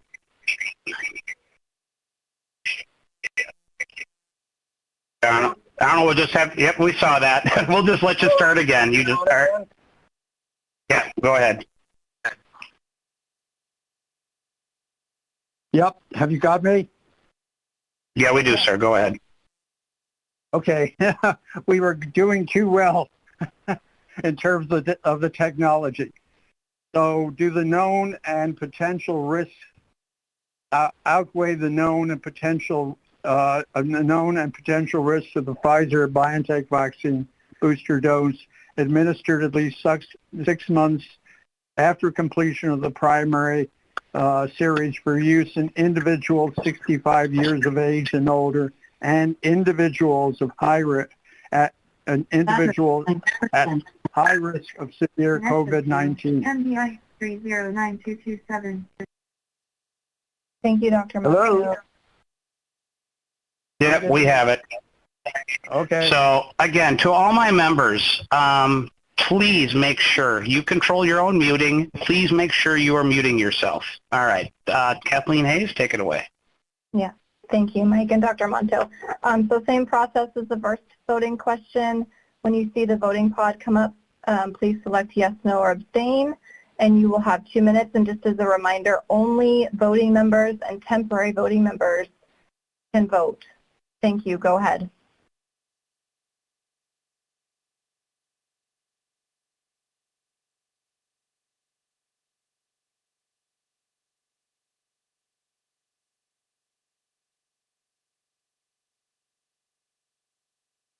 Okay, that was pretty quick. It looks like all of the votes are in.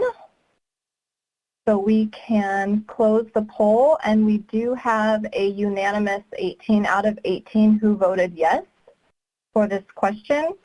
And I will read the votes aloud for the record. Dr. Cohn, yes. Dr. Portnoy, yes. Dr. Lee, yes. Dr. McInnes, yes. Dr. Perlman, yes. Dr. Gans, yes. Dr. Meisner, yes. Dr. Chatterjee, yes. Dr. Hildreth, yes. Dr. Wharton, yes. Dr. Fuller, yes. Dr. Kurilla, yes. Dr. Levy, yes. Dr. Offutt, yes. Dr. Rubin, yes. Dr. Pergam, yes. Dr. Sawyer, yes. And Dr. Monto, yes.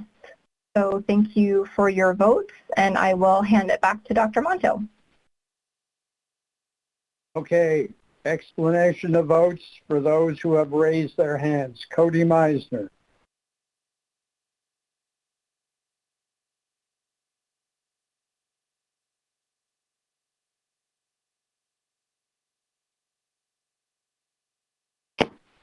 Dr. Monto, can you hear me? Yes. Yes. I would just like to ask Dr. Fink one question. So this, the second bullet will apply to everyone who is 16 years of age or older, that is, at high risk. Is that correct?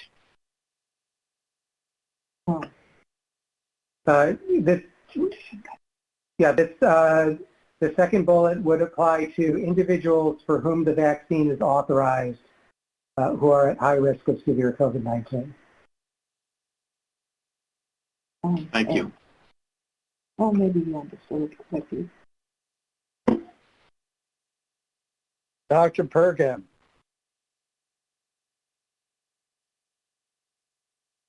Thanks, Dr.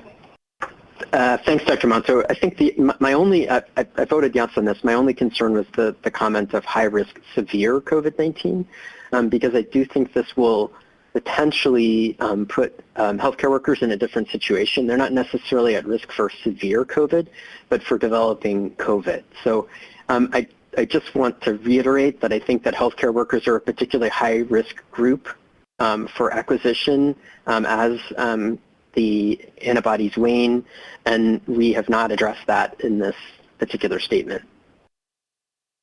Thank you, Dr. Pergam. I just want to remind the committee that the ACIP will be meeting to fine-tune some of our recommendations.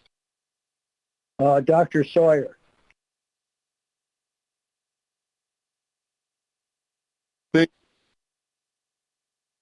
I just wanted to explain both my votes since I voted yes on the first question, one of the distinct minority. Are you hearing me okay? My camera is not working for some reason. Yes, we hear you loud and clear. So I voted yes on the first question because I thought it was the quickest, most efficient way and most flexible way for providers to be able to target certain populations. But I'm certainly comfortable with this as long as the ACIP provides enough additional guidance about exactly who we think are most concerning. Dr. Portnoy.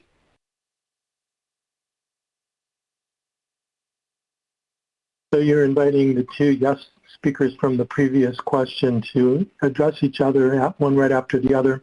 I'd like to explain both of them. It was just chance. Oh, okay.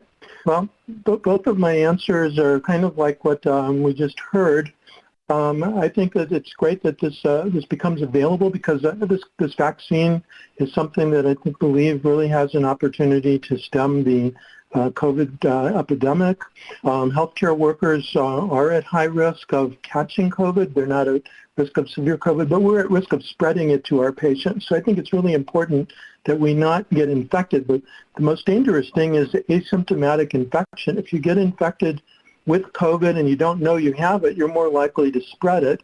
And that's what the doubly vaccinated people are most at risk of having. So I think it's really important that we consider that when we decide about approval. But I'm really glad that we authorized this vaccine for a third dose, and I plan to go out and get my third vaccine this afternoon. Thank you. Thank you. Dr. Kurilla.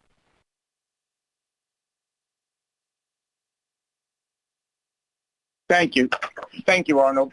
I guess my camera isn't working again either.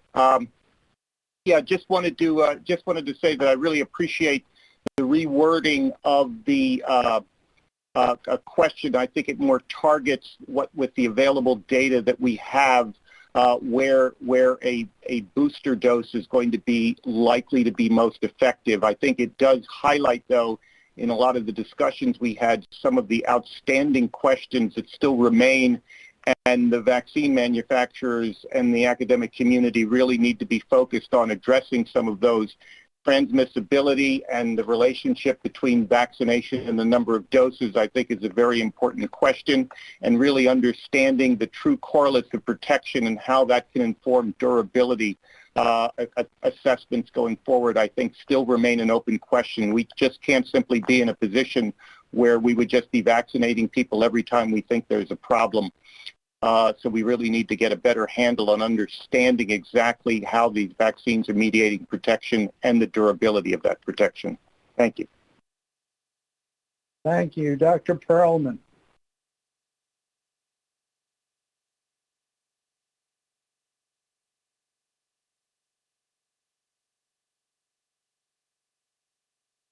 Yeah, I just wanted to extend the question that Dr. Perlman raised. So at the ACIP meetings, can they consider basically the use of the vaccine in a group that wouldn't necessarily be under either of these two categories? So with the healthcare workers not being in either one, I believe you said that the ACIP could still include them, but can they include them if it's not in these categories that the FDA may approve? Dr. Perlman, the next one who has raised her hand is Dr. Cohen, who maybe, or Dr. Marks, who would you like to jump in? This is Dr. Marks. I'd very much like to jump in here.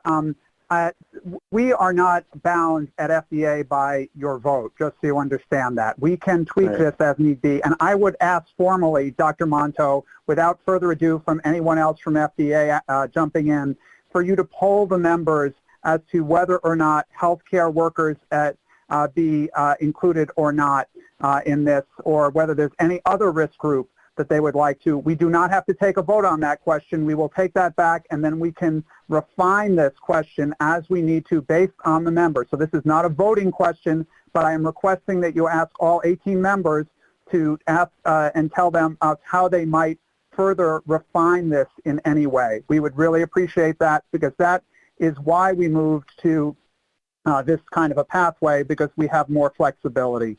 Thanks very much. Okay, we need instructions as how to be polled rather than asked a question.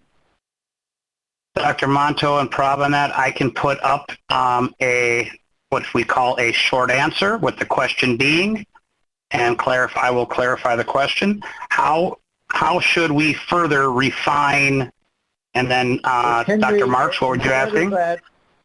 Instead of that, let's ask the question, should healthcare workers be included in this EUA? But that's fine by me, Dr. Monto. That's fine. I'm always against open-ended questions. Okay. Before anybody vote, I'm just going to... Peter? Hold on a second. This is Amanda. Could I suggest even some language like people at high risk for occupational exposure, as opposed to even just... Okay, let's do that. I totally agree. Totally agree with Amanda, because I think we'd be leaving a lot of people out if we did just... So I just want to make sure that the committee understands when we're saying people at high risk for occupational exposure, what we will be taking that to mean at FDA is healthcare workers, frontline workers such as teachers, and potentially essential infrastructure workers as well. Is that what we're taking there? Yes. Yes. Okay, yes. Thank you. Okay, so I want to make sure I captured what Dr. Cohn said. You said, should healthcare workers and somebody else be included in this EUA? What was the other one? It's Dr. Cohn, Amanda, can you just, I think you had it very nicely formulated. If you could just say it slowly so that it can be captured. Thank you. I think it's individuals at high risk for occupational exposure. Okay, should individuals in high risk for occupational exposure be included in this? Okay. All right. I'm just going to check this real quick. Kathleen, let's just see. Should healthcare workers? Oh, got it. I got it. I see it. I do have one question, though. Why does it have to be occupational exposure? Can it just be any exposure? Does it have to just be in part of their job?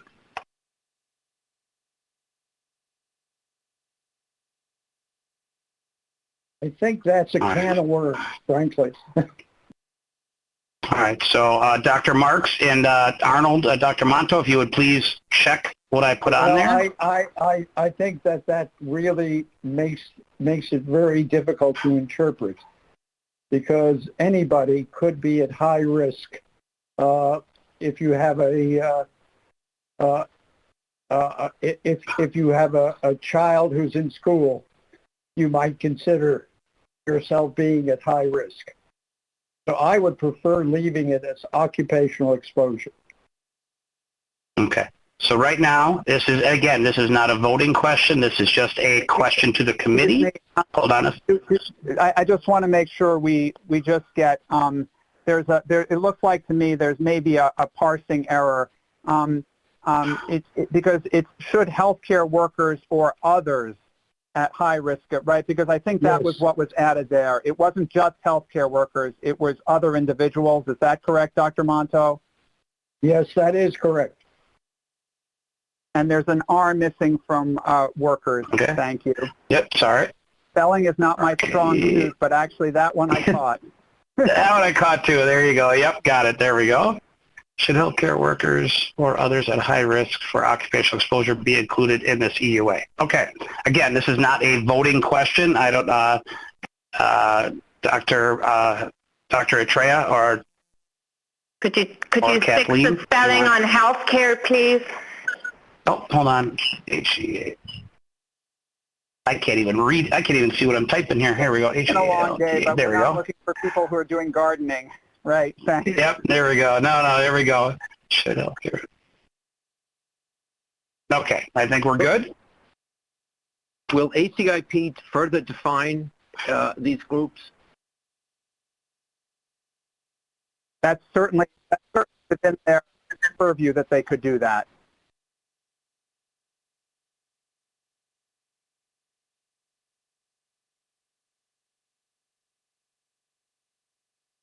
Now, this is not a voting question. Again, this is just you are polling the committee. Am I correct? That's what they're.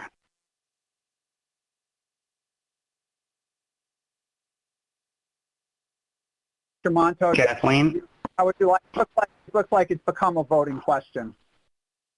Well, this is just a poll. I'm just putting up not a voting question, but just a poll. Right. Just a poll. You asked for it to be a poll.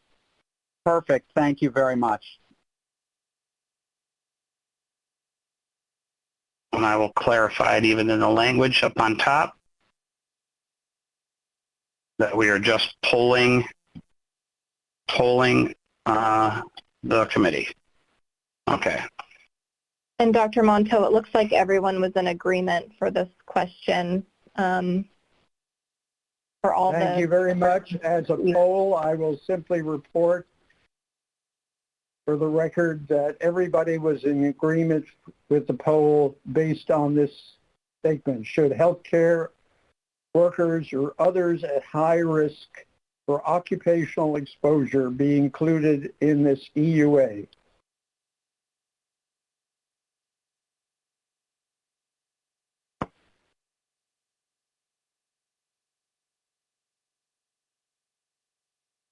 Okay. Now, a number of people still have their hands raised. Do all of them continue to wish to give explanations of votes? Starting with Dr. Cohen.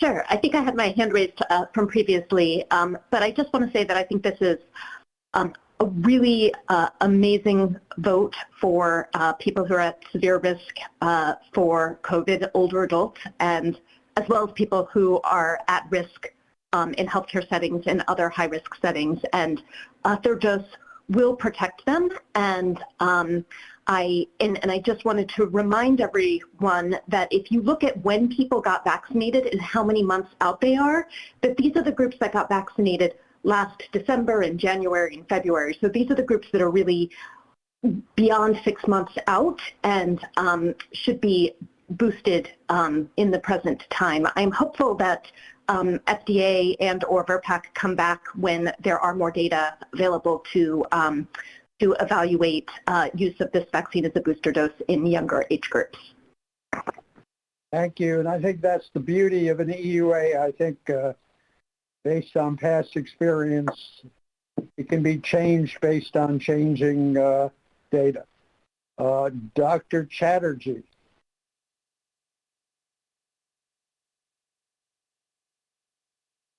Thanks, Dr. Monto. I just wanted to echo what Amanda said, so I'm not going to do that, but I do want to take one moment to actually recognize our colleagues at the FDA and their willingness to work with us on these questions, on the voting questions. I think this should demonstrate to the public that the members of this committee are independent of the FDA and that, in fact, we do bring our voices to the table when we are asked to serve on this committee. Thank you very much, Dr. Chatterjee. A good note to close the meeting. Let me just thank the committee members and especially Dr. Marion Gruber and Phil Kraus for their long-time service. And I'd like to turn the meeting over to Dr. Atreya to formally close it. Thank you all. Thank you for the wonderful discussions and productive meeting today. And this meeting is formally adjourned, and have a good evening. Thank you all.